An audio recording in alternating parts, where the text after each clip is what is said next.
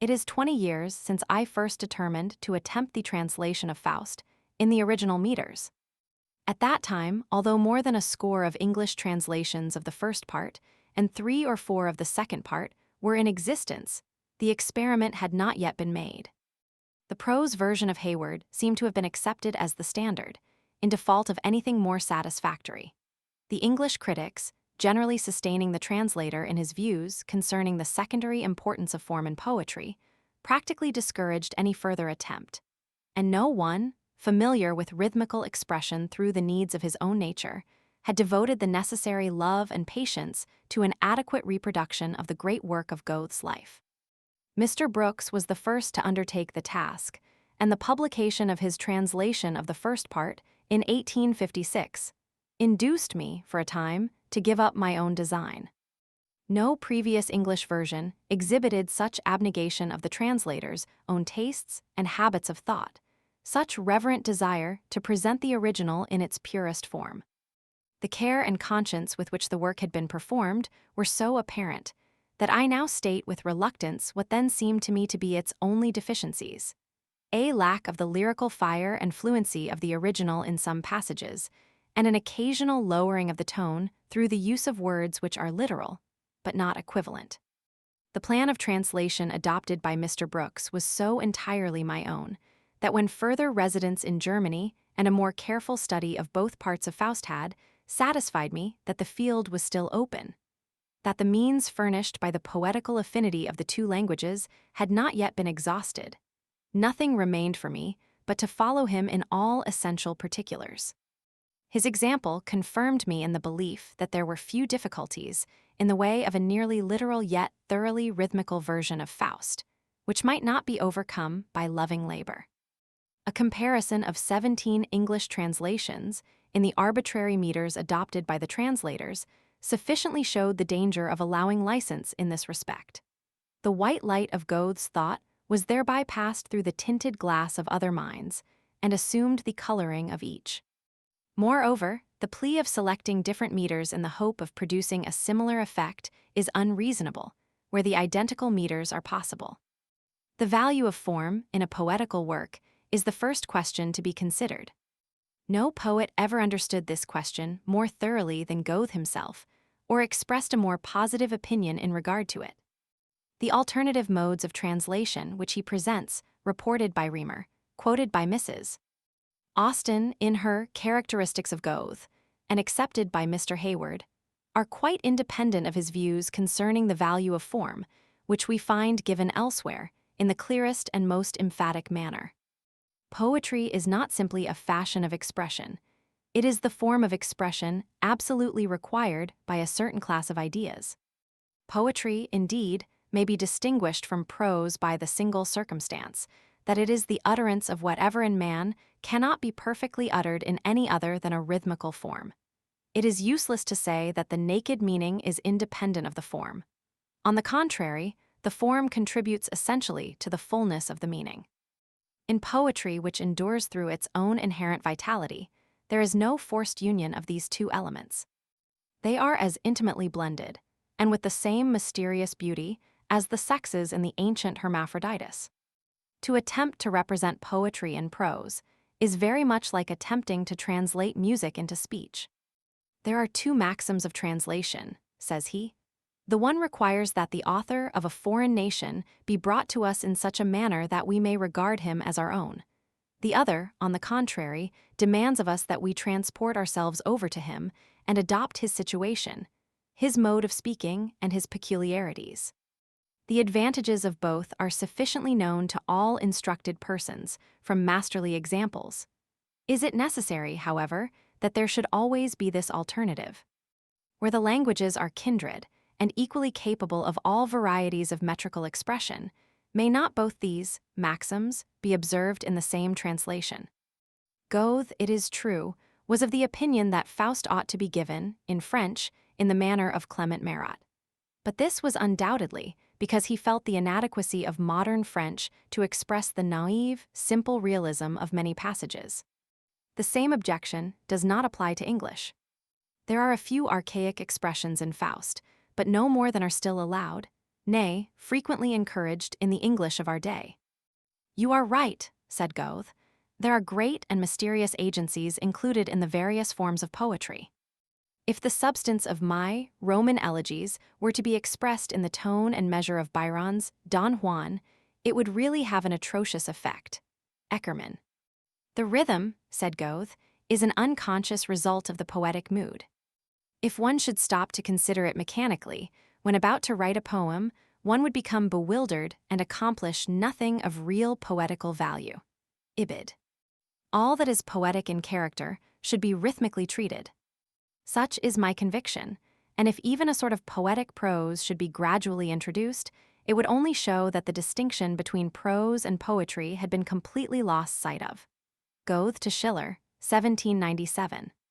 Tycho Mommsen, in his excellent essay, Die Kunst des deutschen Übersetzers aus neueren Sprachen, goes so far as to say, "The metrical or rhymed modeling of a poetical work is so essentially the germ of its being, that, rather than by giving it up, we might hope to construct a similar work of art before the eyes of our countrymen, by giving up or changing the substance.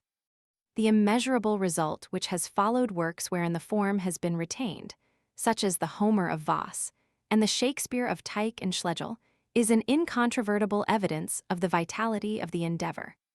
Goethe's poems exercise a great sway over me, not only by their meaning, but also by their rhythm.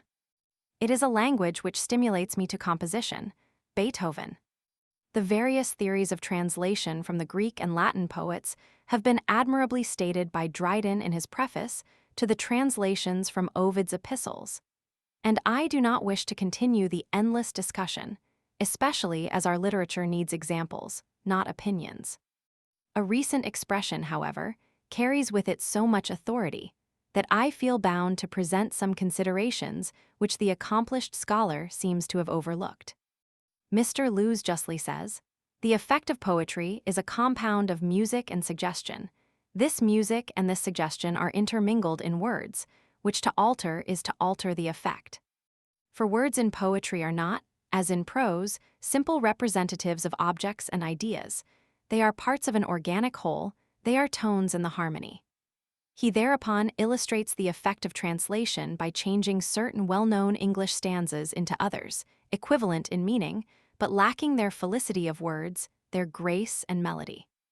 I cannot accept this illustration as valid, because Mr. Lewes purposely omits the very quality which an honest translator should exhaust his skill in endeavoring to reproduce.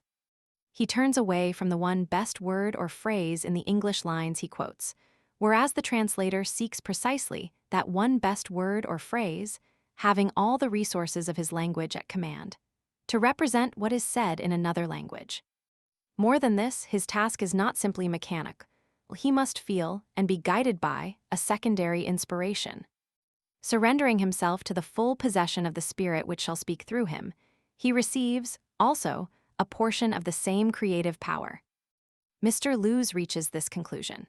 If, therefore, we reflect what a poem Faust is, and that it contains almost every variety of style and meter, it will be tolerably evident that no one unacquainted with the original can form an adequate idea of it from translation, which is certainly correct of any translation wherein something of the rhythmical variety and beauty of the original is not retained.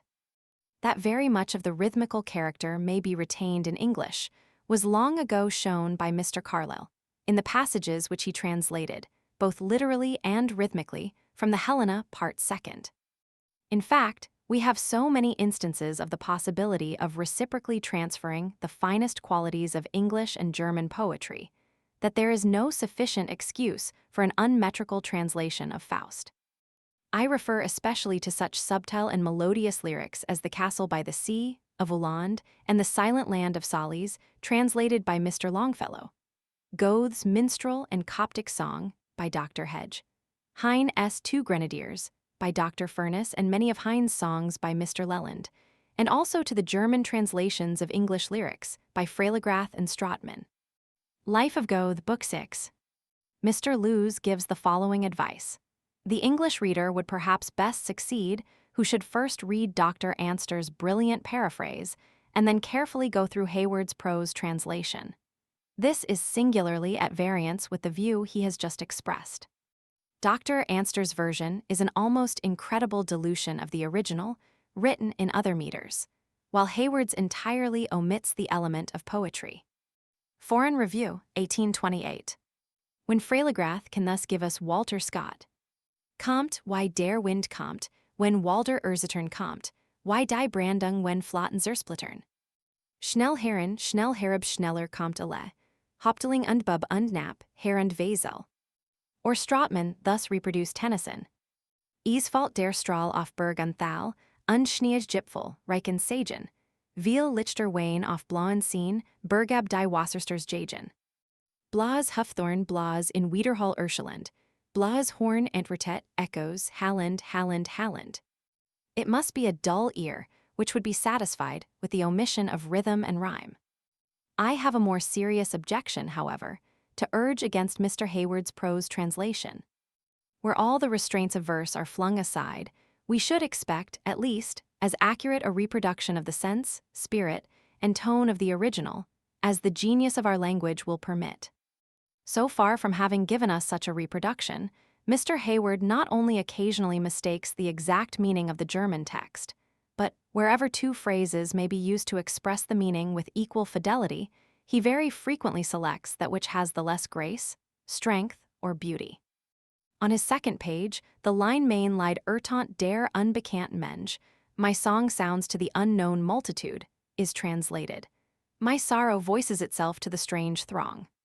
Other English translators, I notice, have followed Mr. Hayward in mistaking lied for laid. I take but one out of numerous instances, for the sake of illustration. The close of the Soldier's Song, Part 1. Scene 2 is Kuhn is des Mühen, herrlich der Lohn. Und die Soldaten ziehen davon. Literally, bold is the endeavor, splendid the pay. And the soldiers march away. This Mr. Hayward translates, bold the adventure, noble the reward, and the soldiers are off. For there are few things which may not be said, in English in a twofold manner, one poetic and the other prosaic. In German, equally, a word which in ordinary use has a bare prosaic character may receive a fairer and finer quality from its place in verse. The prose translator should certainly be able to feel the manifestation of this law in both languages, and should so choose his words as to meet their reciprocal requirements. A man, however, who is not keenly sensible to the power and beauty and value of rhythm, is likely to overlook these delicate, yet most necessary distinctions. The author's thought is stripped of a last grace in passing through his mind, and frequently presents very much the same resemblance to the original as an unhewn shaft to the fluted column. Mr. Hayward unconsciously illustrates his lack of a refined appreciation of verse, in giving, as he says, a sort of rhythmical arrangement to the lyrical parts, his object being to convey some notion of the variety of versification which forms one great charm of the poem. A literal translation is always possible in the unrhymed passages, but even here Mr. Hayward's ear did not dictate to him the necessity of preserving the original rhythm. While therefore I heartily recognize his lofty appreciation of Faust, while I honor him for the patient and conscientious labor he has bestowed upon his translation, I cannot but feel that he has himself illustrated the unsoundness of his argument. Nevertheless, the circumstance that his prose translation of Faust has received so much acceptance proves those qualities of the original work which cannot be destroyed by a test so violent. From the cold bare outline thus produced, the reader unacquainted with the German language would scarcely guess what glow of color, what richness of changeful life, what fluent grace and energy of movement have been lost in the process. We must, of course, gratefully receive such an outline, where a nearer approach to the form of the original is impossible, but until the latter has been demonstrated, we are wrong to remain content with the cheaper substitute. It seems to me that in all discussions upon this subject, the capacities of the English language have received but scanty justice. The intellectual tendencies of our race have always been somewhat conservative, and its standards of literary taste or belief, once set up, are not varied without a struggle. The English ear is suspicious of new meters and unaccustomed forms of expression. There are critical detectives on the track of every author, and a violation of the accepted canons is followed by a summons to judgment. Thus, the tendency is to contract rather than to expand the acknowledged excellences of the language. I cannot resist the temptation of quoting the following passage from Jacob Grimm. No one of all the modern languages has acquired a greater force and strength than the English, through the derangement and relinquishment of its ancient laws of sound. The unteachable, nevertheless learnable, profusion of its middle tones has conferred upon it an intrinsic power of expression, such as no other human tongue ever possessed. Its entire, thoroughly intellectual and wonderfully successful foundation and perfected development issued from a marvelous union of the two noblest tongues of Europe, the Germanic and the Romanic. Their mutual relation in the English language is well known, since the former furnished chiefly the material basis, while the latter added the intellectual conceptions. The English language, by and through which the greatest and most eminent poet of modern times, as contrasted with ancient classical poetry. Of course, I can refer only to Shakespeare, was begotten and nourished, has a just claim to be called a language of the world. And it appears to be destined, like the English race, to a higher and broader sway in all quarters of the earth. For in richness, in compact adjustment of parts, and in pure intelligence, none of the living languages can be compared with it, not even our German, which is divided even as we are divided, and which must cast off many imperfections before it can boldly enter on its career. Über den Ursprung der Sprache. The difficulties in the way of a nearly literal translation of Faust in the original meters have been exaggerated, because certain affinities between the two languages have not been properly considered. With all the splendor of versification in the work, it contains but few meters of which the English tongue is not equally capable. Hood has familiarized us with dactylic, triple rhymes, and they are remarkably abundant and skillful in Mr. Lowell's Fable for the Critics. Even the unrhymed iambic hexameter of the Helena occurs now, and then in Milton's Samson Agonistes. It is true that the metrical foot into which the German language most naturally falls is the trochaic, while in English it is the iambic. It is true that German is rich, involved, and tolerant of new combinations, while English is simple, direct, and rather shy of compounds. But precisely these differences are so modified in the German of Faust that there is a mutual approach of the two languages. In Faust, the iambic measure predominates. The style is compact. The many licenses which the author allows himself are all directed towards a shorter mode of construction. On the other hand, English meter compels the use of inversions, admits many verbal liberties prohibited to prose, and so inclines towards various flexible features of its sister tongue that many lines of Faust may be repeated in English without the slightest change of meaning, measure, or rhyme. There are words, it is true, with so delicate a bloom upon them that it can in no wise be preserved. But even such words will always lose less when they carry with them their rhythmical atmosphere. The flow of Goethe's verse is sometimes so similar to that of the corresponding English meter, that not only its harmonies and caesural pauses, but even its punctuation, may be easily retained. I am satisfied that the difference between a translation of Faust in prose or meter is chiefly one of labor, and of that labor which is successful in proportion as it is joyously performed.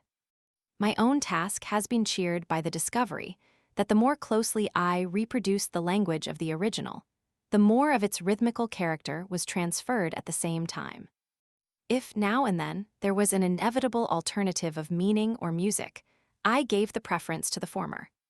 By the term original meters, I do not mean a rigid, unyielding adherence to every foot, line, and rhyme of the German original, although this has very nearly been accomplished.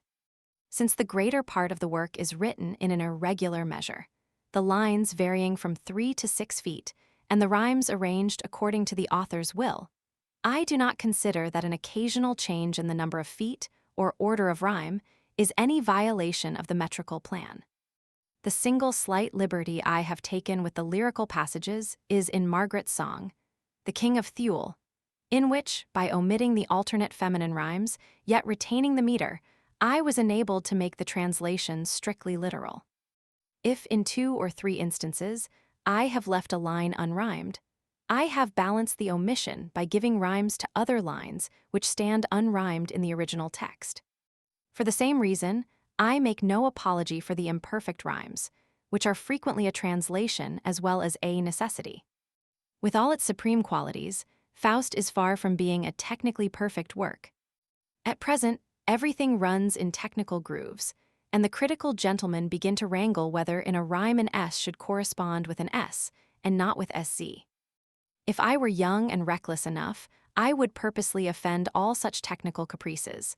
I would use alliteration, assonance, false rhyme, just according to my own will or convenience. But at the same time, I would attend to the main thing and endeavor to say so many good things that everyone would be attracted to read and remember them. Goethe, in 1831.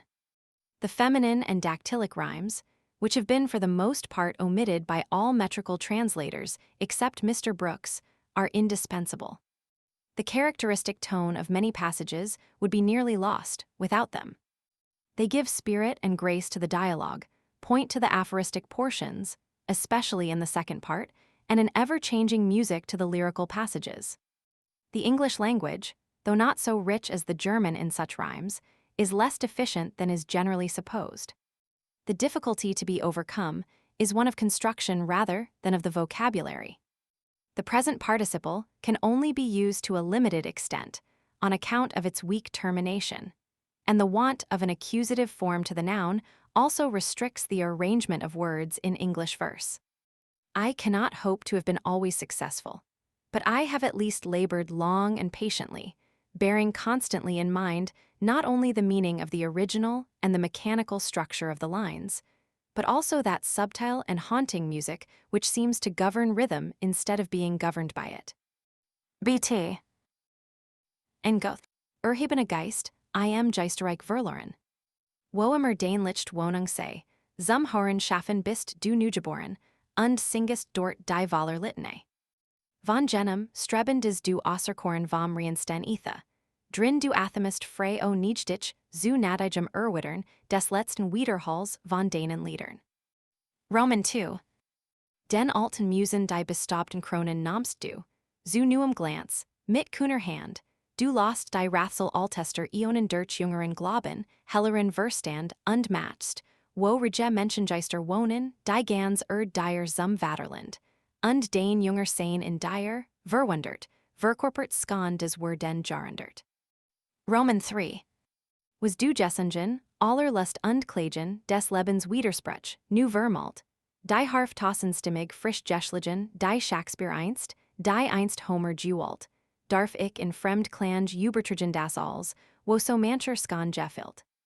Las Danen Geist in meiner Stimm klingen, und was du sangst, las mich ease dire Nachsingen. VIII. Again ye come, ye hovering forms. I find ye, as early to my clouded sight ye shone. Shall I attempt this once to seize and bind ye? Still o'er my heart is that illusion thrown. Ye crowd more near. Then be the rein assigned ye, and sway me from your misty, shadowy zone. My bosom thrills, with youthful passion shaken, from magic airs that round your march awaken. Of joyous days ye bring the blissful vision. The dear, familiar phantoms rise again, and, like an old and half-extinct tradition, first love returns, with friendship in his train. Renewed is pain. With mournful repetition life tracks his devious, labyrinthine chain, and names the good, whose cheating fortune tore them from happy hours and left me to deplore them. They hear no longer these succeeding measures, the souls, to whom my earliest songs I sang. Disperse the friendly troop with all its pleasures, and still, alas, the echoes first that rang.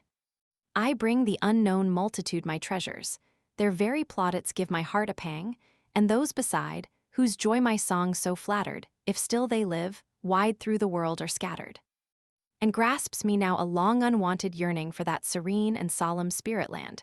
My song, to faint Aeolian murmurs turning, sways like a harp string by the breezes fanned. I thrill and tremble, tear on tear is burning, and the stern heart is tenderly unmanned. What I possess I see far distant lying, and what I lost grows real and undying. Manager dramatic poet Mary Andrew. Manager. You too, who oft a helping hand have lent, in need and tribulation. Come, let me know your expectation of this, our enterprise in German land. I wish the crowd to feel itself well treated, especially since it lives and lets me live. The posts are set, the booth of boards completed. And each awaits the banquet I shall give.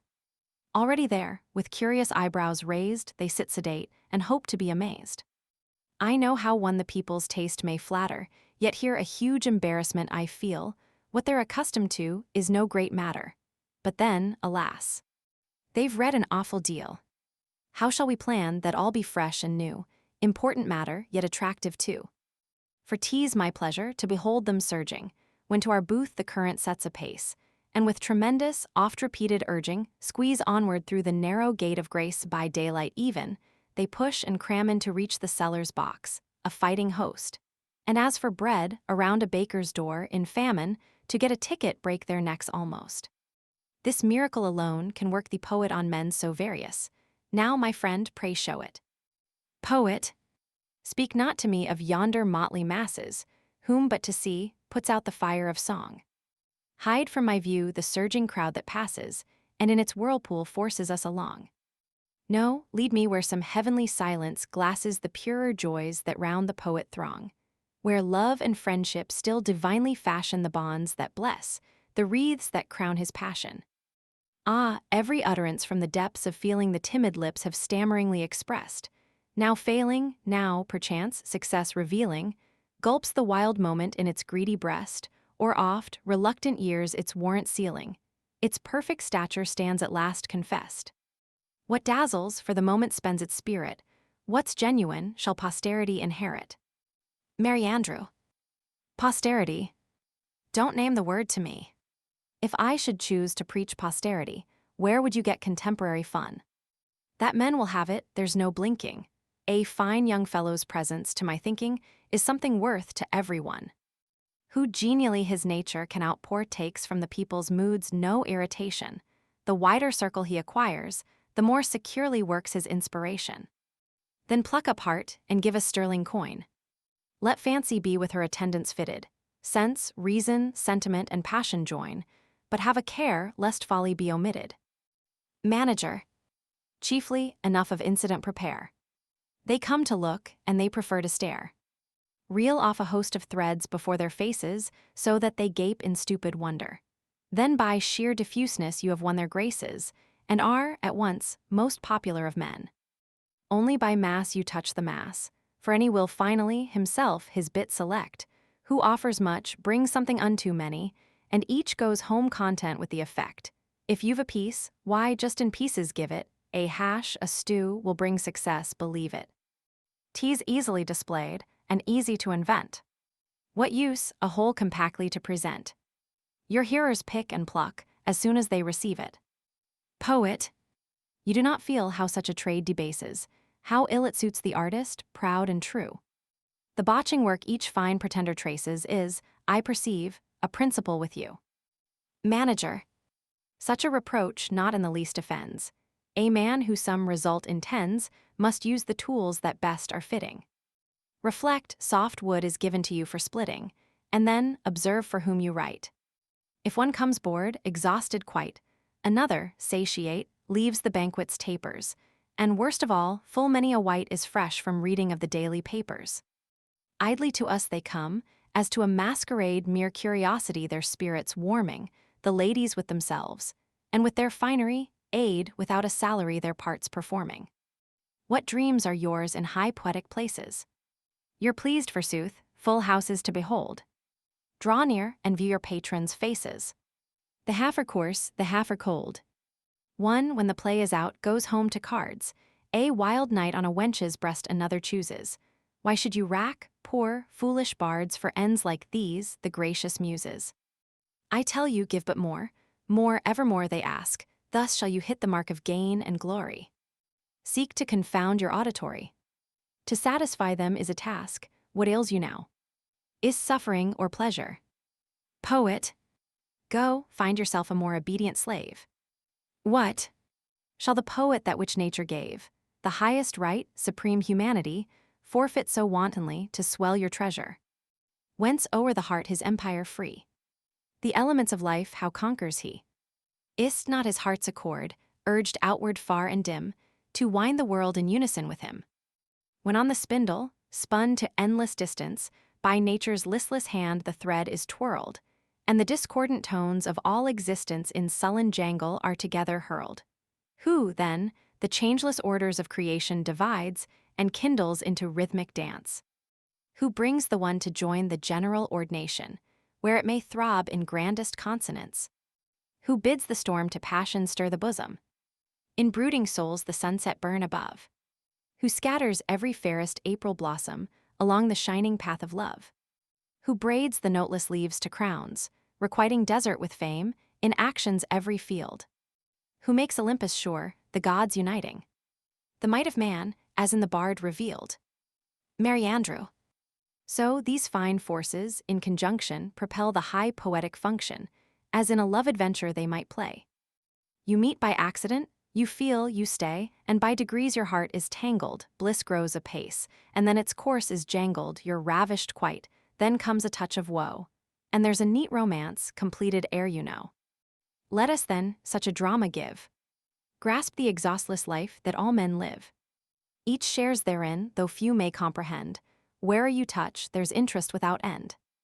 In motley pictures little light, much error, and of truth a glimmering might, thus the best beverage is supplied, whence all the world is cheered and edified. Then, at your play, behold the fairest flower of youth collect, to hear the revelation. Each tender soul, with sentimental power sucks melancholy food from your creation, and now in this, now that, the leaven works. For each beholds what in his bosom lurks. They still are moved at once to weeping or to laughter, still wonder at your flights, enjoy the show they see. A mind, once formed, is never suited after, one yet in growth will ever grateful be. Poet, then give me back that time of pleasures, while yet in joyous growth I sang, when, like a fount, the crowding measures uninterrupted gushed and sprang. Then bright mist veiled the world before me, in opening buds a marvel woke, as I the thousand blossoms broke, which every valley richly bore me. I nothing had, and yet enough for youth, joy and illusion, ardent thirst for truth. Give unrestrained the old emotion, the bliss that touched the verge of pain, the strength of hate, love's deep devotion. Oh, give me back my youth again. Merry Andrew. Youth, good my friend, you certainly require when foes in combat sorely press you, when lovely maids, in fond desire, hang on your bosom and caress you, when from the hard-won goal the wreath beckons afar, the race awaiting, when after dancing out your breath you pass the night in dissipating. But that familiar harp with soul to play, with grace and bold expression, and towards a self-erected goal to walk with many a sweet digression. This, aged sirs, belongs to you, and we no less revere you for that reason. Age childish makes, they say, but 'tis not true, we're only genuine children still, in age's season. Manager. The words you've bandied are sufficient. 'Tis deeds that I prefer to see, in compliments you're both proficient, but might, the while, more useful be. What need to talk of inspiration? 'Tis no companion of delay. If poetry be your vocation, let poetry your will obey. Full well you know what here is wanting, the crowd for strongest drink is panting, and such forthwith I'd have you brew. What's left undone today, tomorrow will not do. Waste not a day in vain digression. With resolute, courageous trust seize every possible impression, and make it firmly your possession, you'll then work on, because you must. Upon our German stage, you know it, each tries his hand at what he will. So, take of traps and scenes your fill, and all you find, be sure to show it. Use both the great and lesser heavenly light. Squander the stars in any number, beasts, birds, trees, rocks, and all such lumber. Fire, water, darkness, day and night. Thus, in our booth's contracted sphere, the circle of creation will appear and move as we deliberately impel from heaven across the world to hell. Prologue in Heaven. The Lord, the heavenly host, afterwards Mephistopheles. The three archangels come forward. Raphael. The sun orb sings, in emulation, mid brother spheres, his ancient round. His path predestined through creation he ends with step of thunder sound. The angels from his visage splendid draw power, whose measure none can say. The lofty works, uncomprehended, are bright as on the earliest day. Gabriel. And swift beyond conceiving, the splendor of the world goes round, day's Eden brightness still relieving the awful night's intense profound. The ocean tides in foam are breaking against the rocks deep bases hurled. And both, the spheric race partaking, eternal, swift, our onward whirled. Michael. And rival storms abroad are surging from sea to land, from land to sea. A chain of deepest action forging round all, in wrathful energy. Their flames a desolation, blazing before the thunder's crashing way. Yet, Lord, thy messengers are praising the gentle movement of thy day. The three. Though still by them uncomprehended, from these the angels draw their power. And all thy works, sublime and splendid, are bright as in creation's hour. Mephistopheles. Since thou, O Lord, deign'st to approach again and ask us how we do, in manner kindest, and heretofore to meet myself wert fain, among thy menials now my face thou findest. Pardon, this troop I cannot follow after with lofty speech, though by them scorned and spurned. My pathos certainly would move thy laughter, if thou hadst not all merriment unlearned. Of suns and worlds I've nothing to be quoted, how men torment themselves is all I've noted. The little god, oh, the world sticks to the same old way, and is as whimsical as on creation's day. Life somewhat better might content him, but for the gleam of heavenly light which thou hast lent him, he calls it reason. Thence his powers increased, to be far beastlier than any beast. Saving thy gracious presence, he to me a long-legged grasshopper appears to be, that springing flies and flying springs, and in the grass the same old ditty sings. Would he still lay among the grass he grows in? Each bit of dung he seeks, to stick his nose in. The Lord. Hast thou then nothing more to mention? Com'st he ever thus with ill intention? Find'st he nothing right on earth eternally? Mephistopheles. No, Lord. I find things there, still bad as they can be. Man's misery even to pity moves my nature. I've scarce the heart to plague the wretched creature. The Lord. Knows thee, Faust. Mephistopheles. The doctor Faust. The Lord. My servant he. Mephistopheles. Forsooth. He serves you after strange devices. No earthly meat or drink the fool suffices. His spirits ferment far aspireth, half conscious of his frenzied, crazed unrest. The fairest stars from heaven he requireth, from earth the highest raptures and the best, and all the near and far that he desireth fails to subdue the tumult of his breast. The Lord. Though still confused his service unto me, I soon shall lead him to a clearer morning. Sees not the gardener, even while buds his tree, both flower and fruit the future years adorning. Mephistopheles. What will you bet? There's still a chance to gain him, if unto me full leave you give, gently upon my road to train him. The Lord. As long as he on earth shall live, so long I make no prohibition. While man's desires and aspirations stir, he cannot choose but err. Mephistopheles. My thanks. I find the dead no acquisition, and never cared to have them in my keeping. I much prefer the cheeks where ruddy blood is leaping, and when a corpse approaches, close my house. It goes with me, as with the cat the mouse. The Lord. Enough. What thou hast asked is granted. Turn off this spirit from his fountainhead. To trap him, let thy snares be planted, and him with thee be downward led, then stand abashed when thou art forced to say, a good man, through obscurest aspiration, has still an instinct of the one true way. Mephistopheles. Agreed. But 'tis a short probation. About my bed I feel no trepidation. If I fulfill my expectation, you'll let me triumph with a swelling breast. Dust shall he eat, and with a zest, as did a certain snake, my near relation. The Lord. Therein thou'rt free, according to thy merits, the like of thee have never moved my hate. Of all the bold, denying spirits, the waggish knave least trouble doth create. Man's active nature, flagging, seeks too soon the level, unqualified repose he learns to crave. Whence, willingly, the comrade him I gave, who works, excites, and must create as devil. But ye, God's sons in love and duty, enjoy the rich, the ever-living beauty. Creative power, that works eternal schemes, clasp you in bonds of love, relaxing never. And what in wavering apparition gleams fix in its place with thoughts that stand forever? Heaven closes, the archangels separate. Mephistopheles solace. I like, at times, to hear the ancients' word, and have a care to be most civil. It's really kind of such a noble lord so humanly to gossip with the devil. First part of the tragedy. Night. A lofty arched, narrow Gothic chamber. Faust in a chair at his desk, restless. Faust. I've studied now philosophy and jurisprudence, medicine, and even, alas, theology, from end to end, with labor keen and here, poor fool. With all my lore I stand, no wiser than before, and magister, yea, doctor, height, and straight or crosswise, wrong or right, these 10 years long, with many woes, I've led my scholars by the nose, and see that nothing can be known. That knowledge cuts me to the bone. I'm cleverer, true, than those fops of teachers, doctors and magisters, scribes and preachers. Neither scruples nor doubts come now to smite me, nor hell nor devil can longer affright me. For this, all pleasure am I foregoing. I do not pretend to aught worth knowing. I do not pretend I could be a teacher to help or convert a fellow creature.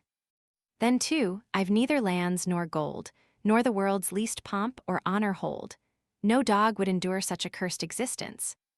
Wherefore, from magic I seek assistance, that many a secret perchance I reach through spirit power and spirit speech, and thus the bitter task forego of saying the things I do not know, that I may detect the inmost force which binds the world, and guides its course, its germs, productive powers explore, and rummage in empty words no more. O full and splendid moon, whom I have, from this desk, seen climb the sky so many a midnight, would thy glow for the last time beheld my woe. Ever thine eye, most mournful friend, o'er books and papers saw me bend, but would that I, on mountains grand, amid thy blessed light could stand, with spirits through mountain caverns hover, float in thy twilight the meadows over, and, freed from the fumes of lore that swathe me, to health in thy dewy fountains bathe me. Ah me! This dungeon still I see. This drear, accursed masonry, where even the welcome daylight strains but duskly through the painted panes. Hemmed in by many a toppling heap of books worm-eaten, grey with dust, which to the vaulted ceiling creep, against the smoky paper thrust, with glasses, boxes, round me stacked, and instruments together hurled, ancestral lumber, stuffed and packed, such is my world, and what a world! And do I ask, wherefore my heart falters, oppressed with unknown needs? Why some inexplicable smart all movement of my life impedes? Alas! In living nature's stead, where God his human creature set, in smoke and mold the fleshless dead and bones of beasts surround me yet.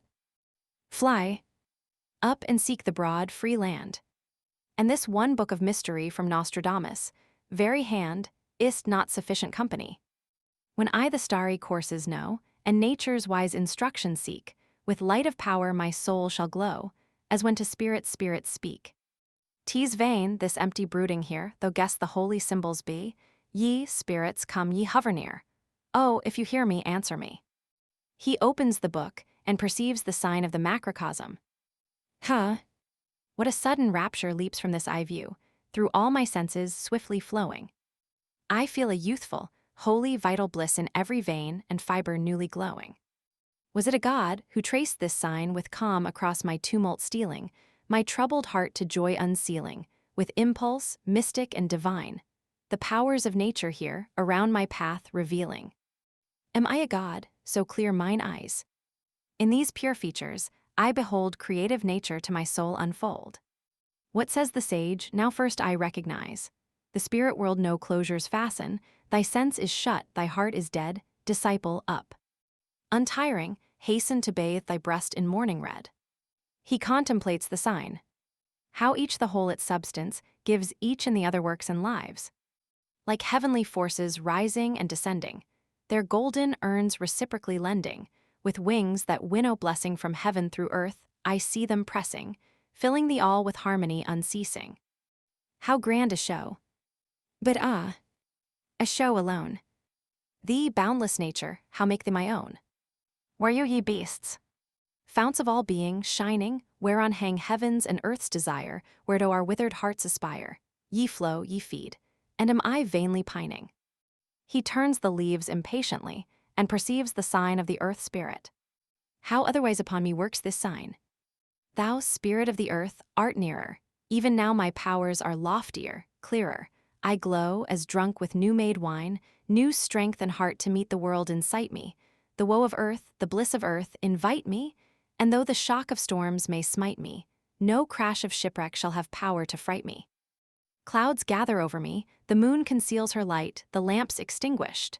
Mists rise, red, angry rays are darting around my head. There falls a horror from the vaulted roof, and seizes me. I feel thy presence, spirit I invoke. Reveal thyself. In my heart what rending stroke. With new impulsion, my senses heave in this convulsion. I feel thee draw my heart, absorb, exhaust me. Thou must. Thou must. And though my life it cost me. He seizes the book, and mysteriously pronounces the sign of the spirit. A ruddy flame flashes, the spirit appears in the flame.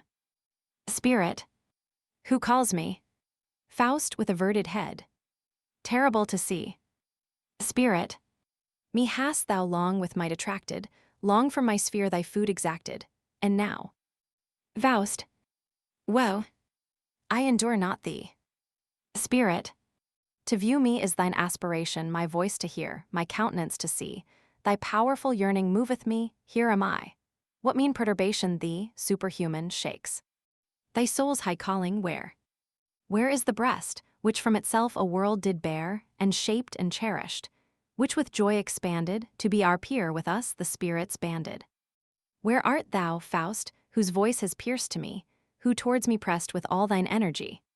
He art thou, who, my presence breathing, seeing, trembles through all the depths of being, a writhing worm, a terror-stricken form. Faust. Thee, form of flame, shall I then fear? Yes, I am Faust, I am thy peer. Spirit. In the tides of life, in action's storm, a fluctuant wave, a shuttle free, birth and the grave, an eternal sea, a weaving, flowing life, all glowing, thus at times humming loom, tease my hand prepares the garment of life which the deity wears. Faust. Thou who around the wide world wendest, thou busy spirit, how near I feel to thee. Spirit. Thou it like the spirit which thou comprehendest, not me. Disappears. Faust overwhelmed. Not thee. Whom then? I, image of the Godhead. Not even like thee. Enoch.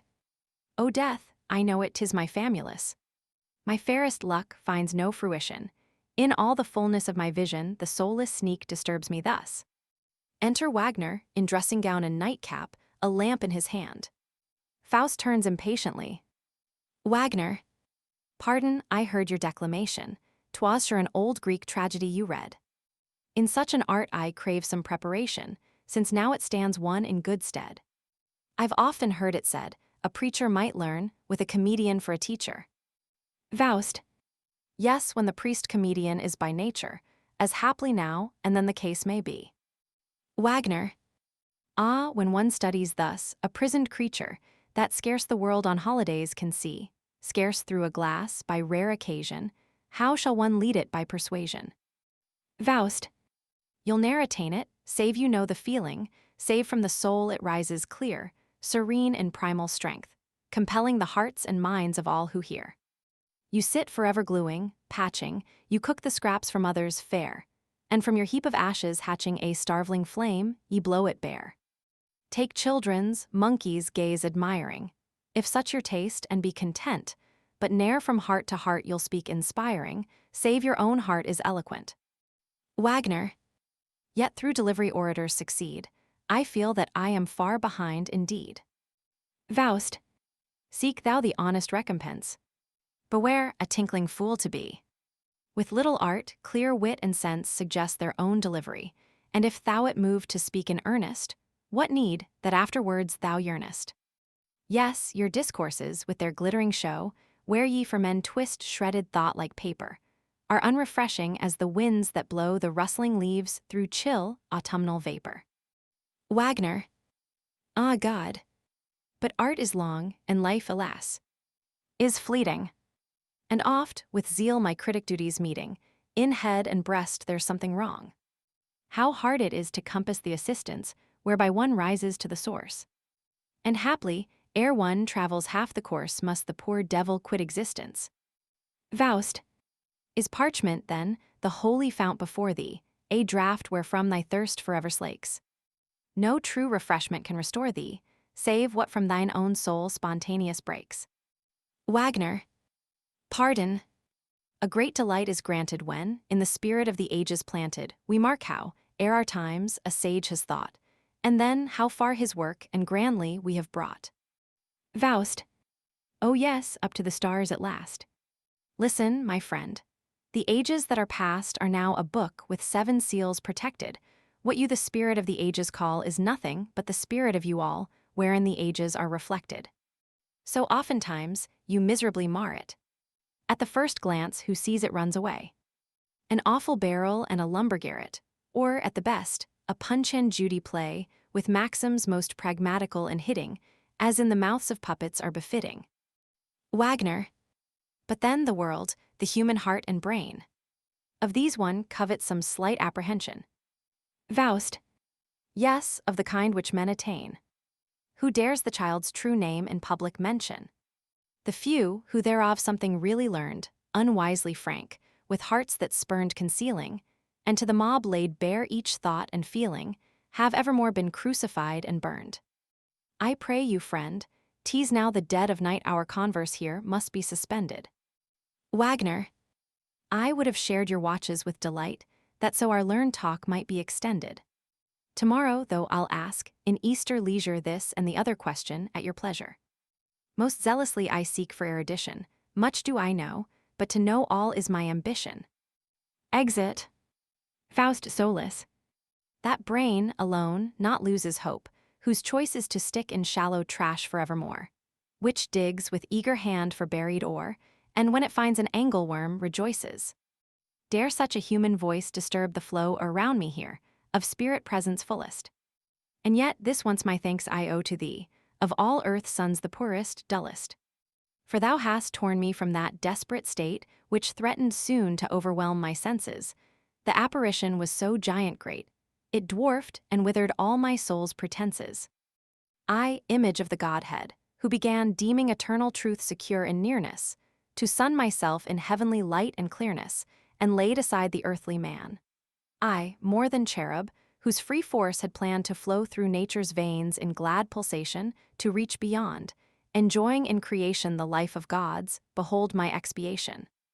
A thunderword hath swept me from my stand, 27. With the eye dare not venture to compare me. Though I possess the power to draw thee near me, the power to keep thee was denied my hand. When that ecstatic moment held me, I felt myself so small, so great, but thou hast ruthlessly repelled me back upon man's uncertain fate. What shall I shun? Whose guidance borrow? Shall I accept that stress and strife? Ah! Every deed of ours, no less than every sorrow, impedes the onward march of life. Some alien substance more and more is cleaving to all the mind conceives of grand and fair, when this world's good is won by our achieving. The better, then, is named a cheat and snare. The fine emotions, whence our lives we mold, lie in the earthly tumult dumb and cold. If hopeful fancy once, in daring flight, her longings to the infinite expanded, yet now a narrow space contents her quite, since time's wild waves so many a fortune stranded.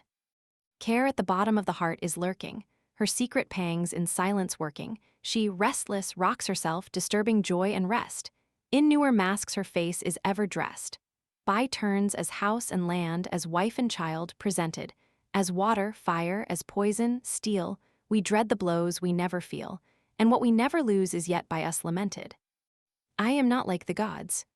That truth is felt too deep, the worm am I, that in the dust doth creep, that, while in dust it lives and seeks its bread, is crushed and buried by the wanderer's tread. Is not this dust, these walls within them hold, the 100 shelves which cramp and chain me, the frippery, the trinkets thousandfold, that in this mothy den restrain me? Here shall I find the help I need. Shall here 1,000 volumes teach me only that men, self-tortured, everywhere must bleed, and here and there one happy man sits lonely? 28 What mean'st thou by that grin, thou hollow skull, save that thy brain, like mine, a cloudy mirror, sought once the shining day, and then, in twilight dull, 29 thirsting for truth, went wretchedly to error.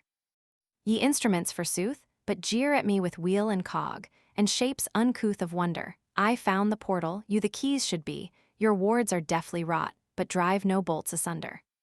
Mysterious even in open day, nature retains her veil, despite our clamors. That which she doth not willingly display cannot be wrenched from her with levers, screws, and hammers. Ye ancient tools, whose use I never knew, here, since my father used ye, still ye moulder. Thou, ancient scroll, hast worn thy smoky hue since at this desk the dim lamp wont to smolder. 'T were better far, had I my little idly spent, than now to sweat beneath its burden, I confess it. What from your fathers' heritage is lent, earn it anew, to really possess it.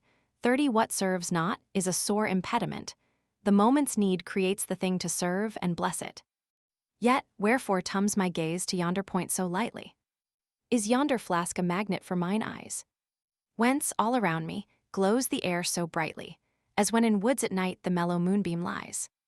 I hail thee, wondrous, rarest vial. I take thee down devoutly for the trial. Man's art and wit I venerate in thee.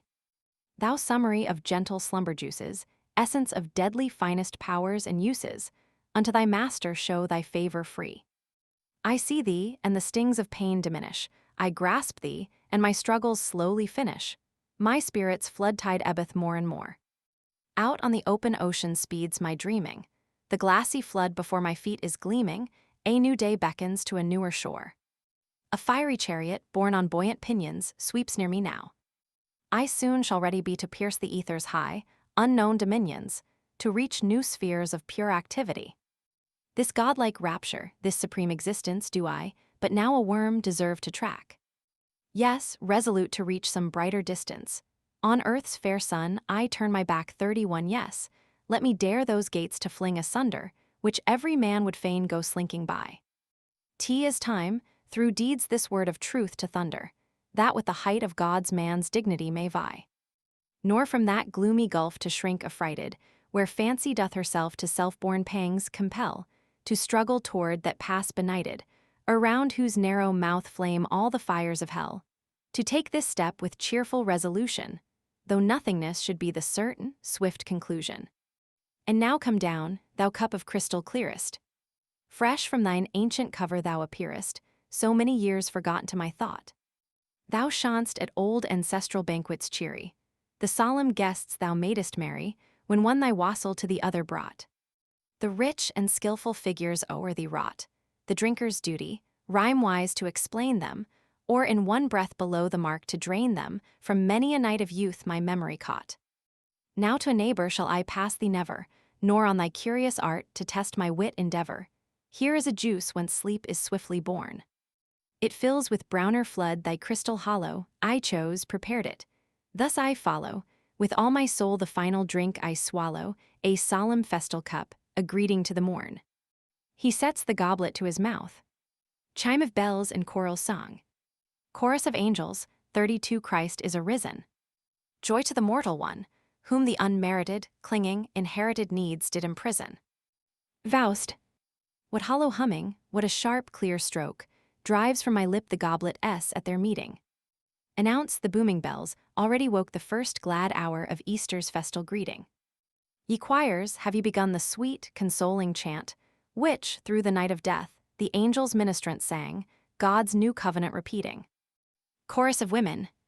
With spices and precious balm, we arrayed him, faithful and gracious, we tenderly laid him.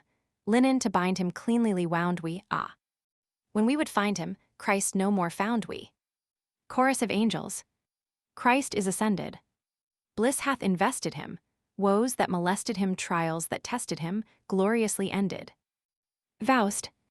Why here in dust, entice me with your spell, ye gentle, powerful sounds of heaven. Peal rather there, where tender natures dwell. Your messages I hear, but faith has not been given. The dearest child of faith is miracle. I venture not to soar to yonder regions whence the glad tidings hither float. And yet, from childhood up familiar with the note, to life it now renews the old allegiance. Once heavenly love sent down a burning kiss upon my brow, in Sabbath silence holy, and, filled with mystic presage, chimed the church bell slowly, and prayer dissolved me in a fervent bliss. A sweet, uncomprehended yearning drove forth my feet through woods and meadows free, and while 1,000 tears were burning, I felt a world arise for me. These chants, to youth and all its sports appealing, proclaimed the spring's rejoicing holiday, and memory holds me now, with childish feeling back from the solemn way. Sound on, ye hymns of heaven, so sweet and mild. My tears gush forth, the earth takes back her child. Chorus of disciples. Has he, victoriously, burst from the vaulted grave, and all gloriously now sits exalted? Is he, in glow of birth, rapture creative near? To the woe of earth still, are we native here? We, his aspiring followers, him we miss, weeping, desiring Master thy bliss. Chorus of angels. Christ is arisen, out of corruption's womb, burst ye the prison, break from your gloom. Praising and pleading him, lovingly needing him, brotherly feeding him, preaching and speeding him, blessing, succeeding him, thus is the Master near, thus is he here. Roman 2. Before the city gate. Pedestrians of all kinds come forth. Several apprentices. Why do you go that way? Others. We're for the hunter's lodge today. The first. We'll saunter to the mill, in yonder hollow. An apprentice. Go to the river tavern, I should say. Second apprentice. But then, it's not a pleasant way. The others. And what will you? A third. As goes the crowd, I follow. A fourth. Come up to Bergdorf. There you'll find good cheer, the finest lasses and the best of beer, and jolly rows and squabbles, trust me. A fifth. You swaggering fellow, is your hide a third time itching to be tried? I won't go there, your jolly rows disgust me. Servant girl. No, no. I'll turn and go to town again. Another. We'll surely find him by those poplars yonder. The first. That's no great luck for me, 'tis plain. You'll have him when and where you wander, his partner in the dance you'll be, but what is all your fun to me? The other. He's surely not alone today, he'll be with Curlyhead, I heard him say. A student. Deuce. How they step, the buxom wenches. Come, brother. We must see them to the benches. A strong old beer, a pipe that stings and bites, a girl in Sunday clothes, these three are my delights. Citizen's daughter. Just see those handsome fellows there. It's really shameful, I declare, to follow servant girls when they might have the most genteel society today. Second student to the first. Not quite so fast. Two others come behind, those dressed so prettily and neatly. My neighbor's one of them, I find, a girl that takes my heart completely. They go their way with looks demure, but they'll accept us after all, I'm sure. The first. No, brother. Not for me their formal ways. Quick, lest our game escape us in the press, the hand that wields the broom on Saturdays will best, on Sundays, fondle and caress. Citizen. He suits me not at all, our new-made burgomaster. Since he's installed, his arrogance grows faster. How has he helped the town, I say? Things worsen, what improvement names he? Obedience more than ever, claims he, and more than ever we must pay. Beggar sings. Good gentlemen and lovely ladies, so red of cheek and fine of dress, behold, how needful here your aid is, and see and lighten my distress. Let me not vainly sing my ditty, he's only glad who gives away. A holiday, that shows your pity, shall be for me a harvest day. Another citizen. On Sundays, holidays, there's not I take delight in like gossiping of war and war's array, when down in Turkey, far away, the foreign people are a-fighting. One at the window sits, with glass and friends, and sees all sorts of ships go down the river gliding, and blesses then, as home he wends at night, our times of peace abiding. Third citizen. Yes, neighbor. That's my notion, too. Why, let them break their heads, let loose their passions, and mix things madly through and through, so, here, we keep our good old fashions. Old woman to the citizen's daughter. Dear me, how fine. So handsome and so young. Who wouldn't lose his heart that met you? Don't be so proud. I'll hold my tongue, and what you'd like I'll undertake to get you. Citizen's daughter. Come, Agatha. I shun the witch's sight before folks, lest there be misgiving. 'Tis true, she showed me on St. Andrew's night, my future sweetheart, just as he were living. The other, she showed me mine in crystal clear, with several wild young blades, a soldier lover, I seek him everywhere, I pry and peer. And yet somehow his face I can't discover. Soldiers, castles with lofty ramparts and towers, maidens disdainful in beauty's array, both shall be ours.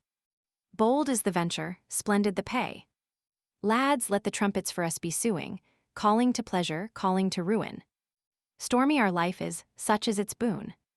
Maidens and castles capitulate soon. Bold is the venture, splendid the pay. And the soldiers go marching, marching away. Faust and Wagner. Faust. Released from ice are brook and river by the quickening glance of the gracious spring. The colors of hope to the valley cling, and weak old winter himself must shiver, withdrawn to the mountains, a crownless king.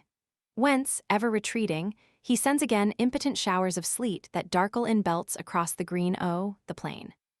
But the sun will permit no white to sparkle, everywhere form in development moveth. He will brighten the world with the tints he loveth, and, lacking blossoms, blue, yellow, and red, he takes these gaudy people instead. Turn thee about, and from this height back on the town direct thy sight. Out of the hollow, gloomy gate, the motley throngs come forth elate, each will the joy of the sunshine hoard to honor the day of the risen Lord. They feel themselves their resurrection, from the low, dark rooms, scarce habitable from the bonds of work, from trade's restriction, from the pressing weight of roof and gable, from the narrow, crushing streets and alleys, from the church's solemn and reverend night, all come forth to the cheerful light. How lively see! The multitude sallies, scattering through gardens and fields remote, while over the river that broadly dallies, dances so many a festive boat, and overladen, nigh to sinking, the last full wherry takes the stream. Yonder afar, from the hill paths blinking, their clothes are colors that softly gleam. I hear the noise of the village, even here is the people's proper heaven, here high and low contented see. Here I am man, dare man to be. Wagner. To stroll with you, Sir Doctor, flatters, 'tis honor, profit unto me. But I alone would shun these shallow matters, since all that's coarse provokes my enmity. This fiddling, shouting, ten-pin rolling I hate, these noises of the throng, they rave, as Satan were their sports controlling. And call it mirth, and call it song. Peasants under the linden tree, dance and song. All for the dance the shepherd dressed, in ribbons, wreath, and gayest vest himself with care arraying. Around the linden lass and lad already footed it like mad. Hurrah! Hurrah! Hurrah tererele! The fiddlebow was playing. He broke the ranks, no whit afraid, and with his elbow punched a maid who stood the dance surveying. The buxom wench she turned and said, "Now you I call a stupid head. Hurrah! Hurrah! Hurrah tererele! Be decent while you're staying." Then round the circle went their flight, they danced to left, they danced to right, their kirtles all were playing. They first grew red, and then grew warm and rested, panting arm in arm. Hurrah! Hurrah! Hurrah tererele! And hips and elbows straying. Now, don't be so familiar here. How many a one has fooled his dear, waylaying and betraying. And yet he coaxed her soon aside, and round the linden sounded wide. Hurrah! Hurrah! Hurrah tererele! And the fiddlebow was playing. Old peasant. Sir Doctor, it is good of you, that thus you condescend, today, among this crowd of merry folk a highly learned man, to stray. Then also take the finest can, we fill with fresh wine, for your sake, I offer it, and humbly wish that not alone your thirst is slake. That, as the drops below its brink, so many days of life you drink. Faust. I take the cup you kindly reach, with thanks and health to all and each. The people gather in a circle about him. Old peasant. In truth, 'tis well and fitly timed, that now our day of joy you share, who heretofore in evil days gave us so much of helping care. Still many a man stands living here, saved by your father's skillful hand, that snatched him from the fever's rage and stayed the plague in all the land. Then also you, though but a youth, went into every house of pain, many the corpses carried forth, but you in health came out again. Faust. No test or trial you evaded, a helping God the helper aided. All health to the man, so skilled and tried, that for our help he long may abide. Faust, to him above bow down, my friends, who teaches help and succor sends. He goes on with Wagner. Wagner, with what a feeling, thou great man, must thou receive the people's honest veneration. How lucky he, whose gifts his station with such advantages endow. Thou it shown to all the younger generation, each asks and presses near to gaze, the fiddle stops, the dance delays. Thou goest, they stand in rows to see, and all the caps are lifted high. A little more, and they would bend the knee as if the holy host came by. Faust, a few more steps ascend, as far as yonder stone. Here from our wandering will we rest contented.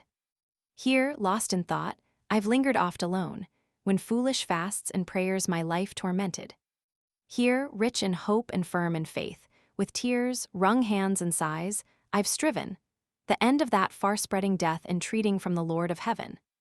Now like contempt the crowd's applauses seem, couldst thou but read, within mine inmost spirit, how little now I deem that sire or son such praises merit.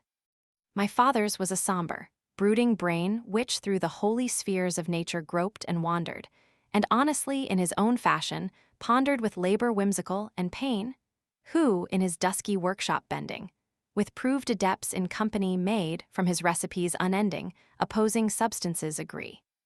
There was a lion red, a wooer daring within the lily's tepid bath espoused, and both, tormented then by flame unsparing, by turns in either bridal chamber housed.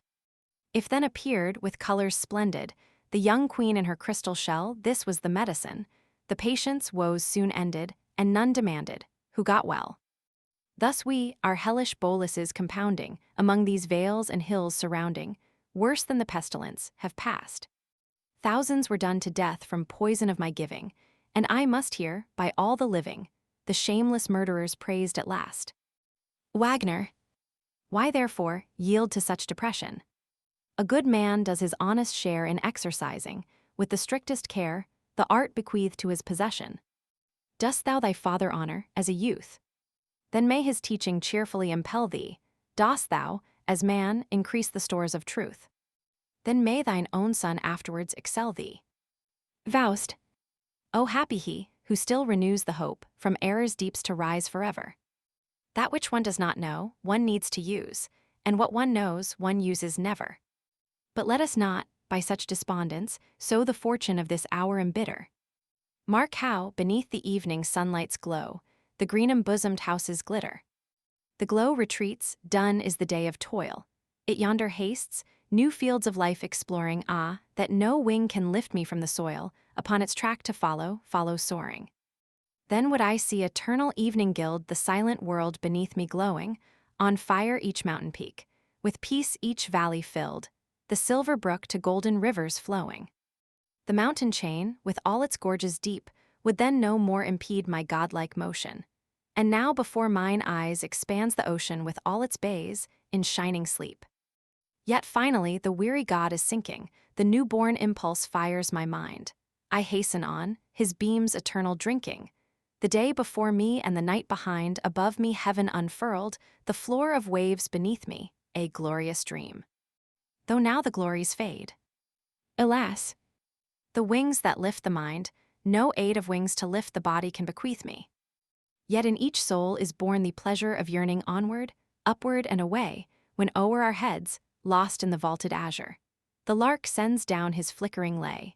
When over crags and piney highlands the poising eagle slowly soars, and over plains and lakes and islands the crane sails by to other shores. Wagner, I've had myself at times, some odd caprices, but never yet such impulse felt as this is. One soon fatigues, on woods and fields to look, nor would I beg the bird his wing to spare us. How otherwise the mental raptures bear us from page to page, from book to book. Then winter nights take loveliness untold, as warmer life in every limb had crowned you, and when your hands unroll some parchment rare and old, all heaven descends, and opens bright around you. Faust, one impulse art thou conscious of, at best, never seek to know the other. Two souls, alas! reside within my breast, and each withdraws from and repels its brother. One with tenacious organs holds in love and clinging lust the world in its embraces, the other strongly sweeps this dust above into the high ancestral spaces. If there be airy spirits near, twixt heaven and earth on potent errands fleeing, let them drop down the golden atmosphere and bear me forth to new and varied being. Yea, if a magic mantle once were mine to waft me o'er the world at pleasure, I would not for the costliest stores of treasure, not for a monarch's robe, the gift resign. Wagner. Invoke not thus the well-known throng, which through the firmament diffused is faring, and danger thousandfold our race to wrong. In every quarter is preparing. Swift from the north the spirit fangs so sharp sweep down, and with their barbed points assail you, then from the east they come, to dry and warp your lungs, till breath and being fail you. If from the desert sendeth them the south, with fire on fire your throbbing forehead crowning. The west leads on a host, to cure thee drouth only when meadow, field, and you are drowning. They gladly hearken, prompt for injury, gladly obey, because they gladly cheat us. From heaven they represent themselves to be, and lisp like angels, when with lies they meet us. But let us go. 'Tis gray and dusky all, the air is cold, the vapors fall. At night one learns his house to prize. Why stand you thus, with such astonished eyes? What in the twilight can your mind so trouble? Faust. Seest thou the black dog coursing there, through corn and stubble? Wagner. Long since, yet deemed him not important in the least. Faust. Inspect him close, for what tax thou the beast? Wagner. Why for a poodle who has lost his master, and scents about, his track to find? Faust. Seest thou the sparrow's circles, narrowing faster, which he, approaching, round us seems to wind? A streaming trail of fire, if I see rightly, follows his path of mystery. Wagner. It may be that your eyes deceive you slightly, naught but a plain black poodle do I see. Faust. It seems to me that with enchanted cunning he snares our feet, some future chain to bind. Wagner. I see him timidly, in doubt, around us running, since in his master's stead 2 strangers doth he find. Faust. The circle narrows, he is near. Wagner. A dog thou seest, and not a phantom here. Behold him stop, upon his belly crawl, his tail set wagging, canine habits all. Faust. Come follow us. Come here at least. Wagner. 'Tis the absurdest, drollest beast. Stand still and you will see him wait, address him and he gambols straight. If something's lost, he'll quickly bring it, your cane, if in the stream you fling it. Faust. No doubt you're right, no trace of mind I own is in the beast, I see but drill alone. Wagner. The dog, when he's well educated, is by the wisest tolerated. Yes, he deserves your favor thoroughly, the clever scholar of the students he. They pass in the city gate. Roman 3. The study. Faust. Entering with the poodle. Behind me, field and meadow sleeping, I leave in deep, prophetic night, within whose dread and holy keeping the better soul awakes to light.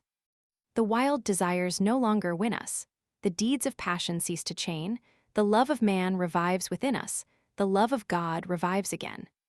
Be still, thou poodle, make not such racket and riot. Why at the threshold wilt snuffing be?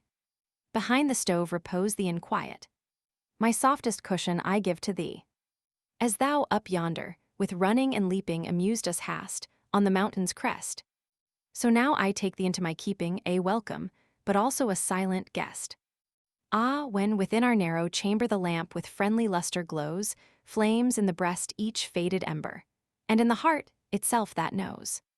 Then hope again lends sweet assistance, and reason then resumes her speech. One yearns, the rivers of existence, the very founts of life to reach. Snarl not, poodle. To the sound that rises, the sacred tones that my soul embrace, this bestial noise is out of place. We are used to see, that man despises what he never comprehends, and the good and the beautiful vilipends, finding them often hard to measure, will the dog, like man, snarl his displeasure. But I feel, though will there too be stronger, contentment flows from out my breast no longer.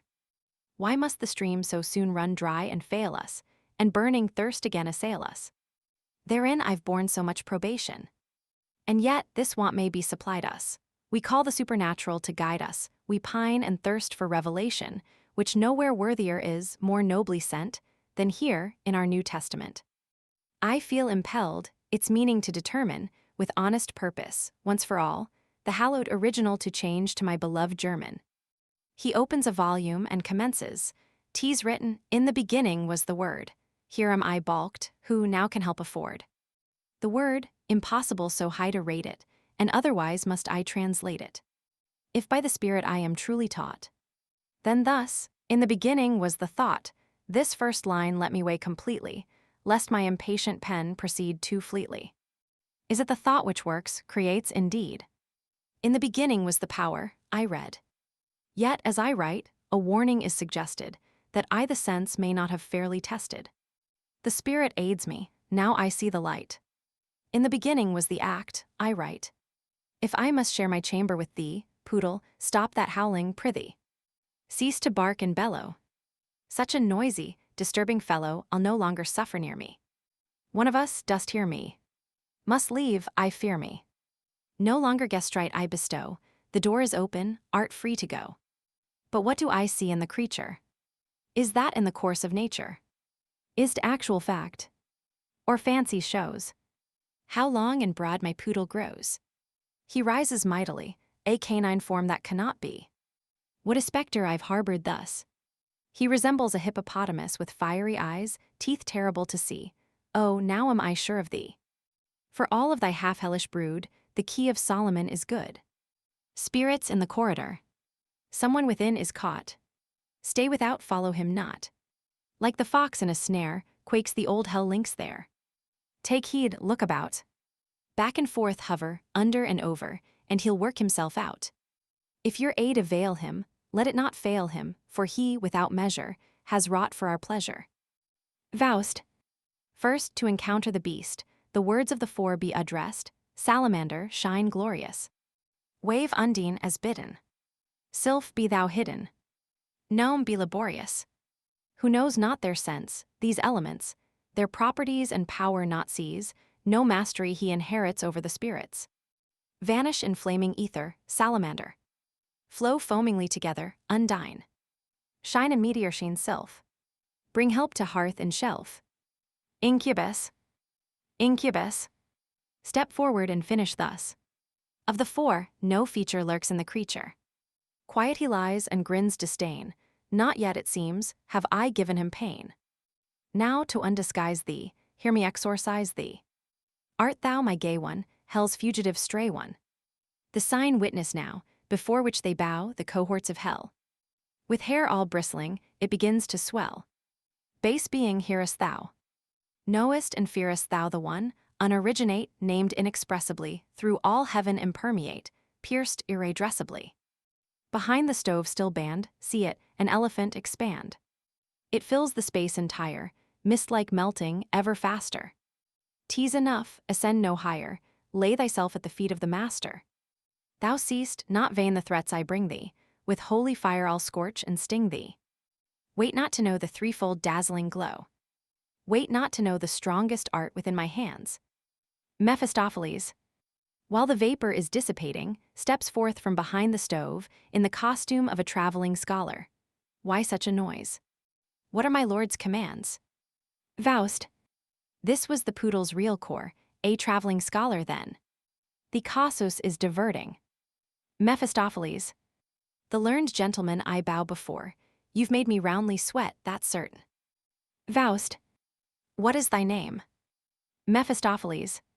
A question small, it seems, for one whose mind the word so much despises, who, scorning all external gleams, the depths of being only prizes. Faust. With all you gentlemen, the name's a test, whereby the nature usually is expressed. Clearly the latter it implies in names like Beelzebub, destroyer, father of lies. Who art thou then? Mephistopheles. Part of that power, not understood, which always wills the bad and always works the good. Faust. What hidden sense in this enigma lies? Mephistopheles. I am the spirit that denies. And justly so, for all things from the void called forth deserve to be destroyed. 'Twere better, then, were not created. Thus all which you as sin have rated, destruction, aught with evil blent, that is my proper element. Faust, thou nom'st thyself apart, yet shows thee complete to me. Mephistopheles, the modest truth I speak to thee.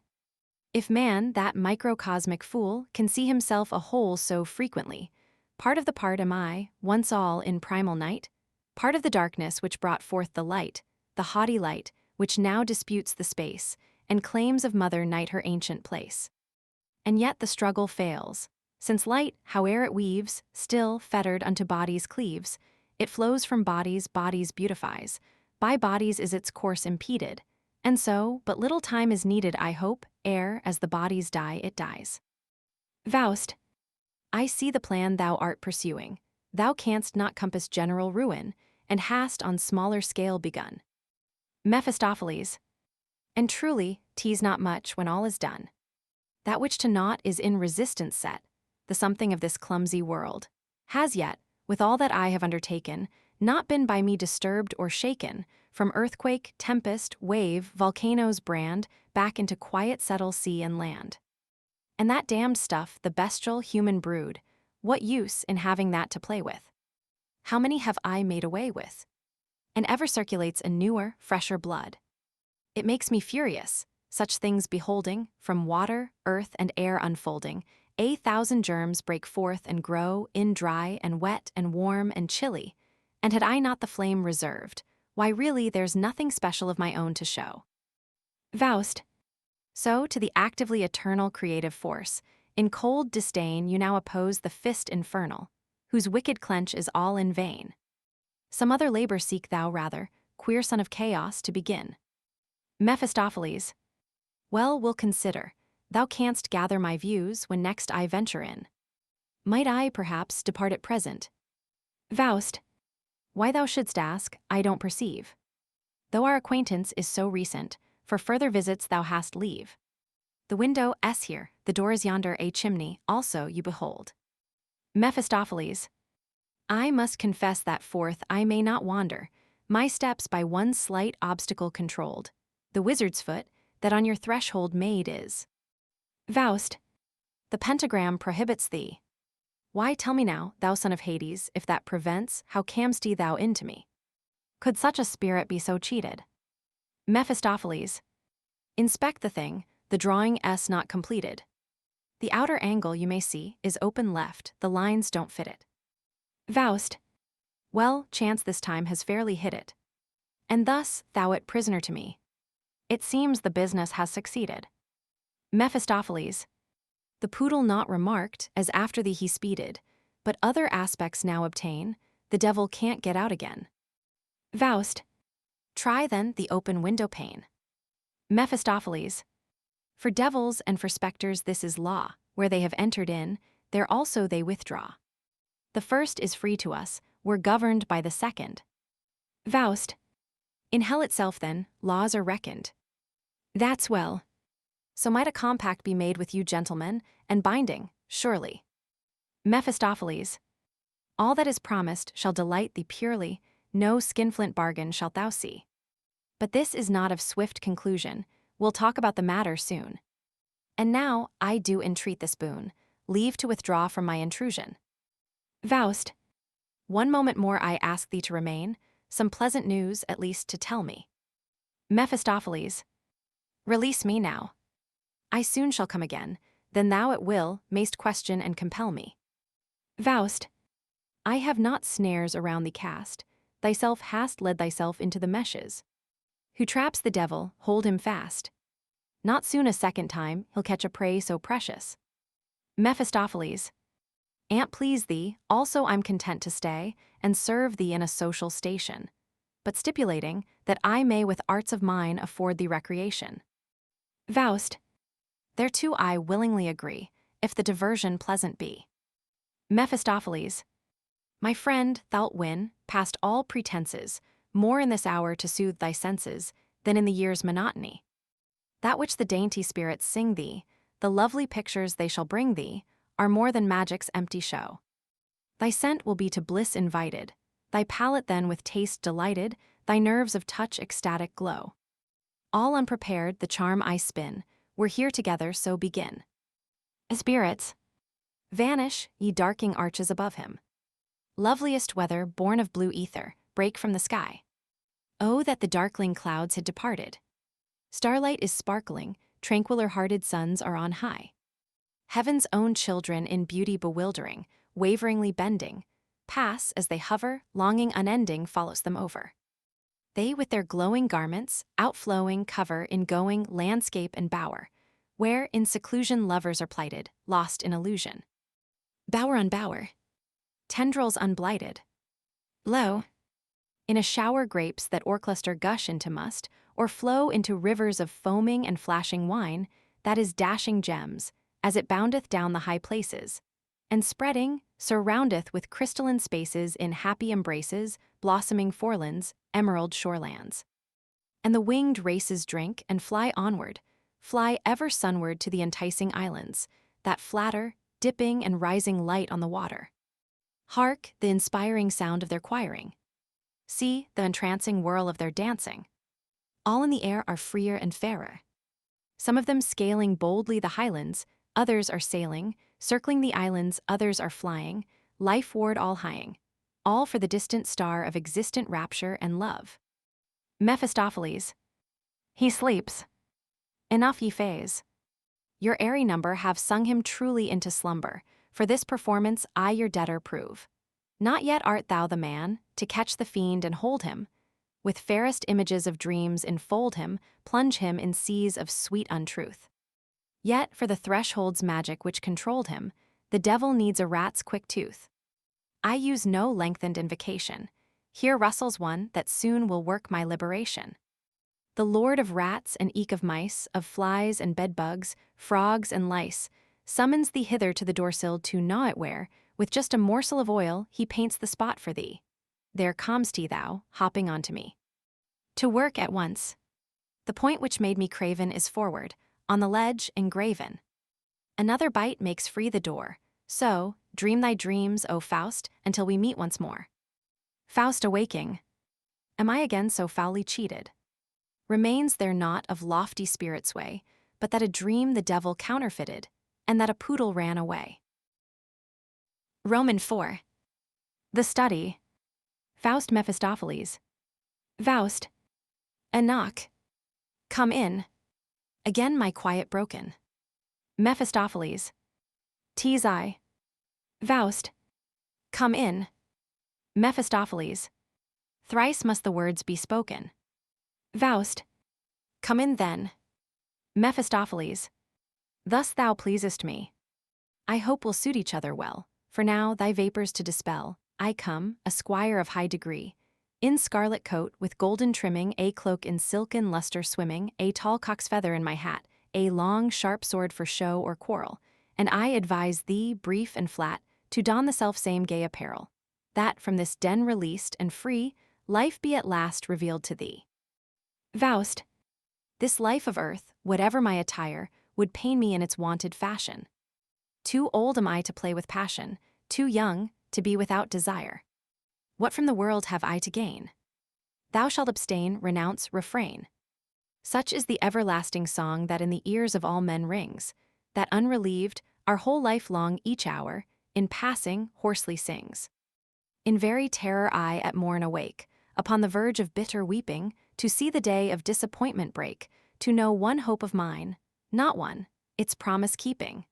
That even each joy's presentiment with willful cavil would diminish, with grinning masks of life prevent my mind its fairest work to finish. Then too, when night descends, how anxiously upon my couch of sleep I lay me. There also comes no rest to me, but some wild dream is sent to fray me. The God that in my breast is owned can deeply stir the inner sources.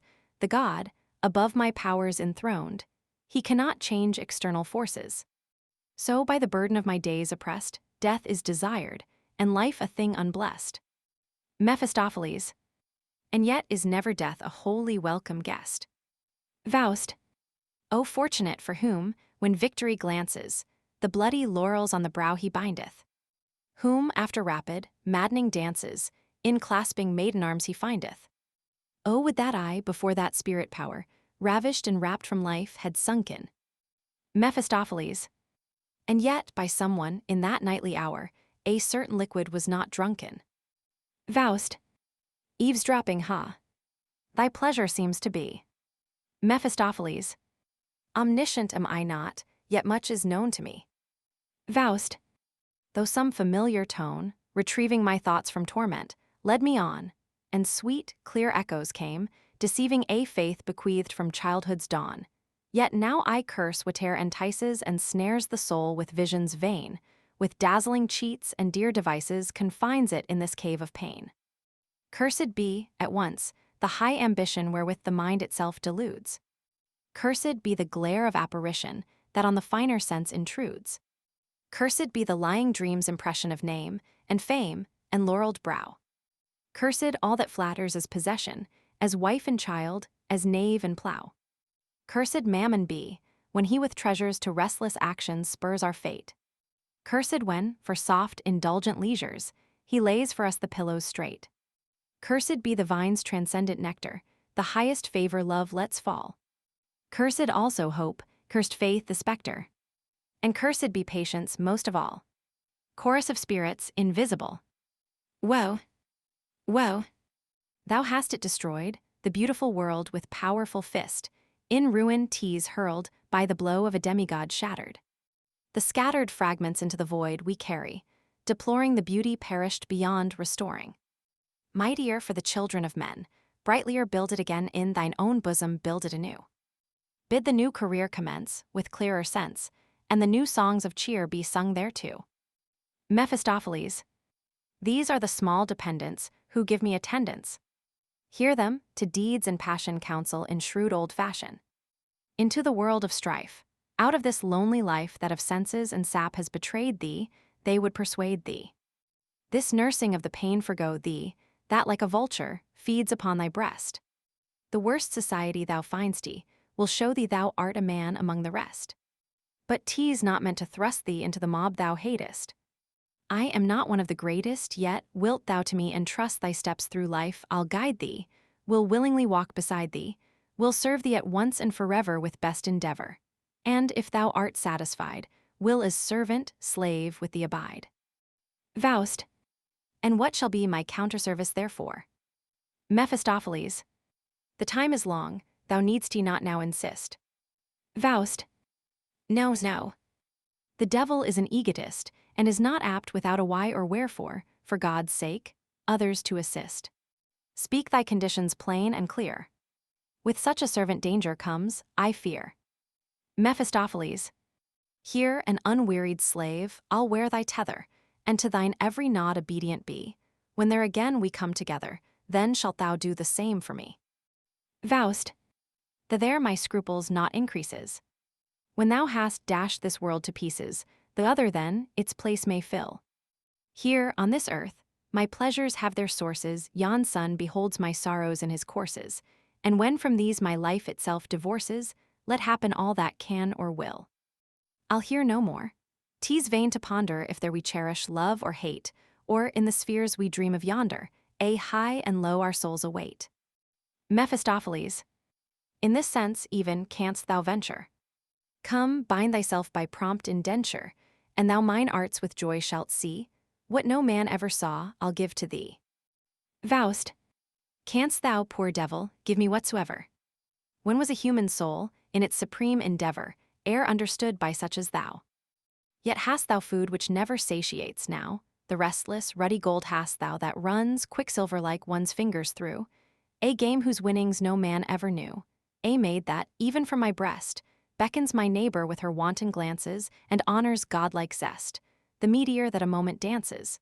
Show me the fruits that, ere they're gathered, rot, and trees that daily with new leafage clothe them. Mephistopheles. Such a demand alarms me not, such treasures have I, and can show them. But still the time may reach us, good my friend, when peace we crave, and more luxurious diet. Faust. When on an idler's bed I stretch myself in quiet, there let at once my record end. Canst thou with lying flattery rule me, until, self-pleased myself I see, Canst thou with rich enjoyment fool me? Let that day be the last for me. The bed I offer. Mephistopheles done. Faust and heartily. When thus I hail the moment flying, ah, still delay, thou art so fair. Then bind me in thy bonds undying, my final ruin then declare. Then let the death bell chime the token. Then art thou from thy service free. The clock may stop, the hand be broken, then time be finished unto me. Mephistopheles. Consider well, my memory good is rated. Faust. Thou hast a perfect right thereto. My powers I have not rashly estimated. A slave am I, whate'er I do, if thine or whose. 'Tis needless to debate it. Mephistopheles. Then at the doctor's banquet I today will as a servant wait behind thee. But one thing more. Beyond all risk to bind thee, give me a line or two, I pray. Faust. Demand'st thou, pedant too, a document? Hast never known a man, nor proved his word's intent. Is't not enough, that what I speak today shall stand, with all my future days agreeing. In all its tides sweeps not the world away, and shall a promise bind my being. Yet this delusion in our hearts we bear, who would himself therefrom deliver? Blessed he, whose bosom truth makes pure and fair. No sacrifice shall he repent of ever. Nathless a parchment, writ and stamped with care, a spectre is which all to shun endeavor. The word, alas, dies even in the pen, and wax and leather keep the lordship then. What wilt from me, base spirit, say? Brass, marble, parchment, paper, clay. The terms with graver, quill, or chisel stated. I freely leave the choice to thee. Mephistopheles. Why heat thyself, thus instantly, with eloquence exaggerated? Each leaf for such a pact is good, and to subscribe thy name thou'lt take a drop of blood. Faust. If thou therewith art fully satisfied, so let us by the farce abide. Mephistopheles. Blood is a juice of rarest quality. Faust. Fear not that I this pact shall seek to sever. The promise that I make to thee is just the sum of my endeavor. I have myself inflated all too high, my proper place is thy estate. The mighty spirit deigns me no reply, and nature shuts on me her gate. The thread of thought at last is broken, and knowledge brings disgust unspoken. Let us the sensual deeps explore, to quench the fervors of glowing passion. Let every marvel take form and fashion, through the impervious veil it wore. Plunge we in time's tumultuous dance, in the rush and roll of circumstance. Then may delight and distress, and worry and success, alternately follow, as best they can. Restless activity proves the man. Mephistopheles. For you no bound, no term is set. Whether you everywhere be trying, or snatch a rapid bliss in flying, may it agree with you, what you get. Only fall to, and show no timid balking. Faust. But thou hast heard, 'tis not of joy we're talking. I take the wildering whirl, enjoyment's keenest pain, enamored hate, exhilarant disdain. My bosom, of its thirst for knowledge sated, shall not henceforth from any pang be rested, and all of life for all mankind created shall be within mine inmost being tested. The highest, lowest forms my soul shall borrow, shall heap upon itself their bliss and sorrow. And thus, my own soul self to all their selves expanded, I too, at last, shall with them all be stranded. Mephistopheles. Believe me, who for many 1,000 year the same tough meat have chewed and tested, that from the cradle to the bier no man the ancient leaven has digested. Trust one of us, this whole supernal is made but for a God's delight. He dwells in splendor single and eternal, but us he thrusts in darkness out of sight, and you he dowers with day and night. Faust. Nay, but I will. Mephistopheles. A good reply. One only fear still needs repeating. The art is long, the time is fleeting. Then let thyself be taught, say I. Go, league thyself with a poet, give the rein to his imagination, then wear the crown and show it of the qualities of his creation. The courage of the lion's breed, the wild stag's speed, the Italian's fiery blood, the North's firm fortitude. Let him find for thee the secret tether that binds the noble and mean together. And teach thy pulses of youth and pleasure to love by rule, and hate by measure. I'd like myself, such a one to see, Sir Microcosm his name should be. Faust. What am I then, if 'tis denied my part the crown of all humanity to win me? whereto yearns every sense within me. Mephistopheles. Why on the whole thou it, what thou art? Set wigs of million curls upon thy head, to raise thee, wear shoes an ell in height, the truth betrays thee, and thou remainest, what thou art. Faust. I feel indeed that I have made the treasure of human thought and knowledge mine, in vain, and if I now sit down in restful leisure, no fount of newer strength is in my brain. I am no hair's breadth more in height, nor nearer to the infinite. Mephistopheles. Good sir, you see the facts precisely, as they are seen by each and all. We must arrange them now, more wisely, before the joys of life shall pall. Why zounds? Both hands and feet are, truly, and head and virile forces, thine, yet all that I indulge in newly, is thence less wholly mine. If I've 6 stallions in my stall, are not their forces also lent me? I speed along, completest man of all, as though my legs were 24. Take hold then. Let reflection rest, and plunge into the world with zest. I say to thee, a speculative wight is like a beast on moorlands lean, that round and round some fiend misleads to evil plight, while all about lie pastures fresh and green. Faust. Then how shall we begin? Mephistopheles. We'll try a wider sphere. What place of martyrdom is here? Is't life, I ask, is't even prudence, to bore thyself and bore the students? Let neighbor Paunch to that attend. Why plague thyself with thrashing straw forever? The best thou learnest, in the end thou darst not tell the youngsters, never. I hear one's footsteps hither steering. Faust, to see him now I have no heart. Mephistopheles. So long the poor boy waits a hearing, he must not unconsoled depart. Thy cap and mantle straightway lend me. I'll play the comedy with art. He disguises himself. My wits, be certain, will befriend me. But 15 minutes' time is all I need. For our fine trip, meanwhile, prepare thyself with speed. Exit Faust. Mephistopheles. In Faust's long mantle. Reason and knowledge only thou despise, the highest strength in man that lies. Let but the lying spirit bind thee with magic works and shows that blind thee, and I shall have thee fast and sure. Fate such a bold, untrammeled spirit gave him, as forwards, onwards, ever must endure, whose over-hasty impulse drave him past earthly joys he might secure. Dragged through the wildest life will I enslave him, through flat and stale indifference, with struggling, chilling, checking, so deprave him that, to his hot, insatiate sense, the dream of drink shall mock but never lave him, refreshment shall his lips in vain implore. Had he not made himself the devil's, naught could save him, still were he lost forevermore. A student enters. Student.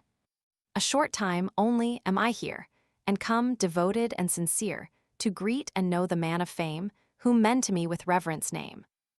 Mephistopheles. Your courtesy doth flatter me, you see a man as others be. Have you, perchance, elsewhere begun? Student. Receive me now, I pray, as one who comes to you with courage good, somewhat of cash, and healthy blood. My mother was hardly willing to let me, but knowledge worth having I fain would get me. Mephistopheles. Then you have reached the right place now. Student. I'd like to leave it, I must avow. I find these walls, these vaulted spaces are anything but pleasant places. 'Tis also cramped and close and mean, one sees no tree, no glimpse of green, and when the lecture halls receive me, seeing, hearing, and thinking leave me. Mephistopheles. All that depends on habitude. So from its mother's breasts a child at first, reluctant, takes its food, but soon to seek them is beguiled. Thus, at the breasts of wisdom clinging, thou'lt find each day a greater rapture bringing. Student. I'll hang thereon with joy and freely drain them, but tell me, pray, the proper means to gain them. Mephistopheles. Explain, before you further speak, the special faculty you seek. Student. I crave the highest erudition, and fain would make my acquisition all that there is in earth and heaven in nature, and in science too. Mephistopheles. Here is the genuine path for you, yet strict attention must be given. Student. Body and soul thereon I'll wreak, yet, truly, I've some inclination on summer holidays to seek a little freedom and recreation. Mephistopheles. Use well your time. It flies so swiftly from us, but time through order may be won, I promise. So friend, my views to briefly sum, first, the collegium logicum. There will your mind be drilled and braced, as if in Spanish boots tweer laced, and thus to graver paces brought, 'twill plod along the path of thought, instead of shooting here and there a will-o'-the-wisp in murky air. Days will be spent to bid you know what once you did at a single blow, like eating and drinking, free and strong. That 1, 2, 3. There too belong. Truly the fabric of mental fleece resembles a weaver's masterpiece, where 1,000 threads one treadle throws, where fly the shuttles hither and thither. Unseen, the threads are knit together, and an infinite combination grows. Then the philosopher steps in and shows no otherwise it could have been. The first was so, the second so, therefore the third and fourth are so, were not the first and second, then the third and fourth had never been. The scholars are everywhere believers, but never succeed in being weavers. He who would study organic existence first drives out the soul with rigid persistence, then the parts in his hand he may hold and class, but the spiritual link is lost, alas. And Cherison natures, this chemistry names, nor knows how herself she banters and blames. Student, I cannot understand you quite. Mephistopheles, your mind will shortly be set aright, when you have learned, all things reducing, to classify them for your using. Student, I feel as stupid, from all you've said, as if a mill-wheel whirled in my head. Mephistopheles, and after first and foremost duty, of metaphysics learn the use and beauty. See that you most profoundly gain what does not suit the human brain. A splendid word to serve, you'll find for what goes in, or won't go in your mind. But first, at least this half a year, to order rigidly adhere, 5 hours a day you understand, and when the clock strikes, be on hand. Prepare beforehand for your part with paragraphs all got by heart, so you can better watch, and look that naught is said but what is in the book, yet in thy writing as unwearied be, as did the Holy Ghost dictate to thee. Student, no need to tell me twice to do it. I think how useful 'tis to write, for what one has in black and white, one carries home and then goes through it. Mephistopheles, yet choose thyself a faculty. Student, I cannot reconcile myself to jurisprudence. Mephistopheles, nor can I therefore greatly blame you students. I know what science this has come to be. All rights and laws are still transmitted like an eternal sickness of the race, from generation unto generation fitted, and shifted round from place to place. Reason becomes a sham, beneficence a worry.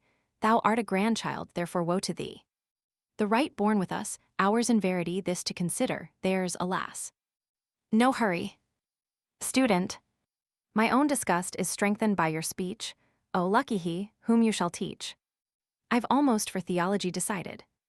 Mephistopheles, I should not wish to see you here misguided, for, as regards this science, let me hint, 'tis very hard to shun the false direction, there's so much secret poison lurking in tea, so like the medicine, it baffles your detection.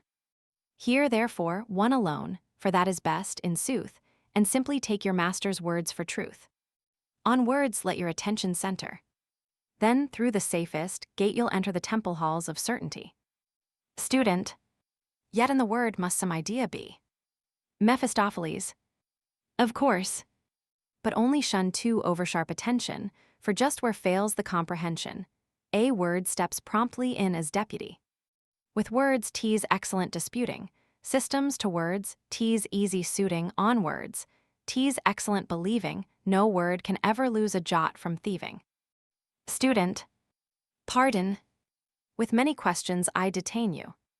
Yet must I trouble you again. Of medicine, I still would fain hear one strong word that might explain you. 3 years is but a little space. And God, who can the field embrace? If one some index could be shown, 'twere easier groping forward truly.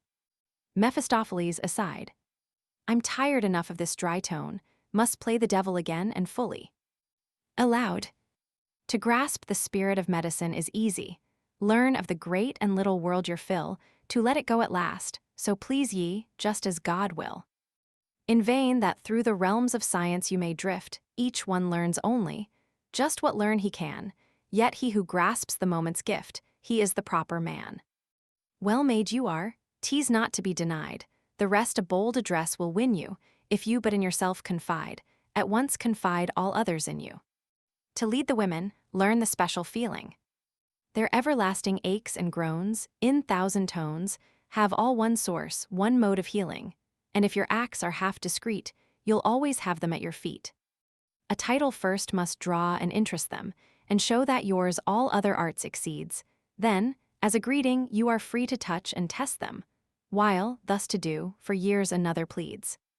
You press and count the pulse's dances, and then, with burning sidelong glances, you clasp the swelling hips, to see if tightly laced her corsets be.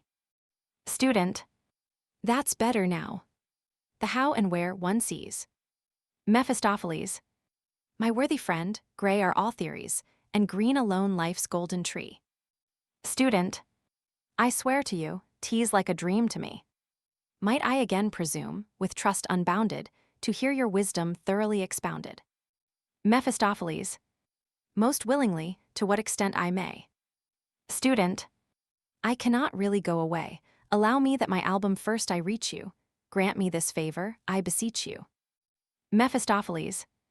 Assuredly. He writes and returns the book. Student reads. Eritus sicut Deus, science bonum et malum. Closes the book with reverence and withdraws. Mephistopheles. Follow the ancient text, and the snake thou wast ordered to trample. With all thy likeness to God, thou'lt yet be a sorry example. Faust enters. Faust. Now, whither shall we go? Mephistopheles. As best it pleases thee.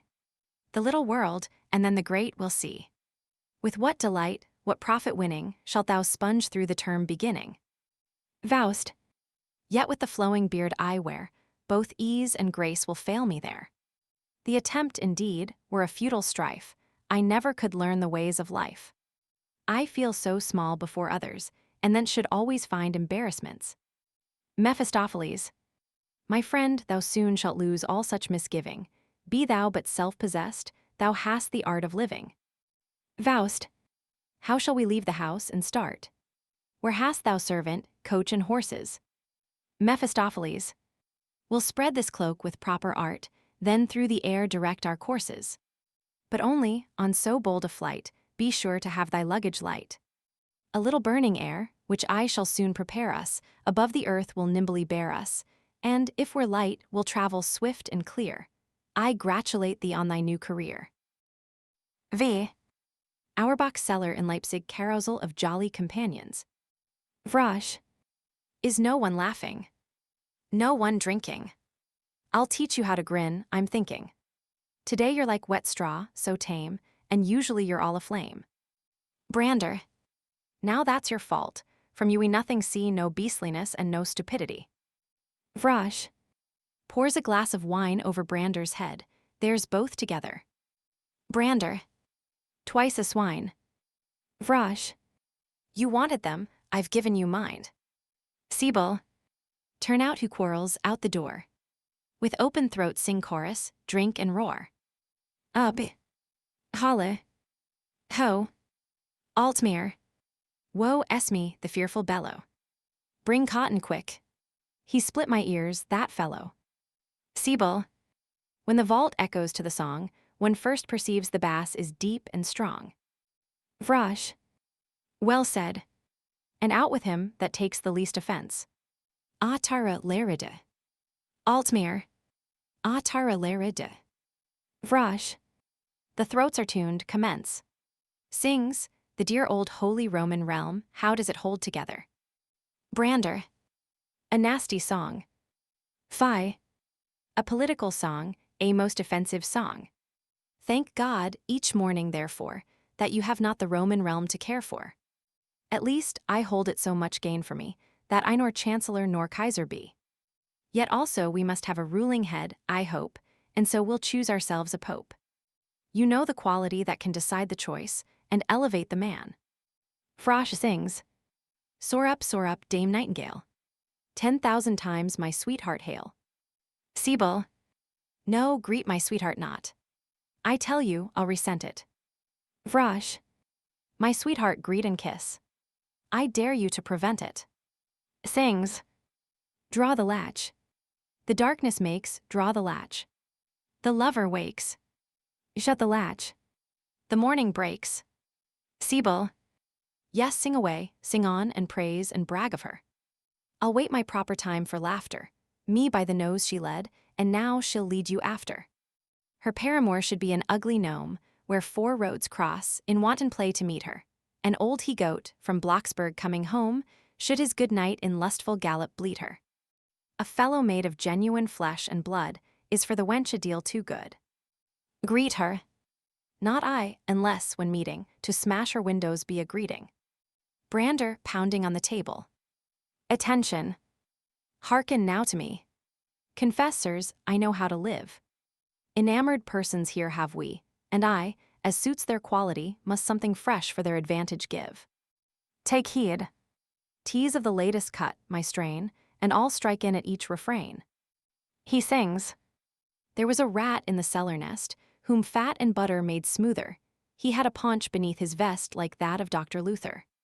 The cook laid poison cunningly, and then as sore oppressed was he as if he had love in his bosom. Chorus shouting. As if he had love in his bosom. Brander. He ran around, he ran about, his thirst in puddles laving he gnawed and scratched the house throughout. But nothing cured his raving. He whirled and jumped, with torment mad, and soon enough the poor beast had, as if he had love in his bosom. Chorus. As if he had love in his bosom. Brander. And driven at last, in open day, he ran into the kitchen, fell on the hearth, and squirming lay in the last convulsion twitching.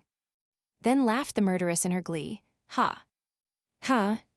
He's at his last gasp, said she, as if he had love in his bosom. Chorus. As if he had love in his bosom. Sibyl. How the dull fools enjoy the matter. To me it is a proper art poison for such poor rats to scatter. Brander. Perhaps you'll warmly take their part. Altmere. The bald pate potbelly I have noted. Misfortune tames him by degrees, for in the rat by poison bloated his own most natural form he sees. Faust and Mephistopheles.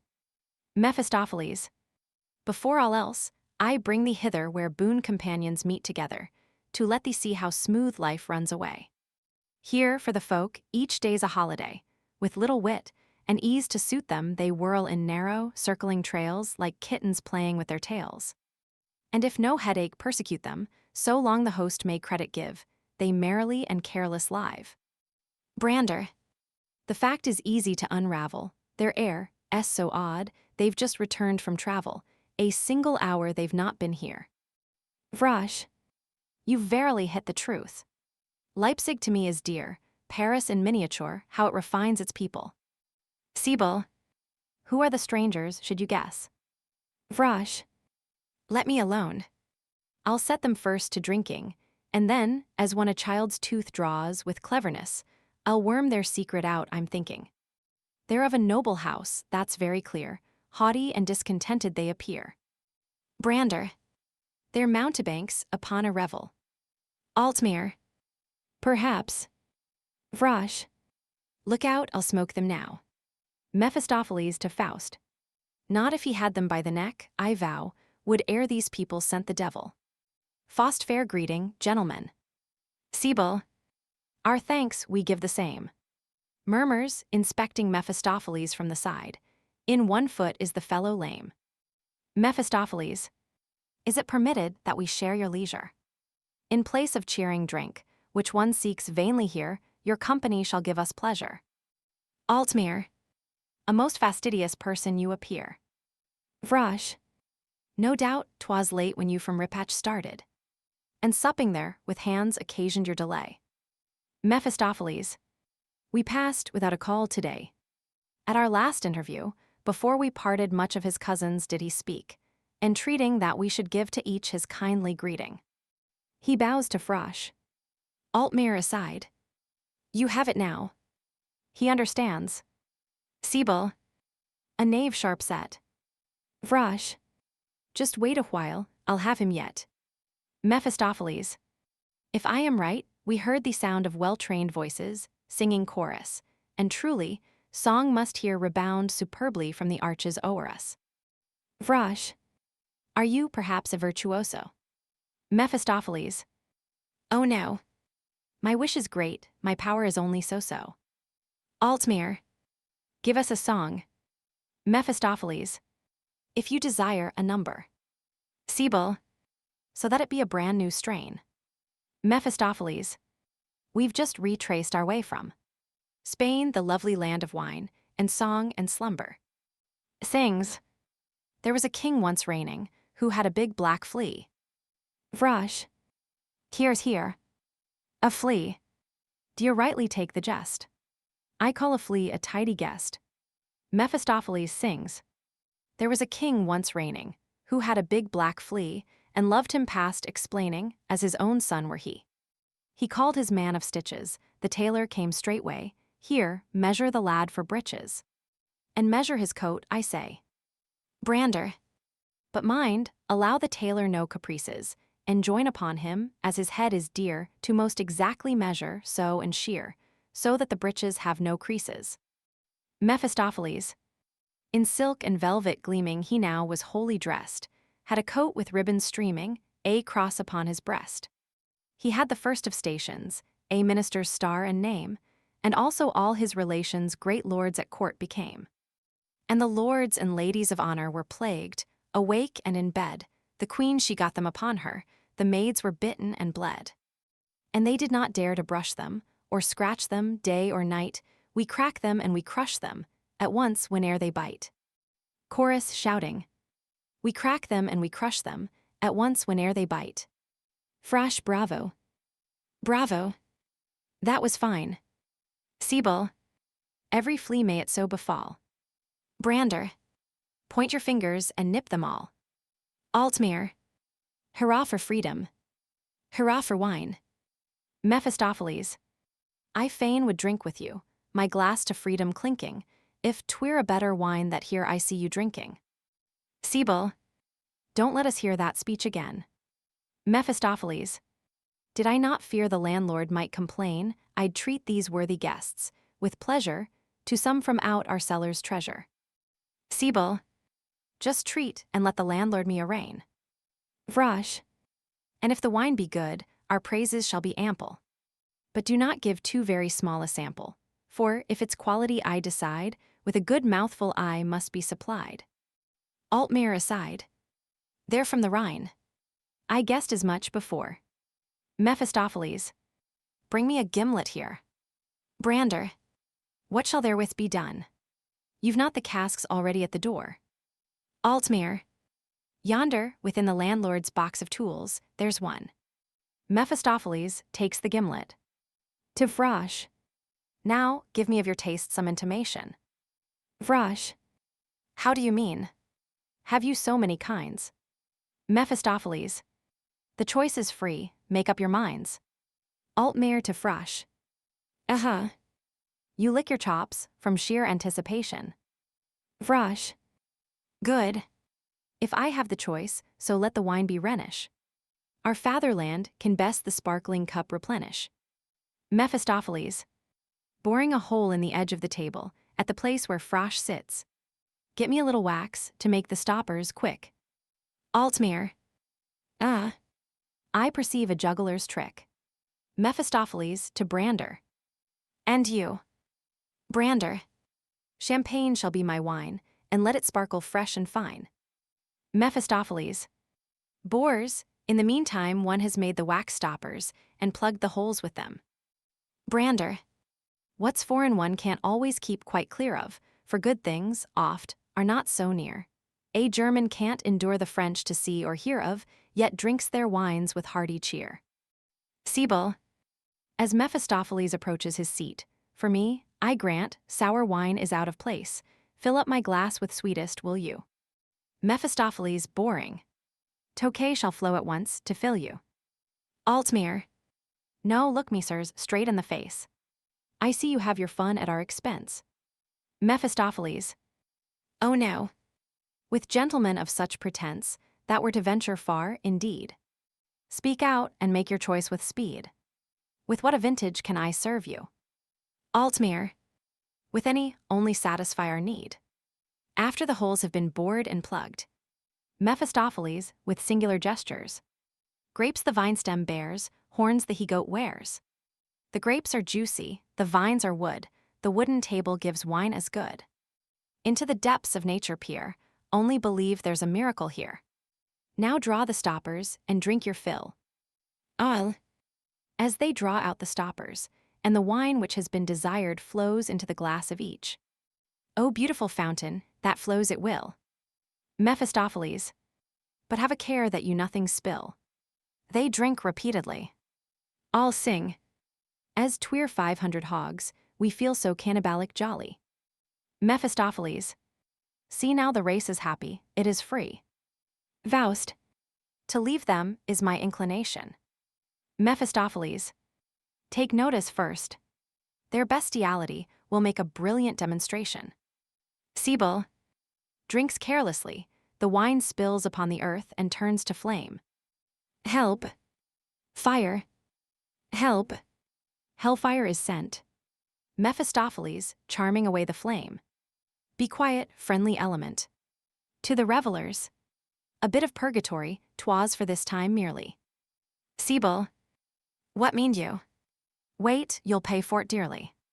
You'll know us to your detriment. Vrosh. Don't try that game a second time upon us. Altmere. I think we'd better send him packing quietly. Sibyl. What, sir?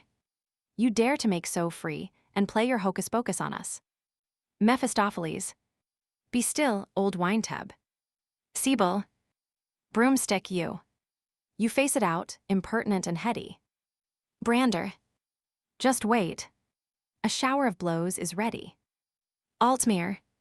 Draws a stopper out of the table, fire flies in his face. I burn. I burn. Sibyl. Tease magic. Strike, the knave is outlawed. Cut him as you like. They draw their knives and rush upon Mephistopheles. Mephistopheles with solemn gestures. False word and form of air, change place, and sense ensnare. Be here and there. They stand amazed and look at each other. Altmere. Where am I? What a lovely land. Vrosh. Vines. Can I trust my eyes? Sibyl. And purple grapes at hand. Brander. Here over this green arbor bending, see what a vine. What grapes depending. He takes Sibyl by the nose. The others do the same reciprocally and raise their knives. Mephistopheles as above. Loose error from their eyes the band, and how the devil jests be now enlightened. He disappears with Faust, the revelers start and separate. Sibyl. What happened? Altmere. How? Vrosh. Was that your nose I tightened? Brander to Sibyl. And yours that still I have in hand. Altmere. It was a blow that went through every limb. Give me a chair. I sink. My senses swim. Vrosh. But what has happened, tell me now. Sibyl. Where is he? If I catch the scoundrel hiding, he shall not leave alive, I vow. Altmere. I saw him with these eyes upon a wine cask riding out of the cellar door, just now. Still in my feet, the fright-like lead is weighing. He turns towards the table. Why? If the fount of wine should still be playing. Sibyl. 'Twas all deceit, and lying false design. Vrosh. And yet it seemed as I were drinking wine. Brander. But with the grapes how was it, pray? Altmere. Shall one believe no miracles, just say. Roman 6. Witch's kitchen. Upon a low hearth stands a great cauldron, under which a fire is burning. Various figures appear in the vapors which rise from the cauldron. An ape sits beside it, skims it, and watches lest it boil over. The he-ape with the young ones sits near and warms himself. Ceiling and walls are covered with the most fantastic witch implements. Faust Mephistopheles. Faust. These crazy signs of witches, craft repel me. I shall recover, dost thou tell me through this insane, chaotic play. From an old hag shall I demand assistance. And will her foul mess take away full 30 years from my existence? Woe es me, canst thou not better find? Another baffled hope must be lamented. Has nature, then, and has a noble mind not any potent balsam yet invented? Mephistopheles. Once more, my friend, thou talkest sensibly. There is, to make the young, a simpler mode and apter, but in another book 'tis writ for thee, and is a most eccentric chapter. Faust. Yet will I know it. Mephistopheles. Good. The method is revealed without or gold, or magic or physician. Betake thyself to yonder field, there hoe and dig, as thy condition, restrain thyself, thy sense and will within a narrow sphere to flourish. With unmixed food thy body nourish live with the ox as ox, and think it not a theft that thou manurest the acre which thou reapest. That, trust me, is the best mode left, whereby for 80 years thy youth thou keepest. Faust. I am not used to that. I cannot stoop to try it, to take the spade in hand and ply it. The narrow being suits me not at all. Mephistopheles. Then to thine aid the witch must call. Faust. Wherefore the hag, enter alone. Canst thou thyself not brew the potion? Mephistopheles. That were a charming sport, I own. I'd build 1,000 bridges meanwhile, I've a notion. Not art and science serve, alone, patience must in the work be shown. Long is the calm brain active in creation. Time, only, strengthens the fine fermentation. And all belonging thereunto is rare and strange, howe'er you take it. The devil taught the thing, 'tis true, and yet the devil cannot make it. Perceiving the animals, see, what a delicate race they be. That is the maid. The man is he. To the animals, it seems the mistress has gone away. The animals, carousing today. Off and about, by the chimney out. Mephistopheles. What time takes she for dissipating? The animals. While we to warm our paws are waiting. Mephistopheles to Faust. How findest thou the tender creatures? Faust. Absurder than I ever yet did see. Mephistopheles. Why, just such talk as this, for me, is that which has the most attractive features. To the animals. But tell me now, ye cursed puppets, why do ye stir the porridge so? The animals. We're cooking watery soup for beggars. Mephistopheles. Then a great public you can show. The he-ape. Comes up and fawns on Mephistopheles. O cast thou the dice.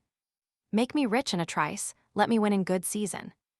Things are badly controlled, and had I but gold, so had I my reason. Mephistopheles. How would the ape be sure his luck enhances? Could he but try the lottery's chances? In the meantime, the young apes have been playing with a large ball, which they now roll forward. The he-ape. The world's the ball, doth rise and fall and roll incessant, like glass doth ring a hollow thing, how soon wilt spring and drop quiescent. Here bright it gleams, here brighter seems, I live at present. Dear son, I say keep thou away. Thy doom is spoken. 'Tis made of clay, and will be broken. Mephistopheles. What means the sieve? The he-ape taking it down. Wert thou the thief, I'd know him and shame him. He runs to the she-ape, and lets her look through it. Look through the sieve. Know'st thou the thief, and darest not name him? Mephistopheles, approaching the fire. And what's this pot? He-ape and she-ape. The fool knows it not. He knows not the pot, he knows not the kettle. Mephistopheles. Impertinent beast. The he-ape. Take the brush here, at least, and sit down on the settle. He invites Mephistopheles to sit down. Faust, who during all this time has been standing before a mirror, now approaching, and now retreating from it. What do I see? What heavenly form revealed shows through the glass from magic's fair dominions? Oh, lend me, love, the swiftest of thy pinions, and bear me to her beauteous field. Ah, if I leave this spot with fond designing, if I attempt to venture near, dim, as through gathering mist, her charms appear. A woman's form in beauty shining. Can woman then so lovely be? And must I find her body, there reclining of all the heavens the bright epitome? Can earth with such a thing be mated? Mephistopheles. Why surely, if a god first plagues himself 6 days, then, self-contented, bravo. Says must something clever be created. This time, thine eyes be satiate. I'll yet detect thy sweetheart and ensnare her, and blessed is he who has the lucky fate, some day, as bridegroom, home to bear her. Faust gazes continually in the mirror.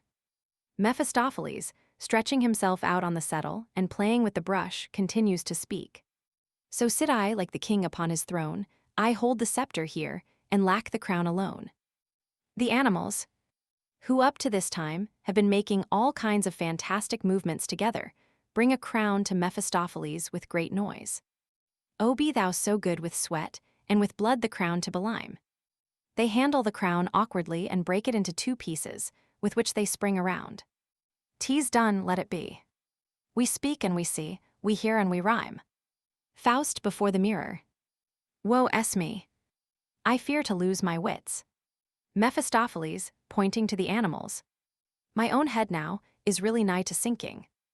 The animals. If lucky our hits and everything fits, 'tis thoughts and we're thinking. Faust as above. My bosom burns with that sweet vision, let us, with speed, away from here. Mephistopheles, in the same attitude. One must at least make this admission, they're poets, genuine and sincere. The cauldron, which the she-ape has up to this time neglected to watch, begins to boil over. There ensues a great flame, which blazes out the chimney. The witch comes careering down through the flame, with terrible cries. The witch. Ow! Ow! Ow! Ow! The damned beast, the cursed sow. To leave the kettle and singe the frau. Accursed fear. Perceiving Faust and Mephistopheles. What is that here? Who are you here? What want you thus? Who sneaks to us? The fire pain burn bone and brain. She plunges the skimming ladle into the cauldron and scatters flames towards Faust, Mephistopheles, and the animals. The animals whimper. Mephistopheles, reversing the brush, which he has been holding in his hand, and striding among the jars and glasses. Into. There lies the brew. There lies the glass. The joke will pass, as time foul ass. To the singing of thy crew.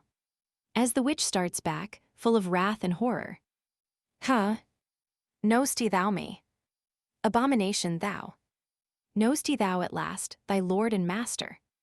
What hinders me from smiting now thee, and thy monkey sprites with fell disaster? Hast for the scarlet coat no reverence? Dost recognize no more the tall cock's feather?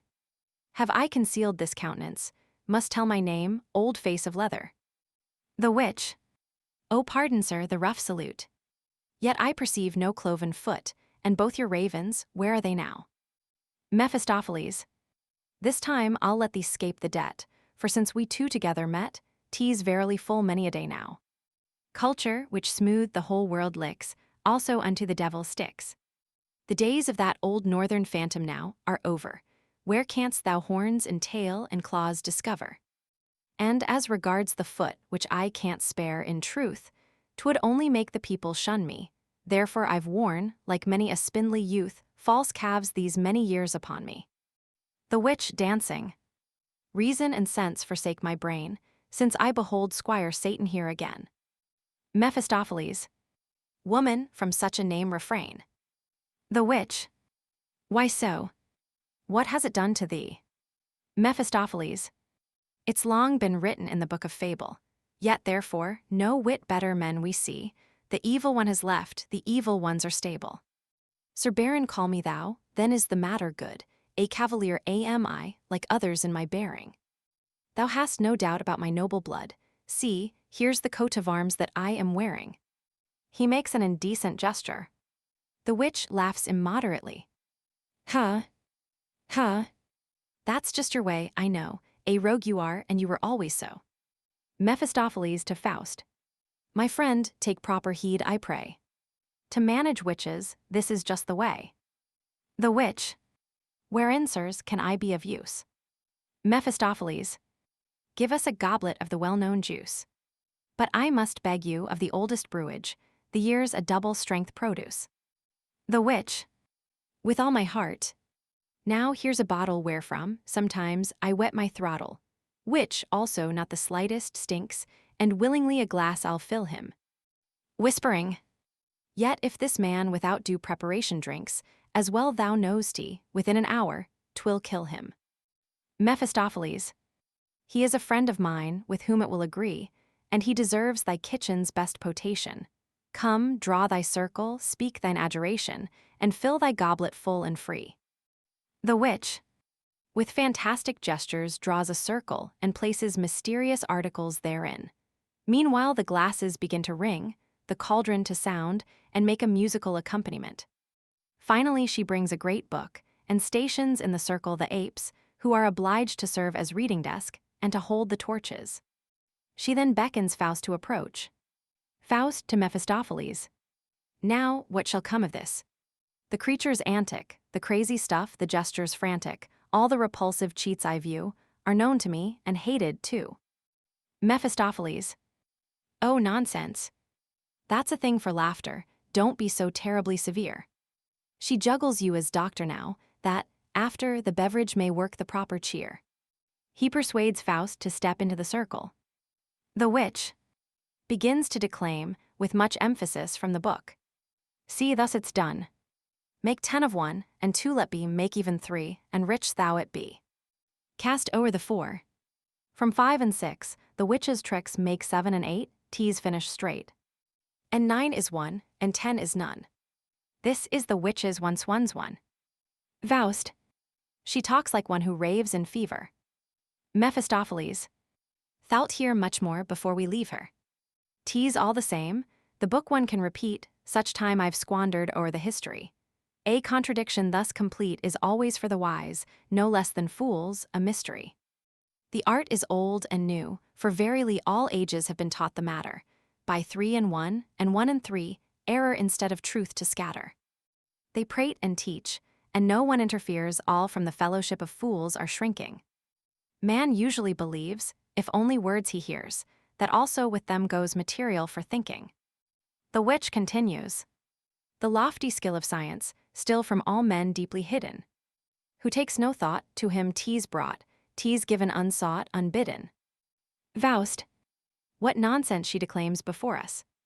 My head is nigh to split, I fear. It seems to me as if I hear 100,000 fools in chorus. Mephistopheles. O Sibyl excellent, enough of adjuration. But hither bring us thy potation, and quickly fill the beaker to the brim. This drink will bring my friend no injuries. He is a man of manifold degrees, and many draughts are known to him. The witch, with many ceremonies, pours the drink into a cup. As Faust sets it to his lips, a light flame arises. Down with it quickly. Drain it off. 'Twill warm thy heart with new desire, art with the devil hand and glove, and wilt thou be afraid of fire? The witch breaks the circle, Faust steps forth. Mephistopheles. And now away. Thou durst not rest. The witch. And much good may the liquor do thee. Mephistopheles to the witch. Thy wish be on Walpurgis night expressed, what boon I have, shall then be given unto thee. The witch. Here is a song, which, if you sometimes sing, you'll find it of peculiar operation. Mephistopheles to Faust. Come, walk at once. A rapid occupation must start the needful perspiration, and through thy frame the liquor's potence fling. The noble indolence I'll teach thee then to treasure, and soon thou'lt be aware, with keenest thrills of pleasure, how Cupid stirs and leaps, on light and restless wing. Faust. One rapid glance within the mirror give me, how beautiful that woman form. Mephistopheles. No. The paragon of all, believe me, thou soon shalt see, alive and warm. Aside. Thou'lt find, this drink thy blood compelling, each woman beautiful as Helen. Romans 7. Street. Faust Margaret passing by. Faust. Fair lady, let it not offend you, that arm and escort I would lend you. Margaret. I'm neither lady, neither fair, and home I can go without your care. She releases herself and exit. Faust. By heaven, the girl is wondrous fair. Of all I've seen, beyond compare, so sweetly virtuous and pure, and yet a little pert, be sure. The lips so red, the cheeks clear dawn. I'll not forget while the world rolls on. How she cast down her timid eyes, deep in my heart imprinted lies. How short and sharp of speech was she? Why, 'twas a real ecstasy. Mephistopheles enters. Faust. Here, of that girl I'd have possession. Mephistopheles. Which then? Faust. The one who just went by. Mephistopheles. She there. She's coming from confession of every sin absolved, for I, behind her chair, was listening nigh. So innocent is she, indeed, that to confess she had no need. I have no power o'er souls so green. Faust. And yet she's older than 14. Mephistopheles. How now? You're talking like Jack Rake, who every flower for himself would take, and fancies there are no favors more, nor honors, save for him in store, yet always doesn't the thing succeed. Faust. Most worthy pedagogue, take heed. Let not a word of moral law be spoken. I claim, I tell thee, all my right, and if that image of delight rest not within mine arms tonight, at midnight is our compact broken. Mephistopheles. But think the chances of the case. I need, at least, a fortnight's space to find an opportune occasion. Faust. Had I but 7 hours for all, I should not on the devil call, but win her by my own persuasion. Mephistopheles. You almost like a Frenchman prate, yet, pray, don't take it as annoyance. Why all at once exhaust the joyance? Your bliss is by no means so great as if you'd use, to get control, all sorts of tender rigmarole, and knead and shape her to your thought, as in Italian tales tease taught. Faust. Without that, I have appetite. Mephistopheles. But now, leave jesting out of sight. I tell you, once for all, that speed with this fair girl will not succeed. By storm she cannot captured be, we must make use of strategy. Faust. Get me something the angel keeps. Lead me thither where she sleeps.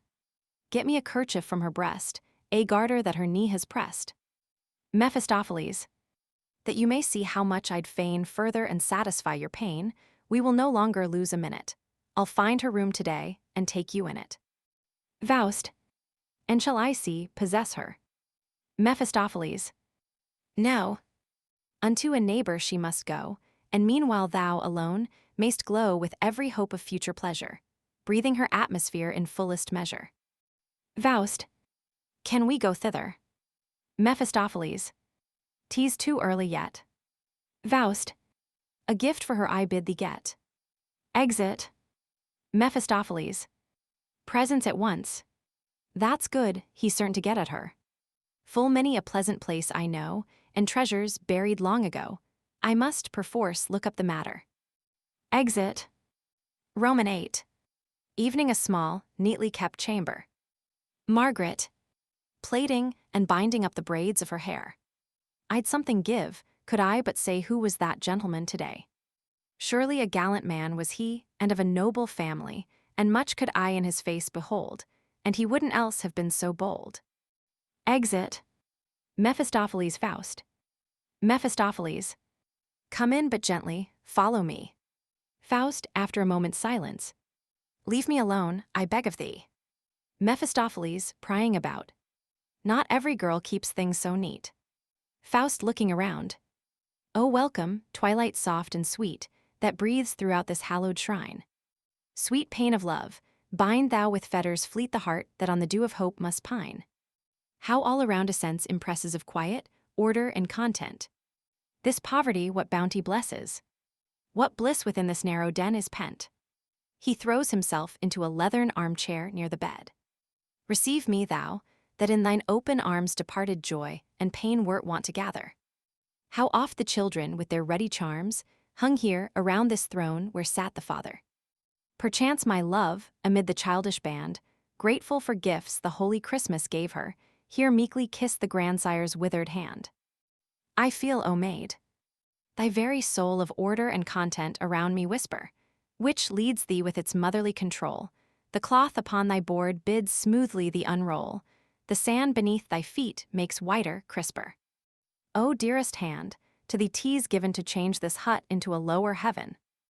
And here, he lifts one of the bed curtains. What sweetest thrill is in my blood? Here could I spend whole hours, delaying, here nature shaped, as if in sportive playing, the angel blossom from the bud. Here lay the child, with life's warm essence the tender bosom filled and fair, And here was wrought, through holier, purer presence, the form diviner beings wear. And I? What drew me here with power? How deeply am I moved this hour? What seek I? Why so full my heart and sore? Miserable Faust, I know thee now no more. Is there a magic vapor here? I came, with lust of instant pleasure, and lie dissolved in dreams of love's sweet leisure. Are we the sport of every changeful atmosphere? And if, this moment, came she into me, how would I for the fault atonement render? How small the giant lout would be, prone at her feet, relaxed and tender. Mephistopheles, be quick. I see her there, returning. Faust, go, go. I never will retreat. Mephistopheles, here is a casket, not unmeet, which elsewhere I have just been earning. Here, set it in the press with haste. I swear 'twill turn her head to spy it, some baubles I therein had placed, that you might win another by it. True, child is child, and play is play.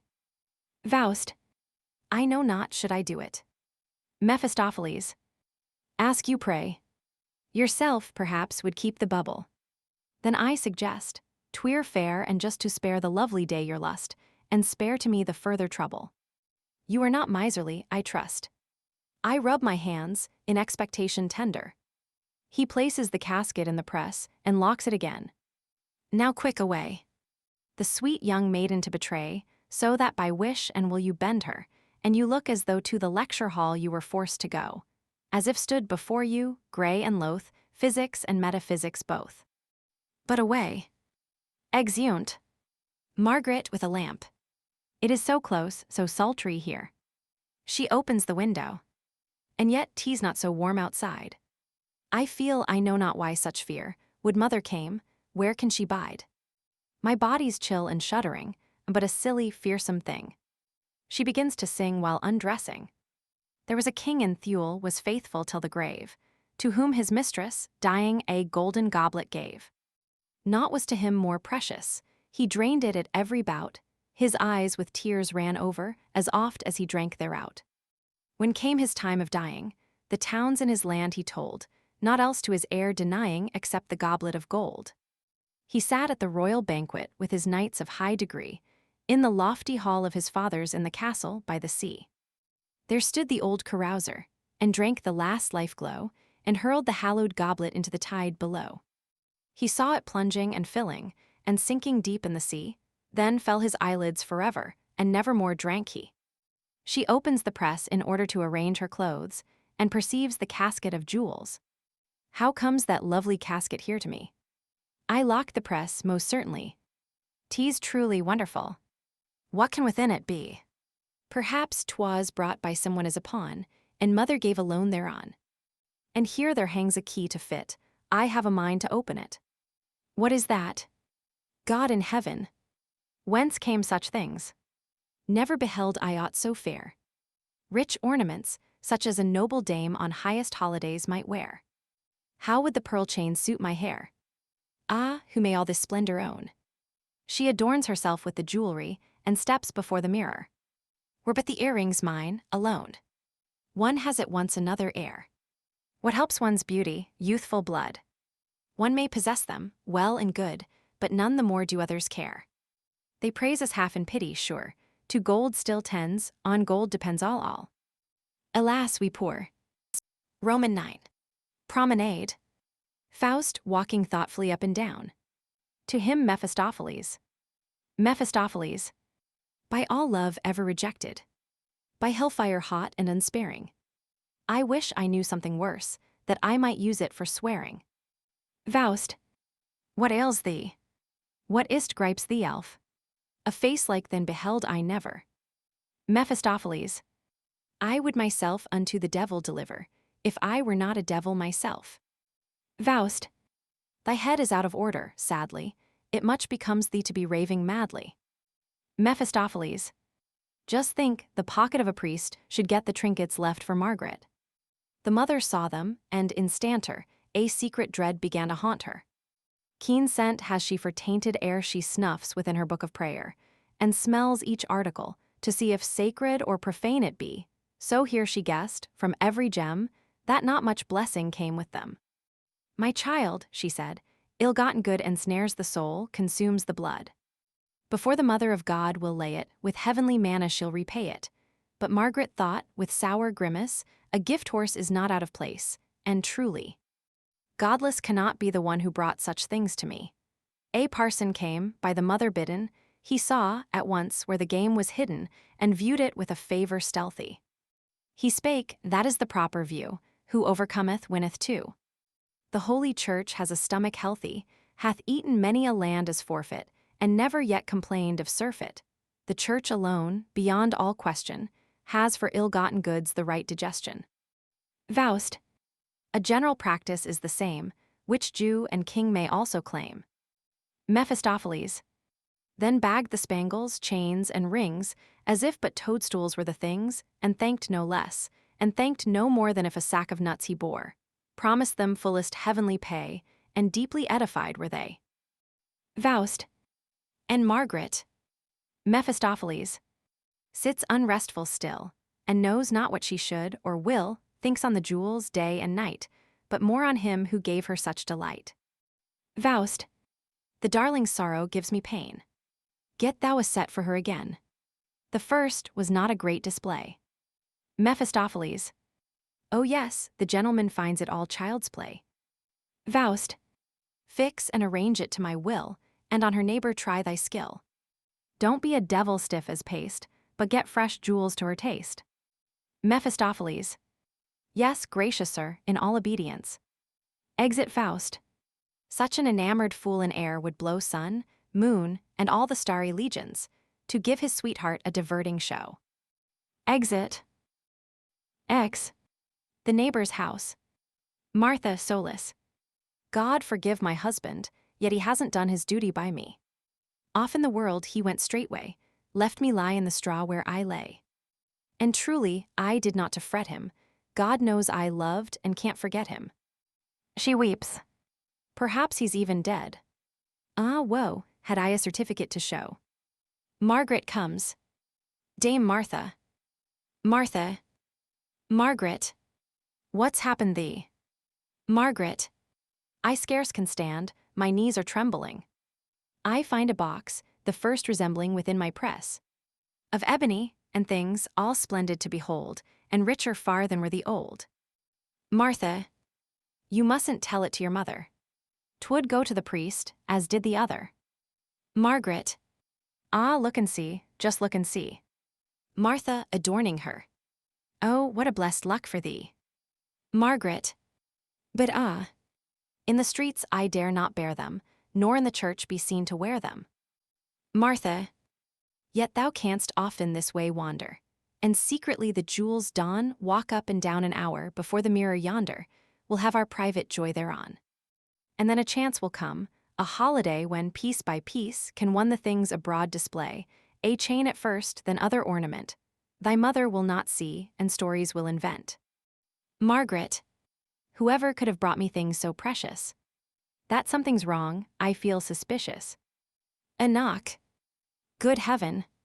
My mother can that have been? Martha, peeping through the blind. 'Tis some strange gentleman, come in. Mephistopheles enters. Mephistopheles. That I so boldly introduce me, I beg you ladies to excuse me. Steps back reverently on seeing Margaret. For Martha Schwertlein I'd inquire. Martha. I'm she, what does the gentleman desire? Mephistopheles, aside to her. It is enough that you are she, you've a visitor of high degree. Pardon the freedom I have ta'en, will afternoon return again. Martha aloud. Of all things in the world. Just here, he takes thee for a lady dear. Margaret. I am a creature young and poor, the gentleman's too kind I'm sure. The jewels don't belong to me. Mephistopheles. Ah, not alone the jewelry. The look, the manner both betray, rejoiced am I that I may stay. Martha. What is your business? I would fain. Mephistopheles. I would I had a more cheerful strain. Take not unkindly its repeating, your husband's dead, and sends a greeting. Martha. Is dead. Alas, that heart so true. My husband dead. Let me die too. Margaret. Ah, dearest dame, let not your courage fail. Mephistopheles. Hear me relate the mournful tale. Margaret. Therefore I'd never love, believe me. A loss like this to death would grieve me. Mephistopheles. Joy follows woe, woe after joy comes flying. Martha. Relate his life sad close to me. Mephistopheles. In Padua buried, he is lying beside the good Saint Antony, within a grave well consecrated, for cool, eternal rest created. Martha. He gave you, further, no commission. Mephistopheles. Yes, one of weight with many sighs, 300 masses by, to save him from perdition. My hands are empty otherwise. Martha. What? Not a pocket piece. No jewelry. What every journeyman within his wallet spares, and as a token with him bears, and rather starves or begs than loses. Mephistopheles. Madam, it is a grief to me, yet, on my word, his cash was put to proper uses. Besides, his penitence was very sore, and he lamented his ill fortune all the more. Margaret.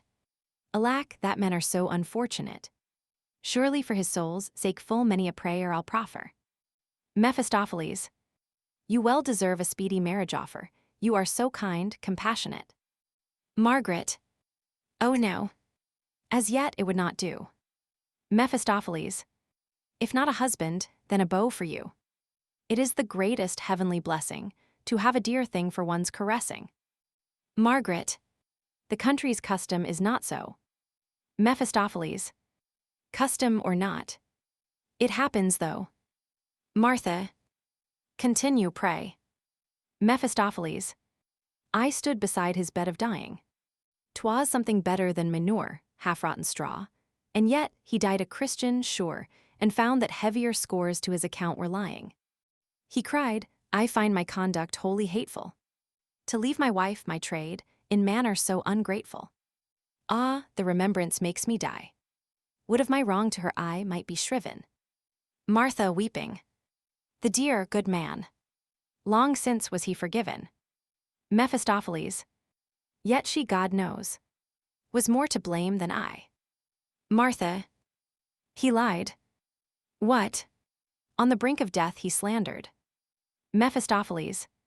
In the last throes his senses wandered, if I such things but half can judge.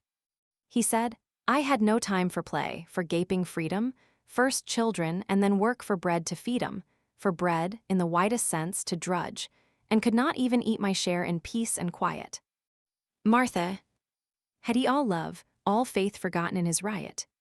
My work and worry, day and night. Mephistopheles. Not so, the memory of it touched him quite. Said he, when I from Malta went away my prayers for wife and little ones were zealous, and such a luck from heaven befell us, we made a Turkish merchantman our prey, that to the Soldan bore a mighty treasure. Then I received, as was most fit, since bravery was paid in fullest measure, my well-apportioned share of it. Martha. Say how. Say where. If buried, did he own it? Mephistopheles. Who knows, now, whither the four winds have blown it? A fair young damsel took him in her care, as he in Naples wandered round, unfriended, and she much love, much faith to him did bear, so that he felt it till his days were ended. Martha. The villain. From his children thieving. Even all the misery on him cast, could not prevent his shameful way of living. Mephistopheles. But see. He's dead therefrom at last. Were I in your place, do not doubt me, I'd mourn him decently a year, and for another keep, meanwhile, my eyes about me. Martha. Ah, God. Another one so dear as was my first, this world will hardly give me. There never was a sweeter fool than mine, only he loved to roam and leave me, and foreign wenches and foreign wine, and the damned throw of dice, indeed. Mephistopheles. Well, well. That might have done, however, if he had only been as clever, and treated your slips with as little heed. I swear with this condition, too, I would myself change rings with you. Martha. The gentleman is pleased to jest. Mephistopheles. I'll cut away betimes, from here she'd take the devil at his word, I fear. To Margaret, how fares the heart within your breast? Margaret, what means the gentleman? Mephistopheles aside. Sweet innocent thou art. Aloud. Ladies, farewell. Margaret. Farewell. Martha. A moment ere we part. I'd like to have a legal witness, where, how, and when he died to certify his fitness. Irregular ways I've always hated. I want his death in the weekly paper stated. Mephistopheles. Yes, my good dame, a pair of witnesses always the truth establishes. I have a friend of high condition, who will also add his deposition. I'll bring him here. Martha. Good sir, pray do. Mephistopheles. And this young lady will be present too. A gallant use. Has traveled far, ladies with him delighted are. Margaret. Before him I should blush, ashamed. Mephistopheles. Before no king that could be named. Martha. Behind the house in my garden, then, this eve will expect the gentleman. A street. Faust Mephistopheles. Faust. How is it? Underway. And soon complete. Mephistopheles. Ah, bravo. Do I find you burning? Well, Margaret soon will still your yearning. At neighbor Martha's you'll this evening meet. A fitter woman ne'er was made to ply the pimp and gypsy trade. Faust. 'Tis well. Mephistopheles. Yet something is required from us. Faust. One service pays the other thus. Mephistopheles. We've but to make a deposition valid that now her husband's limbs, outstretched and pallid, at Padua rest, in consecrated soil. Faust. Most wise. And first, of course, we'll make the journey thither. Mephistopheles. Sancta simplicitas. No need of such a toil. Depose, with knowledge or without it either. Faust. If you've not better then, I'll tear your pretty plan. Mephistopheles. Now there you are. O holy man. Is it the first time in your life you're driven to bear false witness in a case? Of God, the world and all that in it has a place, of man, and all that moves the being of his race. Have you not terms and definitions given with brazen forehead, daring breast? And if you'll probe the thing profoundly, knew you so much, and you'll confess it roundly, as here of Schwertline's death and place of rest. Faust. Thou art and thou remainst a sophist liar. Mephistopheles. Yes, knew I not more deeply thy desire. For wilt thou not, no lover fairer, poor Margaret flatter and ensnare her, and all thy soul's devotion swear her? Faust. And from my heart. Mephistopheles. 'Tis very fine. Thine endless love, thy faith assuring, the one almighty force enduring, will that too prompt this heart of thine? Faust. Hold. Hold. It will, if such my flame, and for the sense and power intense I seek and cannot find a name, then range with all my senses through creation, craving the speech of inspiration, and call this ardor, so supernal, endless, eternal, and eternal, is that a devilish lying game. Mephistopheles. And yet I'm right. Faust. Mark this, I beg of thee. And spare my lungs henceforth. Whoever intends to have the right, if but his tongue be clever, will have it certainly. But come, the further talking brings disgust, for thou art right, especially since I must. Roman 12. Garden. Margaret on Faust's arm. Martha and Mephistopheles walking up and down.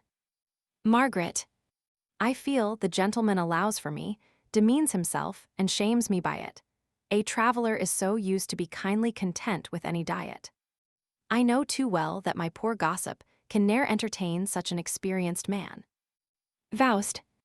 A look from thee, a word, more entertains than all the lore of wisest brains. He kisses her hand. Margaret. Do incommode yourself. How could you ever kiss it? It is so ugly, rough to see. What work I do, how hard and steady is it? Mother is much too close with me. They pass. Martha. And you, sir, travel always, do you not? Mephistopheles. Alas, that trade and duty are so hairy. With what a pang one leaves so many a spot, and dares not even now and then to tarry. Martha, in young, wild years it suits your ways, this round and round the world in freedom sweeping. But then come on the evil days, and so, as bachelor into his grave a-creeping, none ever found a thing to praise. Mephistopheles, I dread to see how such a fate advances. Martha, then, worthy sir, improve betimes your chances. They pass. Margaret, yes, out of sight is out of mind. Your courtesy and easy grace is, but you have friends in other places, and sensibler than I, you'll find. Faust, trust me, dear heart. What men call sensible is oft mere vanity and narrowness. Margaret, how so? Faust, ah, that simplicity and innocence ne'er know themselves, their holy value and their spell. That meekness, lowliness, the highest graces which nature portions out so lovingly. Margaret, so you but think a moment's space on me, all times I'll have to think on you, all places. Faust, no doubt you're much alone. Margaret, yes, for our household small has grown, yet must be cared for, you alone. We have no maid. I do the knitting, sewing, sweeping, the cooking, early work and late, in fact, and mother in her notions of housekeeping is so exact. Not that she needs so much to keep expenses down, we, more than others, might take comfort rather. A nice estate was left us by my father, a house, a little garden near the town. But now my days have less of noise and hurry. My brother is a soldier, my little sister's dead. True, with the child a troubled life I led, yet I would take again, and willing, all the worry, so very dear was she. Faust, an angel if like thee. Margaret, I brought it up, and it was fond of me. Father had died before it saw the light, and mother's case seemed hopeless quite, so weak and miserable she lay, and she recovered then, so slowly, day by day. She could not think herself of giving the poor wee thing its natural living, and so I nursed it all alone with milk and water. 'Twas my own. Lulled in my lap with many a song, it smiled and tumbled and grew strong. Faust, the purest bliss was surely then thy dower. Margaret, but surely, also, many a weary hour. I kept the baby's cradle near my bed at night. If tea even stirred, I'd guess it, and waking here. And I must nurse it, warm beside me press it, and oft, to quiet it, my bed forsake, and dandling back and forth the restless creature take, then at the wash-tub stand, at morning's break. And then the marketing and kitchen tending, day after day, the same thing, never ending. One's spirits, sir, are thus not always good, but then one learns to relish rest in food. They pass. Martha, yes, the poor women are bad off, 'tis true, a stubborn bachelor there's no converting. Mephistopheles, it but depends upon the like of you, and I should turn to better ways than flirting. Martha, speak plainly, sir, have you no one detected? Has not your heart been anywhere subjected? Mephistopheles, the proverb says, one's own warm hearth and a good wife are gold and jewels worth. Martha, I mean, have you not felt desire, though ne'er so slightly? Mephistopheles, I've everywhere, in fact, been entertained politely. Martha, I meant to say, were you not touched in earnest ever? Mephistopheles, one should allow oneself to jest with ladies never. Martha, ah, you don't understand. Mephistopheles, I'm sorry I'm so blind, but I am sure that you are very kind. They pass. Faust, and me, thou angel, didst thou recognize, as through the garden gate I came? Margaret, did you not see it? I cast down my eyes. Faust, and thou forgivest my freedom, and the blame to my impertinence befitting, as the cathedral thou wert quitting. Margaret, I was confused, the like ne'er happened me, no one could ever speak to my discredit. Ah, thought I, in my conduct has he read it, something immodest or unseemly free. He seemed to have the sudden feeling that with this wench, 'twere very easy dealing. I will confess, I knew not what appeal on your behalf here in my bosom grew, but I was angry with myself, to feel that I could not be angrier with you. Faust, sweet darling. Margaret, wait a while. She plucks a star flower and pulls off the leaves, one after the other. Faust, shall that a nosegay be? Margaret, no, it is just in play. Faust, how? Margaret, go. You'll laugh at me. She pulls off the leaves and murmurs. Faust, what murmurest thou? Margaret half aloud. He loves me not. Faust, thou sweet angelic soul. Margaret continues. Loves me not, plucking the last leaf, she cries with frank delight. He loves me. Faust, yes, child. And let this blossom word for thee be speech divine. He loves thee. Ah, know'st thou what it means? He loves thee. He grasps both her hands. Margaret, I'm all a tremble. Faust, oh, tremble not. But let this look, let this warm clasp of hands declare thee what is unspeakable. To yield one wholly, and to feel a rapture in yielding, that must be eternal. Eternal, for the end would be despair. No ending. No ending. Martha coming forward. The night is falling. Mephistopheles. We must away. Martha. I'd ask you, longer here to tarry, but evil tongues in this town have full play. It's as if nobody had nothing to fetch and carry, nor other labor, but spying all the doings of one's neighbor, and one becomes the talk, do whatsoe'er one may. Where's our couple now? Mephistopheles. Flown up the alley yonder, the wilful summer birds. Martha. He seems of her still fonder. Mephistopheles. And she of him. So runs the world away. Roman 13. A garden arbor. Margaret comes in, conceals herself behind the door, puts her finger to her lips and peeps through the crack. Margaret. He comes. Faust entering. Ah, rogue. A tease thou art, I have thee. He kisses her. Margaret. Clasping him and returning the kiss, dearest man. I love thee from my heart. Mephistopheles knocks. Faust stamping his foot. Who's there? Mephistopheles. A friend. Faust. A beast. Mephistopheles. 'Tis time to separate. Martha coming. Yes, sir, 'tis late. Faust. May I not then upon you wait? Margaret my mother would, farewell. Faust. Ah, can I not remain? Farewell. Martha. Adieu. Margaret. And soon to meet again. Exeunt Faust and Mephistopheles. Margaret. Dear God. However is it, such a man can think and know so much? I stand ashamed and in amaze, and answer yes to all he says, a poor, unknowing child. And he, I can't think what he finds in me.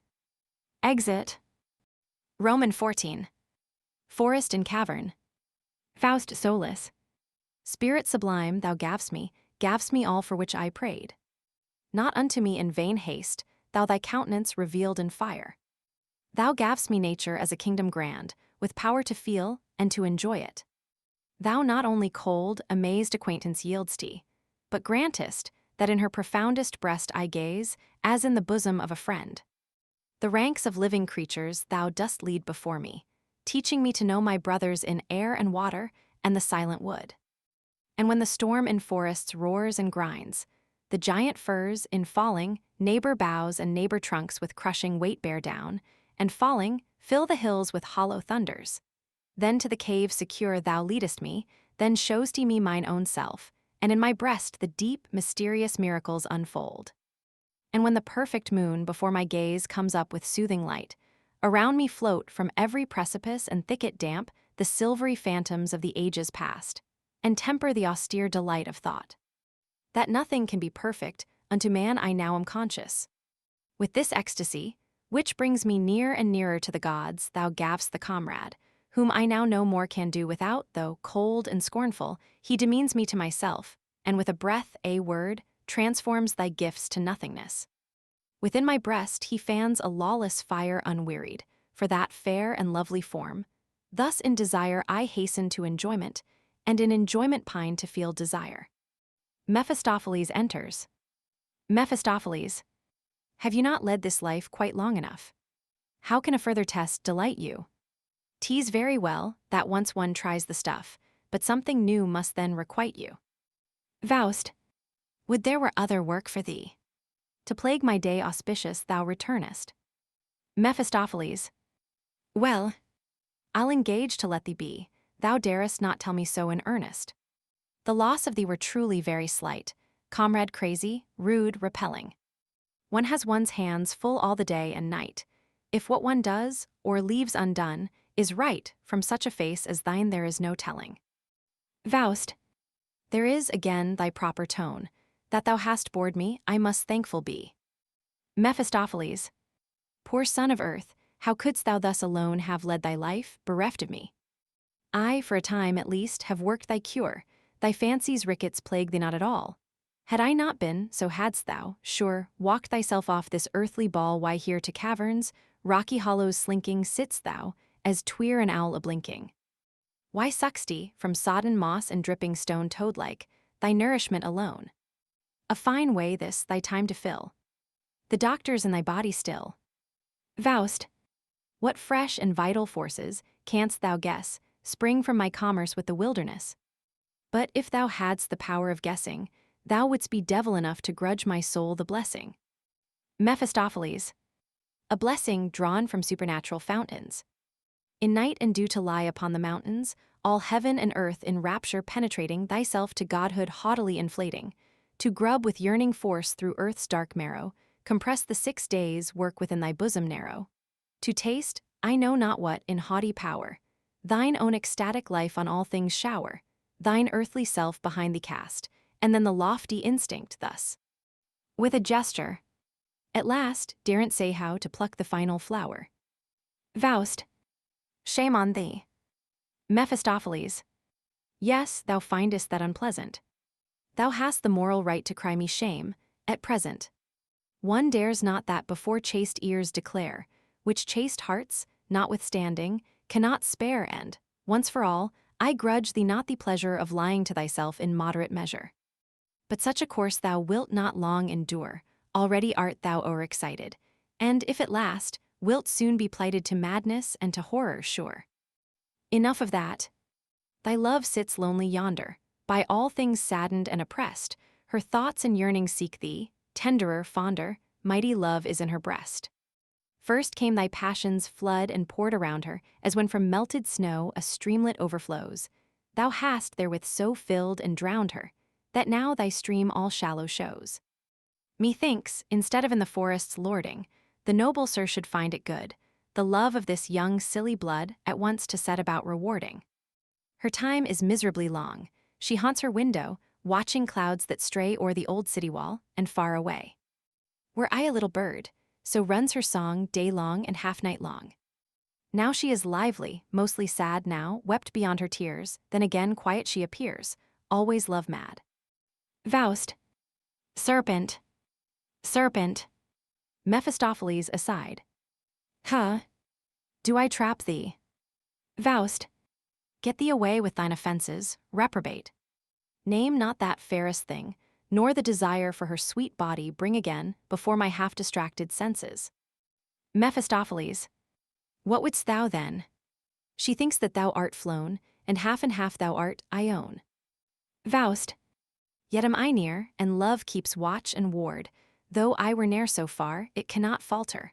I envy even the body of the Lord the touching of her lips before the altar. Mephistopheles, 'tis very well. My envy oft reposes on your twin pair, that feed among the roses.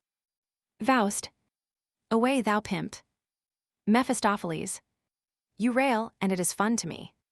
The God, who fashioned youth and maid, perceived the noblest purpose of his trade, and also made their opportunity.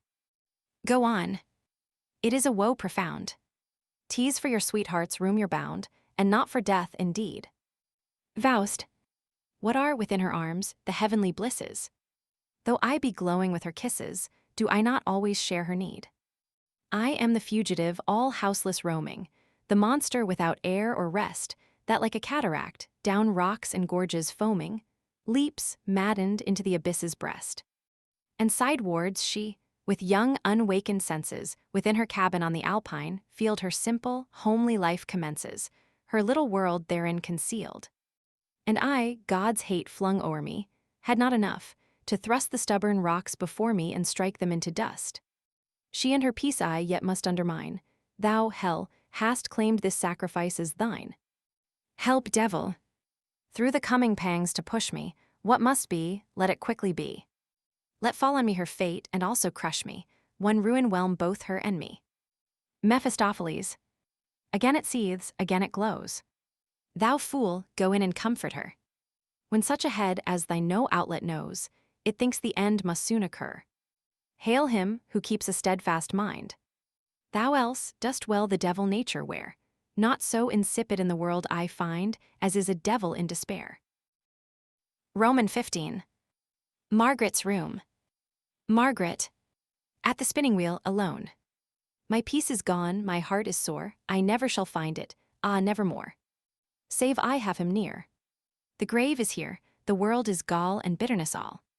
My poor weak head is racked and crazed, my thought is lost, my senses mazed.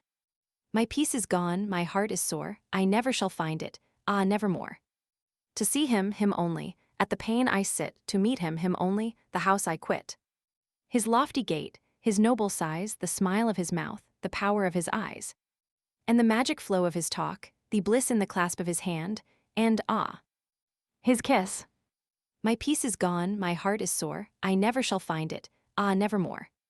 My bosom yearns for him alone, ah, dared I clasp him, and hold and own, and kiss his mouth to heart's desire, and on his kisses at last expire. Roman 16. Martha's garden. Margaret Faust. Margaret. Promise me Henry. Faust. What I can. Margaret. How is't with thy religion, pray? Thou art a dear, good-hearted man, and yet, I think, dost not incline that way. Faust. Leave that, my child. Thou know'st my love is tender, for love, my blood and life would I surrender, and as for faith and church, I grant to each his own. Margaret. That's not enough, we must believe thereon. Faust. Must we? Margaret. Would that I had some influence. Then too, thou honor'st not the holy sacraments. Faust. I honor them. Margaret. Desiring no possession, 'tis long since thou hast been to mass or to confession. Believest thou in God? Faust. My darling, who shall dare, I believe in God, to say? Ask priest or sage the answer to declare, and it will seem a mocking play, a sarcasm on the asker. Margaret. Then thou believest not. Faust. Hear me not falsely, sweetest countenance. Who dare express him? And who profess him, saying, I believe in him? Who, feeling, seeing, deny his being, saying, I believe him not? The all-enfolding, the all-upholding, folds and upholds he not thee me himself. Arches not there the sky above us? Lies not beneath us firm the earth? And rise not on us shining, friendly the everlasting stars? Look I not eye to eye on thee, and feel'st he not, thronging to head and heart, the force, still weaving its eternal secret, invisible, visible, round thy life? Vast as it is, fill with that force thy heart, and when thou in the feeling wholly blessed art, call it then, what thou wilt, call it bliss. Heart. Love. God. I have no name to give it. Feeling is all in all, the name is sound and smoke, obscuring heaven's clear glow. Margaret.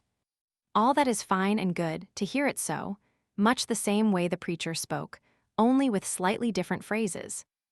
Faust. The same thing in all places, all hearts that beat beneath the heavenly day, each in its language, say, then why not I in mine as well? Margaret. To hear it thus, it may seem passable, and yet some hitch in't there must be, for thou hast no Christianity. Faust. Dear love. Margaret. I've long been grieved to see that thou art in such company. Faust. How so? Margaret. The man who with thee goes, thy mate, within my deepest, inmost soul I hate. In all my life, there's nothing has given my heart so keen a pang of loathing, as his repulsive face has done. Faust. Nay, fear him not, my sweetest one. Margaret, I feel his presence like something ill. I've else for all a kindly will, but much is my heart to see the yearneth, the secret horror of him returneth, and I think the man a knave as I live. If I do him wrong, may God forgive. Faust, there must be such queer birds, however. Margaret, live with the like of him, may I never. When once inside the door comes he looks around so sneeringly, and half in wrath, one sees that in nothing no interest he hath. 'Tis written on his very forehead that love, to him, is a thing abhorred. I am so happy on thine arm, so free, so yielding and so warm, and in his presence stifled seems my heart. Faust, foreboding angel that thou art. Margaret, it overcomes me in such degree, that wheresoe'er he meets us, even I feel as though I'd lost my love for thee. When he is by, I could not pray to heaven. That burns within me like a flame, and surely, Henry, 'tis with thee the same. Faust, there now is thine antipathy. Margaret, but I must go. Faust, ah, shall there never be a quiet hour, to see us fondly plighted, with breast to breast, and soul to soul united? Margaret, ah, if I only slept alone. I'd draw the bolts tonight for thy desire, but mother's sleep so light has grown, and if we were discovered by her, 'twould be my death upon the spot. Faust, thou angel, fear it not. Here is a phial, in her drink but 3 drops of it measure, and deepest sleep will on her senses sink. Margaret, what would I not, to give thee pleasure? It will not harm her, when one tries it. Faust, if 'twould, my love, would I advise it. Margaret, ah, dearest man, if but thy face I see, I know not what compels me to thy will. So much have I already done for thee, that scarcely more is left me to fulfill. Enter Mephistopheles, exit. Mephistopheles, the monkey. Is she gone? Faust, hast played the spy again? Mephistopheles, I've heard, most fully, how she drew thee. The doctor has been catechized. 'Tis plain, great good, I hope, the thing will do thee. The girls have much desire to ascertain if one is prim and good, as ancient rules compel. If there he's led, they think, he'll follow them as well. Faust, thou monster, wilt nor see nor own how this pure soul, of faith so lowly, so loving and ineffable, the faith alone that her salvation is, with scruples wholly pines, lest she hold as lost the man she loves so well. Mephistopheles, thou full of sensual, supersensual desire, a girl by the nose is leading thee. Faust, abortion thou of filth and fire. Mephistopheles, and then how masterly she reads physiognomy. When I am present she's impressed, she knows not how. She in my mask a hidden sense would read. She feels that surely I'm a genius now, perhaps the very devil indeed. Well, well, tonight. Faust, what's that to thee? Mephistopheles, yet my delight 'twill also be. Romans 17. At the fountain, Margaret and Lisbeth with pitchers. Lisbeth, hast nothing heard of Barbara? Margaret, no, not a word. I go so little out. Lisbeth, it's true, Sibylla said today. She's played the fool at last, there's not a doubt. Such taking on of airs. Margaret, how so? Lisbeth, it stinks. She's feeding too, whene'er she eats and drinks. Margaret, Lisbeth, and so at last it serves her rightly. She clung to the fellow so long and tightly. That was a promenading. At village and dance parading. As the first they must everywhere shine, and he treated her always to pies and wine, and she made it to do with her face so fine, so mean and shameless was her behavior. She took all the presents the fellow gave her. 'Twas kissing and coddling, on and on. So now at the end, the flower is gone. Margaret, the poor, poor thing. Lisbeth, dost pity her at that? When one of us at spinning sat, and mother, nights, ne'er let us out the door, she sported with her paramour. On the door bench, in the passage dark, the length of the time they'd never mark. So now her head no more she'll lift, but do church penance in her sinner's shift. Margaret, He'll surely take her for his wife. Lisbeth. He'd be a fool. A brisk young blade has room elsewhere to ply his trade. Besides, he's gone. Margaret. That is not fair. Lisbeth. If him she gets, why let her beware. The boys shall dash her wreath on the floor, and will scatter chaff before her door. Exit. Margaret returning home. How scornfully I once reviled, when some poor maiden was beguiled. More speech than any tongue suffices I craved, to censure others' vices. Black as it seemed, I blackened still, and blacker yet was in my will, and blessed myself and boasted high, and now, a living sin am I. Yet all that drove my heart thereto, God, was so good, so dear, so true. Roman 18. Donjon. In a niche of the wall a shrine, with an image of the Mater Dolorosa. Pots of flowers before it. Margaret. Putting fresh flowers in the pots.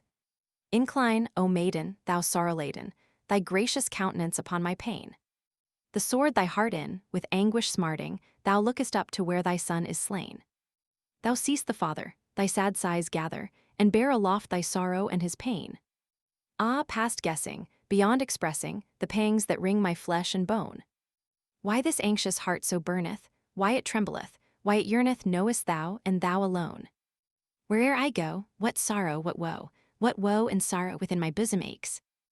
Alone and unsleeping, weeping, weeping, weeping, the heart within me breaks. The pots before my window, alas, my tears did wet, as in the early morning for these flowers I set. Within my lonely chamber the morning sun shone red. I sat, in utter sorrow, already on my bed. Help! Rescue me from death and stain. O maiden! Thou sorrow-laden, incline thy countenance upon my pain. Roman 19. Night. Street before Margaret's door. Valentine, a soldier, Margaret's brother. When I have sat at some carouse, where each to each his brag allows, and many a comrade praised to me his pink of girls right lustily, with brimming glass that spilled the toast, and elbows planted as in boast, I sat in unconcerned repose, and heard the swagger as it rose. And stroking then my beard, I'd say, smiling the bumper in my hand, each well enough in her own way. But is there one in all the land like Sister Margaret, good as gold, one that to her can a candle hold? Cling. Clang. Hear S to her, when around the board. He speaks the truth, cried some. In her the flower o' the sex is found, and all the swaggerers were dumb. And now I could tear my hair with vexation, and dash out my brains in desperation. With turned up nose each scamp may face me, with sneers and stinging taunts disgrace me, and like a bankrupt debtor sitting, a chance-dropped word may set me sweating. Yet, though I thresh them all together, I cannot call them liars either. But what comes sneaking there to view? If I mistake not, there are two. If he's one, let me at him drive. He shall not leave the spot alive. Faust Mephistopheles. Faust. How from the window of the sacristy upward eternal lamp sends forth a glimmer, that, lessening sidewards, fainter grows and dimmer, till darkness closes from the sky. The shadows thus within my bosom gather. Mephistopheles. I'm like a sentimental tomcat, rather, that round the tall fire ladders sweeps, and stealthy then along the coping creeps. Quite virtuous, withal, I come, a little thievish and a little frolicsome. I feel in every limb the presage forerunning the grand Walpurgis night. Day after tomorrow brings its message, and one keeps watch then with delight. Faust. Meanwhile may not the treasure risen be, which there behind I glimmering see. Mephistopheles. Shalt soon experience the pleasure to lift the kettle with its treasure. I lately gave therein a squint, saw splendid lion dollars in tea. Faust. Not even a jewel, not a ring to deck therewith my darling girl. Mephistopheles. I saw, among the rest, a thing that seemed to be a chain of pearl. Faust. That's well indeed. For painful is it to bring no gift when her eye visit. Mephistopheles. Thou shouldst not find it so annoying, without return to be enjoying. Now, while the sky leads forth its starry throng, thou'lt hear a masterpiece, no work completer. I'll sing her, first, a moral song, the surer afterwards to cheat her. Sings to the cither. What dost thou here in daybreak clear, Katharina dear, before thy lover's door? Beware! The blade lets in a maid. That out a maid departeth nevermore. The coaxing shun of such an one. When once 'tis done good night to thee, poor thing. Love's time is brief, unto no thief be warm and lief, but with the wedding ring. Valentine comes forward. Whom wilt thou lure? God's element. Rat-catching piper thou, perdition. To the devil first the instrument. To the devil then the cursed musician. Mephistopheles. The cither's smashed. For nothing more 'tis fitting. Valentine. There's yet a skull I must be splitting. Mephistopheles to Faust. Sir Doctor, don't retreat, I pray. Stand by, I'll lead if you'll but tarry, out with your spit without delay. You've but to lunge, and I will parry. Valentine. Then parry that. Mephistopheles. Why not? 'Tis light. Valentine. That too. Mephistopheles. Of course. Valentine. I think the devil must fight. How is it then? My hand's already lame. Mephistopheles to Faust. Thrust home. Valentine jails. O God. Mephistopheles. Now is the lubber tame. But come away. 'Tis time for us to fly, for there arises now a murderous cry. With the police, 'twere easy to compound it, but here the penal court will sift and sound it. Exit with Faust. Martha at the window. Come out. Come out. Margaret at the window. Quick, bring a light. Martha as above. They swear and storm, they yell and fight. People. Here lies one dead already, see. Martha coming from the house. The murderers, whither have they run? Margaret coming out. Who lies here? People. 'Tis thy mother's son. Margaret. Almighty God. What misery. Valentine. I'm dying. That is quickly said, and quicker yet 'tis done. Why howl, you women there? Instead, come here and listen, every one. All gather around him. My Margaret, see. Still young thou art, but not the least bit shrewd or smart, thy business thus to slight. So this advice I bid thee heed, now that thou art a whore indeed, why, be one then, outright. Margaret. My brother. God. Such words to me. Valentine. In this game, let our Lord God be. What's done's already done, alas. What follows it must come to pass.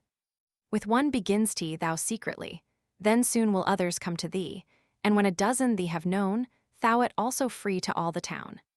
When shame is born and first appears, she is in secret brought to light, and then they draw the veil of night over her head and ears, her life, in fact, they're loath to spare her.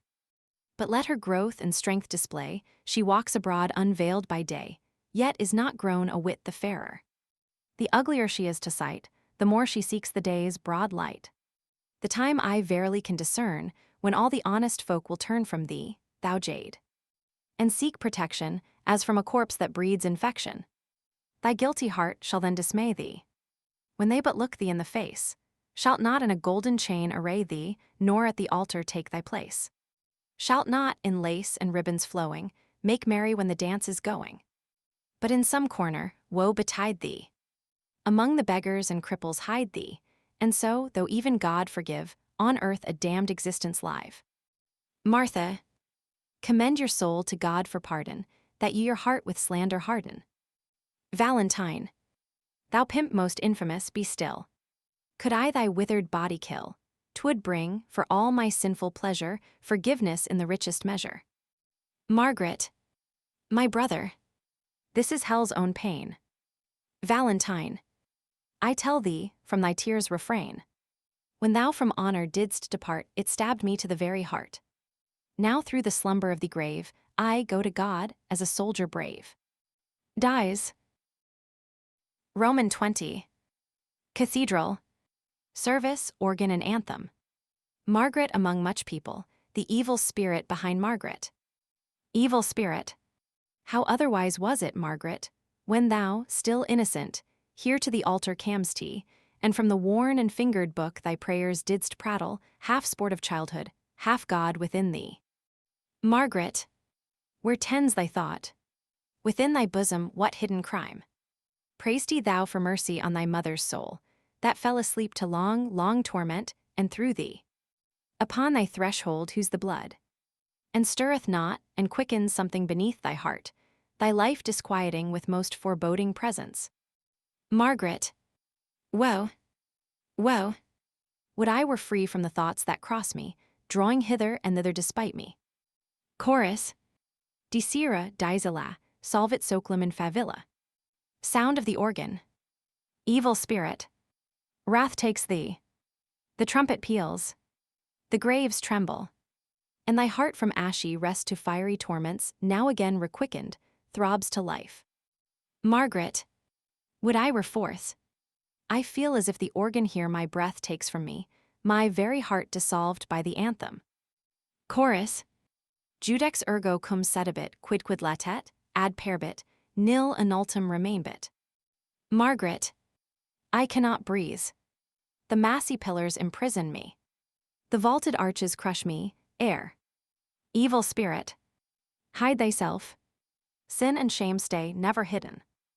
Air, light, woe to thee.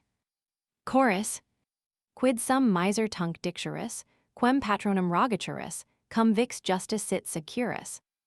Evil spirit, they turn their faces, the glorified from thee, the pure, their hands to offer shuddering refuse thee. Woe. Chorus, quid sum miser tune dicturus. Margaret, neighbor, you're cordial. She falls in a swoon. Roman 21. Walpurgis Night. The Heart's Mountains. District of Skirk and Allend. Faust Mephistopheles. Mephistopheles, dost thou not wish a broomstick steed's assistance? The sturdiest he-goat I would gladly see. The way we take, our goal is yet some distance. Faust, so long as in my legs I feel the fresh existence. This knotted staff suffices me. What need to shorten so the way? Along this labyrinth of vales to wander, then climb the rocky ramparts yonder, wherefrom the fountain flings eternal spray, is such delight, my steps would fain delay. The springtime stirs within the fragrant birches, and even the fir tree feels it now, should then our limbs escape its gentle searches. Mephistopheles, I notice no such thing, I vow. 'Tis winter still within my body, upon my path I wish for frost and snow. How sadly rises, incomplete and ruddy, the moon's lone disk with its belated glow and lights so dimly that, as one advances, at every step one strikes a rock or tree. Let us then use a jack-o'-lantern's glances. I see one yonder, burning merrily. Ho there, my friend. I'll levy thine attendance. Why waste so vainly thy resplendence? Be kind enough to light us up the steep. Will-o'-the-wisp, my reverence, I hope, will me enable to curb my temperament unstable, for zigzag courses we are wont to keep. Mephistopheles, indeed, he'd like mankind to imitate. Now, in the devil's name, go straight, or I'll blow out his being's flickering spark. Will-o'-the-wisp, you are the master of the house, I mark, and I shall try to serve you nicely. But then, reflect. The mountain's magic mad today, and if a will-o'-the-wisp must guide you on the way, you mustn't take things too precisely. Faust Mephistopheles Will-o'-the-wisp. In alternating song. We, it seems, have entered newly in the sphere of dreams enchanted.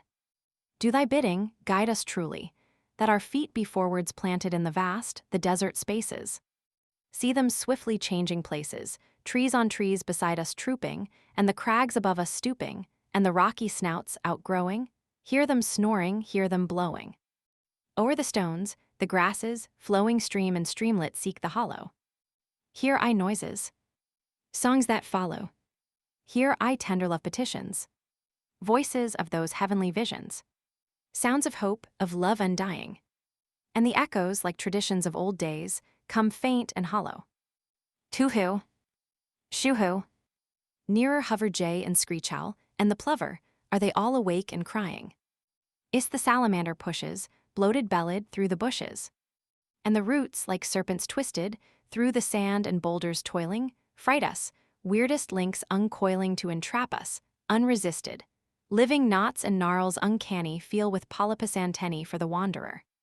Mice are flying, thousand-colored, herd-wise hieing through the moss and through the heather. And the fireflies wink and darkle, crowded swarms that soar and sparkle, and in wildering escort gather. Tell me if we still are standing, or if further we're ascending. All is turning, whirling, blending trees and rocks with grinning faces, wandering lights that spin in mazes, still increasing and expanding. Mephistopheles, grasp my skirt with heart undaunted. Here a middle peak is planted, whence one seeth, with amaze, Mammon and the mountain blaze. Faust, how strangely glimmers through the hollows a dreary light, like that of dawn. Its exhalation tracks and follows the deepest gorges, faint and wan. Here steam, there rolling vapor sweepeth, here burns the glow through film and haze, now like a tender thread it creepeth, now like a fountain leaps and plays. Here winds away, and in 100 divided veins the valley braids. There, in a corner pressed and sundered, itself detaches, spreads, and fades. Here gush the sparkles incandescent like scattered showers of golden sand. But see, in all their height at present, the rocky ramparts blazing stand.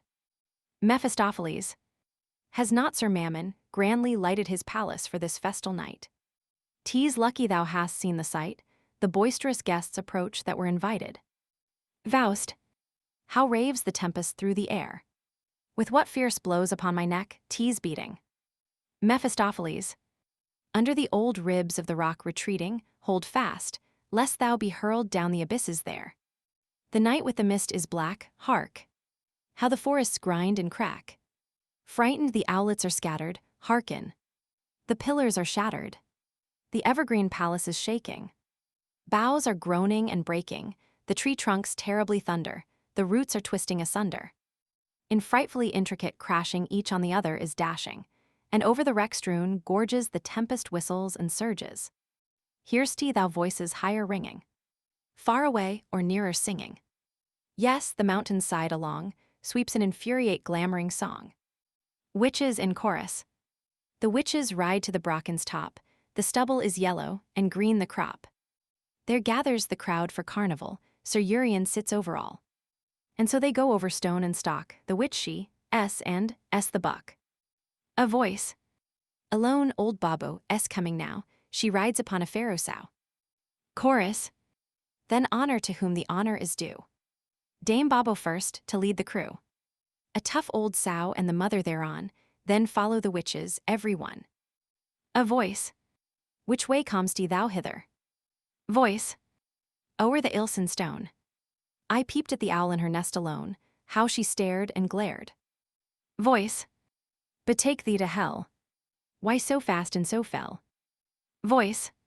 She has scored and has flayed me, see the wounds she has made me. Witches' chorus. The way is wide, the way is long, see, what a wild and crazy throng. The broom it scratches, the fork it thrusts, the child is stifled, the mother bursts. Wizards' semi-chorus. As doth the snail in shell, we crawl, before us go the women all. When towards the devil's house we tread, woman's 1,000 steps ahead. Other semi-chorus. We do not measure with such care, woman in 1,000 steps is theft. But howsoe'er she hasten may, man in one leap has cleared the way. Voice from above. Come on, from rocky lake. Voice from below. Aloft we'd fain ourselves betake. We've washed and are bright as ever you will, yet we're eternally sterile still. Both choruses. The wind is hushed, the star shoots by. The dreary moon forsakes the sky, the magic notes like spark on spark, drizzle whistling through the dark. Voice from below. Halt there. Ho there. Voice from above. Who calls from the rocky cleft below there? Voice below. Take me too. Take me too. I'm climbing now 300 years, and yet the summit cannot see, among my equals I would be. Both choruses. Bears the broom and bears the stock, bears the fork and bears the buck. Who cannot raise himself tonight is evermore a ruined wight. Half-witch below. So long I stumble, ill bestead, and the others are now so far ahead. At home I've neither rest nor cheer, and yet I cannot gain them here. Chorus of Witches. To cheer the witch will salve a veil. A rag will answer for a sail, each trough a goodly ship supplies. He ne'er will fly, who now not flies. Both choruses. When round the summit whirls our flight, then lower, and on the ground alight, and far and wide the heather press with witchhood swarms of wantonness. They settle down. Mephistopheles. They crowd and push, they roar and clatter. They whirl and whistle, pull and chatter. They shine and spurt and stink and burn. The true witch element we learn. Keep close, or we are parted in our turn. Where art thou? Faust in the distance. Here. Mephistopheles. What? Whirled so far astray. Then house right I must use, and clear the way. Make room. Squire Voland comes. Room, gentle rabble, room.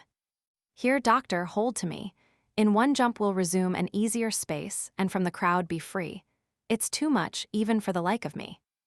Yonder, with special light, there's something shining clearer within those bushes. I've a mind to see. Come on. We'll slip a little nearer. Faust. Spirit of contradiction. On. I'll follow straight.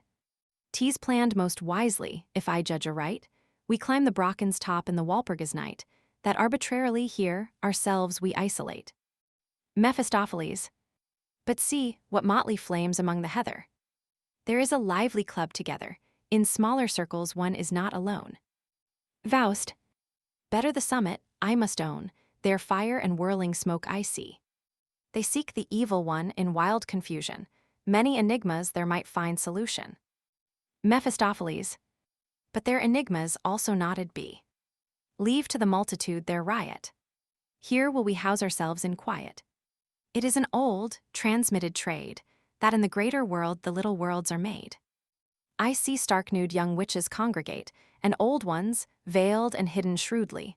On my account be kind, nor treat them rudely.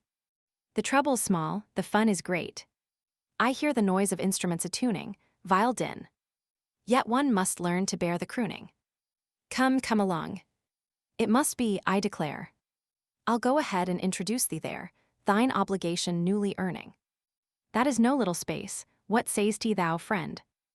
Look yonder. Thou canst scarcely see the end. 100 fires along the ranks are burning. They dance, they chat, they cook, they drink, they court. Now where, just tell me, is there better sport? Faust. Wilt thou, to introduce us to the revel, assume the part of wizard or of devil? Mephistopheles. I'm mostly used, 'tis true, to go incognito, but on a gala day one may his orders show. The garter does not deck my suit, but honored and at home is here the cloven foot. Perceiv'st thou yonder snail? It cometh slow and steady, so delicately its feelers pry, that it hath scented me already. I cannot here disguise me if I try. But come, we'll go from this fire to a newer. I am the go-between, and thou the wooer. To some, who are sitting around dying embers. Old gentlemen, why at the outskirts? Enter. I'd praise you if I found you snugly in the center, with youth and revel round you like a zone. You each, at home, are quite enough alone. General. Say, who would put his trust in nations, howe'er for them one may have worked and planned. For with the people, as with women, youth always has the upper hand. Minister. They're now too far from what is just and sage. I praise the old ones, not unduly. When we were all in all, then truly, then was the real golden age. Parvenu. We also were not stupid, either, and what we should not, often did. But now all things have from their bases slid, just as we meant to hold them fast together. Author. Who now, a work of moderate sense will read? Such works are held as antiquate and mossy, and as regards the younger folk, indeed, they never yet have been so pert and saucy. Mephistopheles. Who all at once appears very old. I feel that men are ripe for judgment day, now for the last time of the witches, hill ascended, since to the lees my cask is drained away, the world as well must soon be ended. Hucksterwidge. Ye gentlemen, don't pass me thus. Let not the chance neglected be. Behold my wares attentively, the stock is rare and various. And yet there's nothing I've collected, no shop on earth like this you'll find, which has not once sore hurt inflicted upon the world and on mankind. No daggers here that set not blood to flowing, no cup that hath not once within a healthy frame poured speedy death in poison glowing, no gems that have not brought a maid to shame, no sword but severed ties for the unwary, or from behind struck down the adversary. Mephistopheles. Gossip. The times thou badly comprehendest, what's done has happed, what haps is done. 'Twere better if for novelties thou sendest, by such alone can we be one. Faust. Let me not lose myself in all this pother. This is a fair, as never was another. Mephistopheles. The whirlpool swirls to get above, thou it shove thyself, imagining to shove. Faust. But who is that? Mephistopheles. Note her especially, 'tis Lilith. Faust. Who? Mephistopheles. Adam's first wife is she. Beware the lure within her lovely tresses, the splendid sole adornment of her hair. When she succeeds therewith a youth to snare, not soon again she frees him from her jesses. Faust. Those two, the old one with the young one sitting, they've danced already more than fitting. Mephistopheles. No rest tonight for young or old. They start another dance, come now let us take hold. Faust dancing with the young witch. A lovely dream once came to me, I then beheld an apple tree, and their two fairest apples shone, they lured me so, I climbed thereon. The fair one.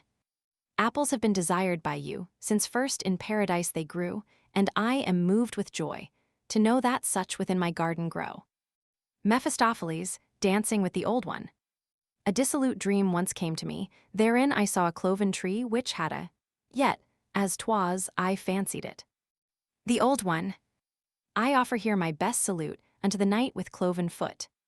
Let him prepare if him does not scare. Proct if ant is missed. Accursed folk. How dare you venture thus?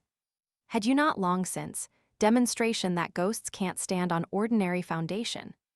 And now you even dance, like one of us. The fair one dancing. Why does he come then to our ball? Faust dancing. Oh, everywhere on him you fall. When others dance, he weighs the matter, if he can't every step bechatter, then tease the same as were the step not made. But if you forwards go, his ire is most displayed. If you would whirl in regular gyration, as he does in his dull old mill, he'd show, at any rate, goodwill, especially if you heard and heeded his hortation. Proct if ant is missed. You still are here. Nay, 'tis a thing unheard. Vanish at once. We've said the enlightening word. The pack of devils by no rules is daunted, we are so wise, and yet is Tegel haunted.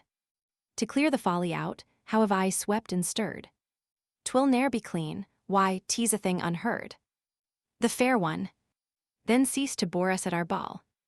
Proct if ant is missed. I tell you, spirits, to your face, I give to spirit despotism no place. My spirit cannot practice it at all. The dance continues. Naught will succeed, I see, amid such revels, yet something from a tour I always save, and hope before my last step to the grave to overcome the poets and the devils. Mephistopheles.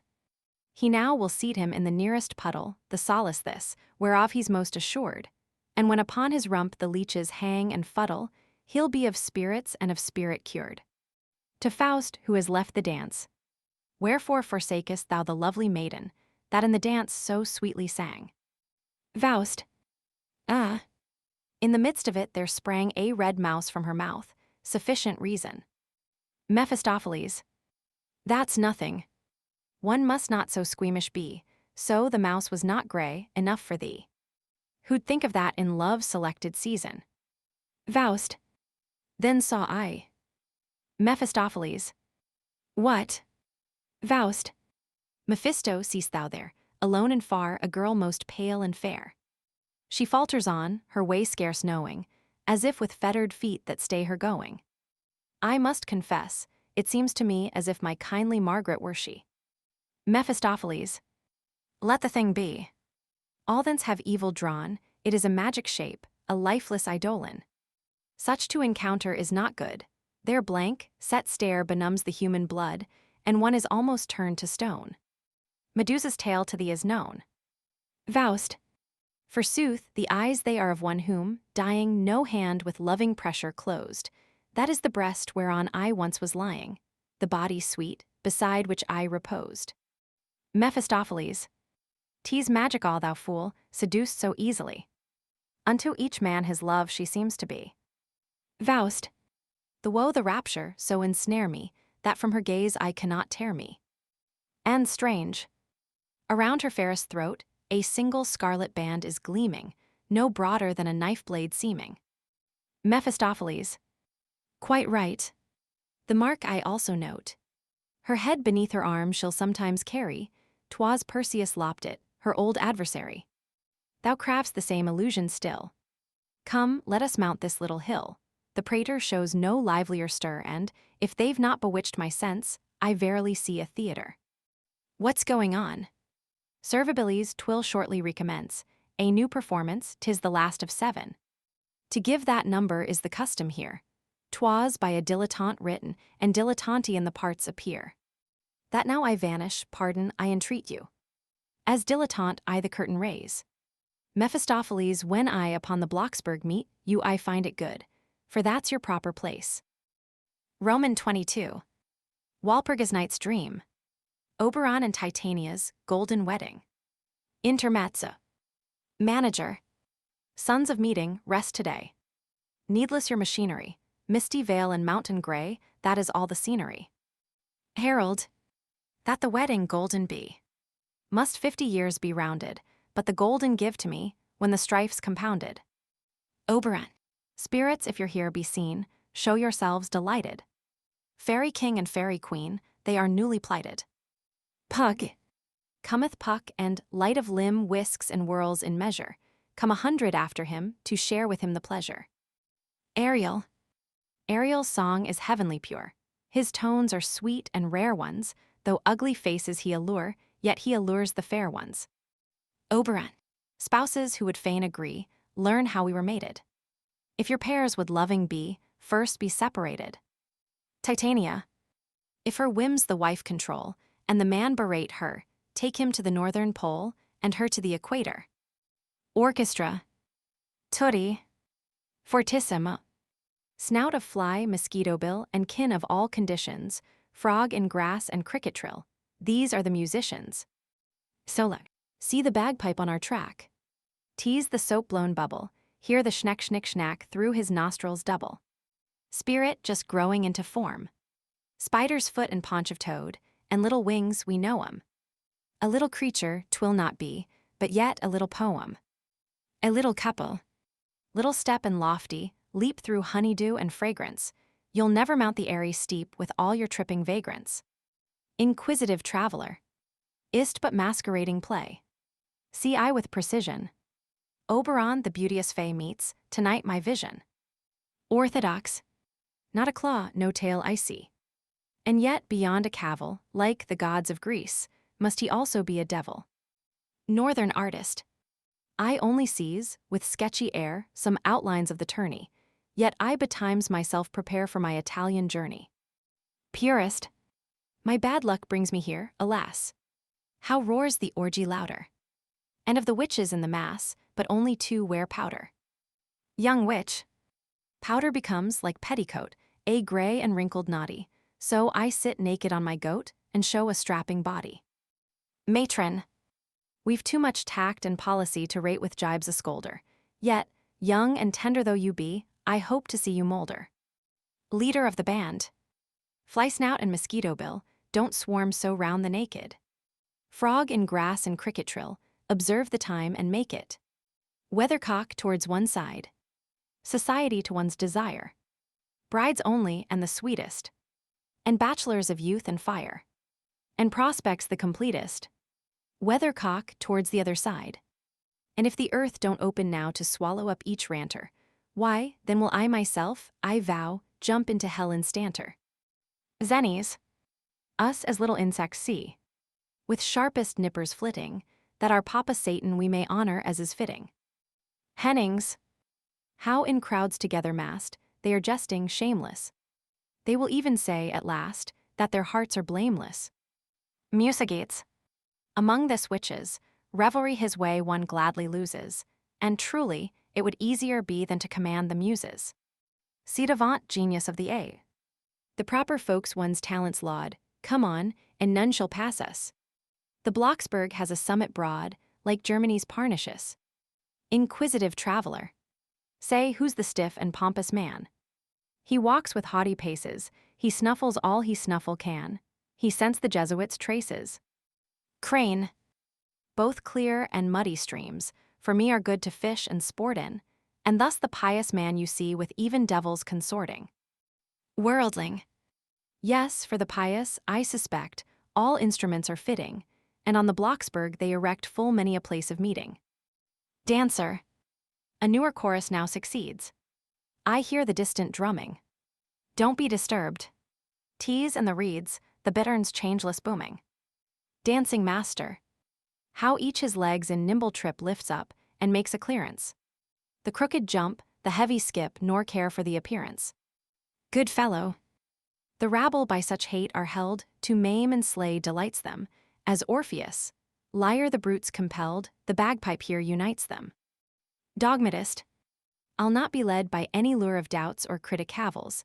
The devil must be something, sure, or how should there be devils? Idealist. This once the fancy wrought in me is really too despotic. Forsooth, if I am all I see, I must be idiotic. Realist. This racking fuss on every hand, it gives me great vexation and, for the first time, here I stand on insecure foundation. Supernaturalist. With much delight I see the play, and grant to these their merits, since from the devil's eye also may infer the better spirits. Skeptic. The flame they follow, on, and think they're near the treasure. But devil rhymes with doubt alone, so I am here with pleasure. Leader of the band. Frog in green and cricket trill. Such dilettantes, perdition. Fly snout and mosquito bill, each one's a fine musician. The adroit. Sans Sousai, we call the clan of merry creatures so then. Go afoot no more we can, and on our heads we go then. The awkward. Once many a bit we sponged, but now God help us. That is done with, our shoes are all danced out, we trow, we've but naked souls to run with. Will-o'-the-wisps. From the marshes we appear, where we originated, yet in the ranks at once, we're here as glittering gallants rated. Shooting star. Darting hither from the sky in star and fire light shooting, crosswise now in grass I lie, who'll help me to my footing? The heavy fellows. Room. And round about us room. Trodden are the grasses, spirits also, spirits come, and they are bulky masses. Pug. Enter not so stall-fed quite, like elephant calves about one. And the heaviest weight tonight be Puck, himself the stout one. Aerial. If loving nature at your back, or mind, the wings uncloses, follow up my airy track to the Mount of Roses. Orchestra. Pianissimo cloud and trailing mist o'erhead are now illuminated, air in leaves, and wind in reed, and all is dissipated. Roman 23. Dreary day. A field. Faust Mephistopheles. Faust. In misery. In despair. Long wretchedly astray on the face of the earth, and now imprisoned. That gracious, ill-starred creature shut in a dungeon as a criminal, and given up to fearful torments. To this has it come. To this, treacherous, contemptible spirit, and thou hast concealed it from me. Stand then, stand. Roll the devilish eyes wrathfully in thy head. Stand and defy me with thine intolerable presence. Imprisoned. In irretrievable misery. Delivered up to evil spirits, and to condemning, unfeeling man. And thou hast lulled me, meanwhile, with the most insipid dissipations, hast concealed from me her increasing wretchedness, and suffered her to go helplessly to ruin. Mephistopheles. She is not the first. Faust. Dog. Abominable monster. Transform him, thou infinite spirit. Transform the reptile again into his dog shape, in which it pleased him often at night to scamper on before me, to roll himself at the feet of the unsuspecting wanderer, and hang upon his shoulders when he fell. Transform him again into his favorite likeness, that he may crawl upon his belly in the dust before me, that I may trample him, the outlawed underfoot. Not the first. Oh woe. Woe which no human soul can grasp, that more than one being should sink into the depths of this misery. That the first, in its writhing death agony under the eyes of the eternal forgiver, did not expiate the guilt of all others. The misery of this single one pierces to the very marrow of my life, and thou art calmly grinning at the fate of thousands. Mephistopheles. Now we are already again at the end of our wits, where the understanding of you men runs wild. Why didst thou enter into fellowship with us, if thou canst not carry it out? Wilt fly, and art not secure against dizziness? Did we thrust ourselves upon thee, or thou thyself upon us? Faust. Gnash not thus thy devouring teeth at me. It fills me with horrible disgust. Mighty, glorious Spirit, who hast vouchsafed to me thine apparition, who knowest my heart and my soul, why fetter me to the felon comrade, who feeds on mischief and gluts himself with ruin? Mephistopheles. Hast thou done? Faust. Rescue her, or woe to thee. The fearfullest curse be upon thee for thousands of ages. Mephistopheles. I cannot loosen the bonds of the avenger, nor undo his bolts. Rescue her. Who was it that plunged her into ruin? I or thou? Faust looks around wildly. Wilt thou grasp the thunder? Well that it has not been given to you, miserable mortals. To crush to pieces the innocent respondent, that is the tyrant fashion of relieving one's self in embarrassments. Faust. Take me thither. She shall be free. Mephistopheles. And the danger to which thou wilt expose thyself. Know that the guilt of blood from thy hand still lies upon the town. Avenging spirits hover over the spot where the victim fell, and lie in wait for the returning murderer. Faust. That too from thee. Murder and death of a world upon thee, monster. Take me thither, I say, and liberate her. Mephistopheles. I will convey thee there, and hear what I can do. Have I all the power in heaven and on earth? I will becloud the jailer's senses, get possession of the key, and lead her forth with human hand. I will keep watch, the magic steeds are ready, I will carry you off. So much is in my power. Faust. Up and away. Roman 24. Night. Open field. Faust and Mephistopheles speeding onward on black horses. Faust. What weave they there round the Ravenstone? Mephistopheles. I know not what they are brewing and doing. Faust. Soaring up, sweeping down, bowing and bending. Mephistopheles. A witches' guild. Faust. They scatter, devote and doom. Mephistopheles. On.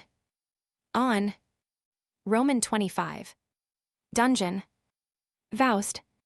With a bunch of keys and a lamp, before an iron door. A shudder, long unfelt, comes o'er me, mankind's collected woe o'erwhelms me here. She dwells within the dark, damp walls before me, and all her crime was a delusion dear. What? I delay to free her. I dread, once again to see her. On. My shrinking, but lingers death more near. He grasps the lock, the sound of singing is heard inside. My mother, the harlot, who put me to death, my father, the varlet, who eaten me has. Little sister, so good, laid my bones in the wood, in the damp moss and clay. Then was I a beautiful bird o' the wood, fly away. Fly away. Faust unlocking. She does not dream her lover listens near, that he the rattling chain, the rustling straw can hear. He enters.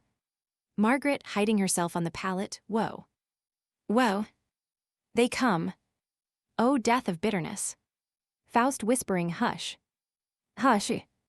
The hour is come that frees thee. Margaret throwing herself before him, art thou a man, then pity my distress. Faust thy cries will wake the guards, and they will seize thee. He takes hold of the fetters to unlock them. Margaret on her knees. Who headsman? Unto thee such power over me could give. Thou'lt come for me at midnight hour, have mercy on me, let me live. Is't not soon enough when morning chime has run? She rises. And I am yet so young, so young. And now death comes and ruin. I too was fair, and that was my undoing. My love was near, but now he's far torn lies the wreath, scattered the blossoms are. Seize me not thus so violently. Spare me. What have I done to thee? Let me not vainly entreat thee. I never chanced, in all my days, to meet thee. Faust, shall I outlive this misery? Margaret, now am I wholly in thy might. But let me suckle, first, my baby. I blissed it all this livelong night. They took tea away to vex me maybe, and now they say I killed the child outright.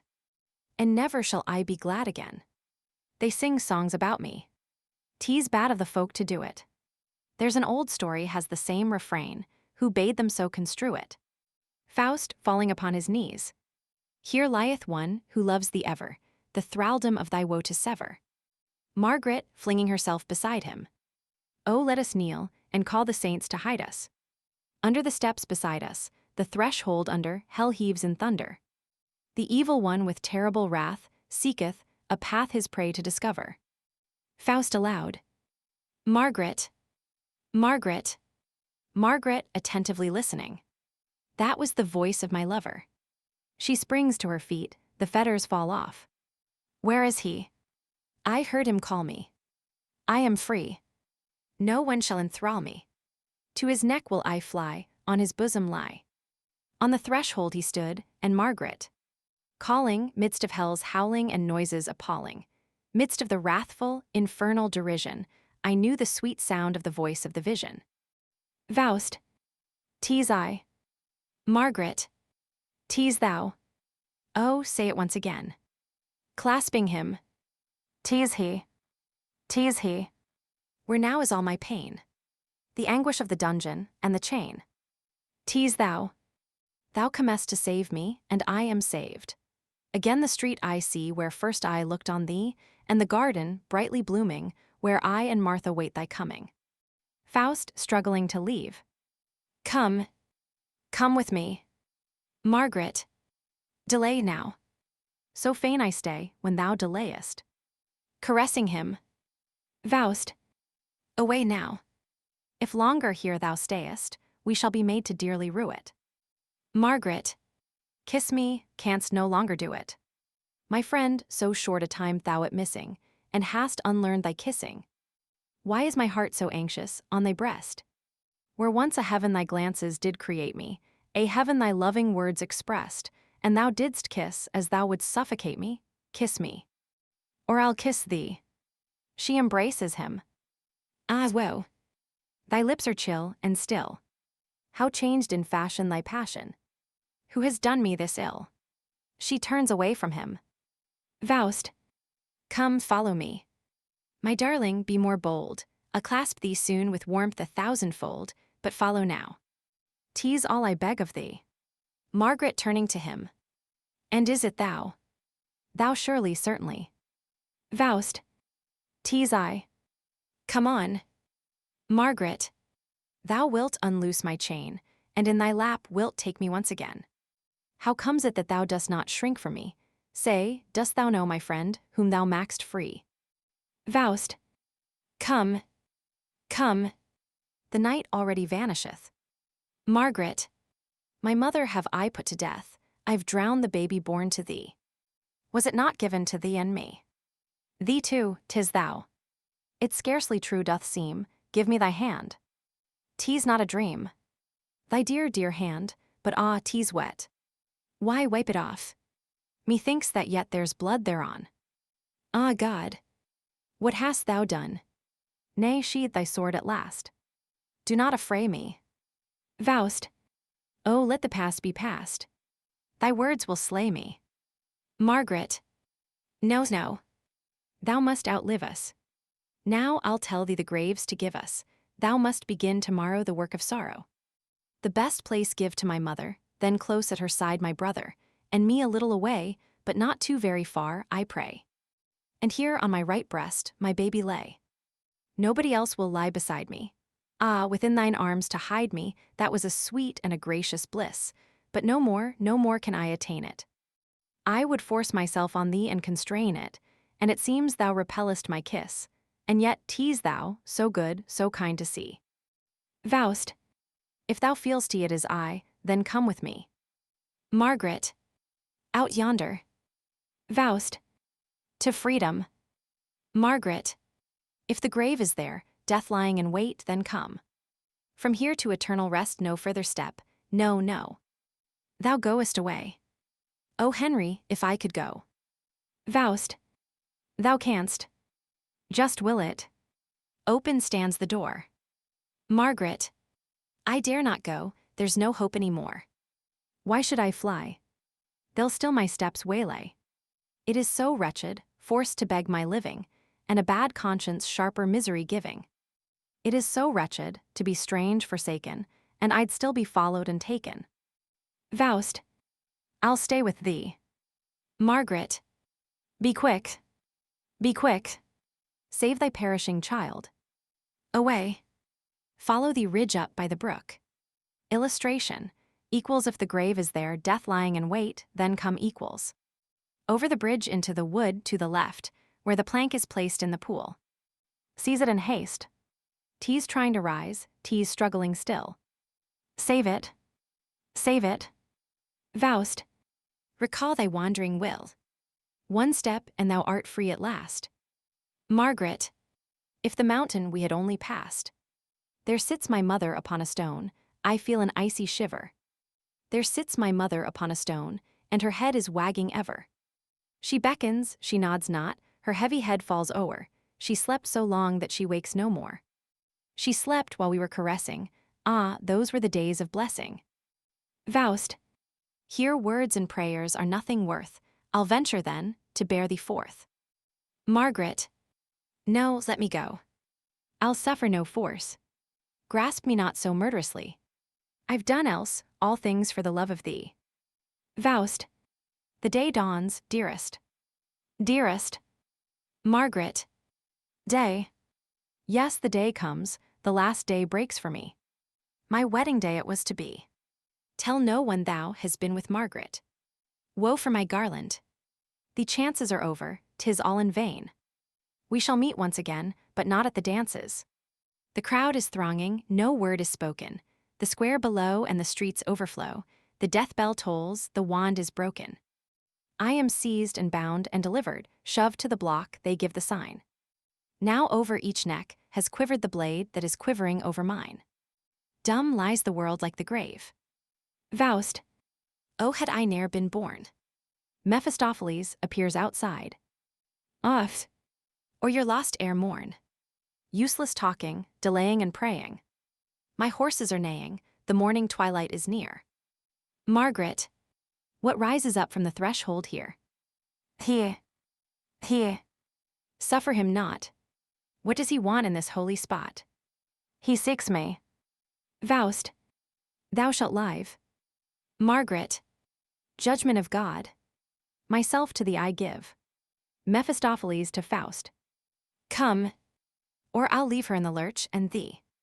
Margaret. Thine am I, Father. Rescue me. Ye angels, holy cohorts, guard me, camp around, and from evil ward me. Henry. I shudder to think of thee. Mephistopheles. She is judged. Voice from above. She is saved. Mephistopheles to Faust. Hither to me. He disappears with Faust. Voice from within, dying away. Henry. Henry.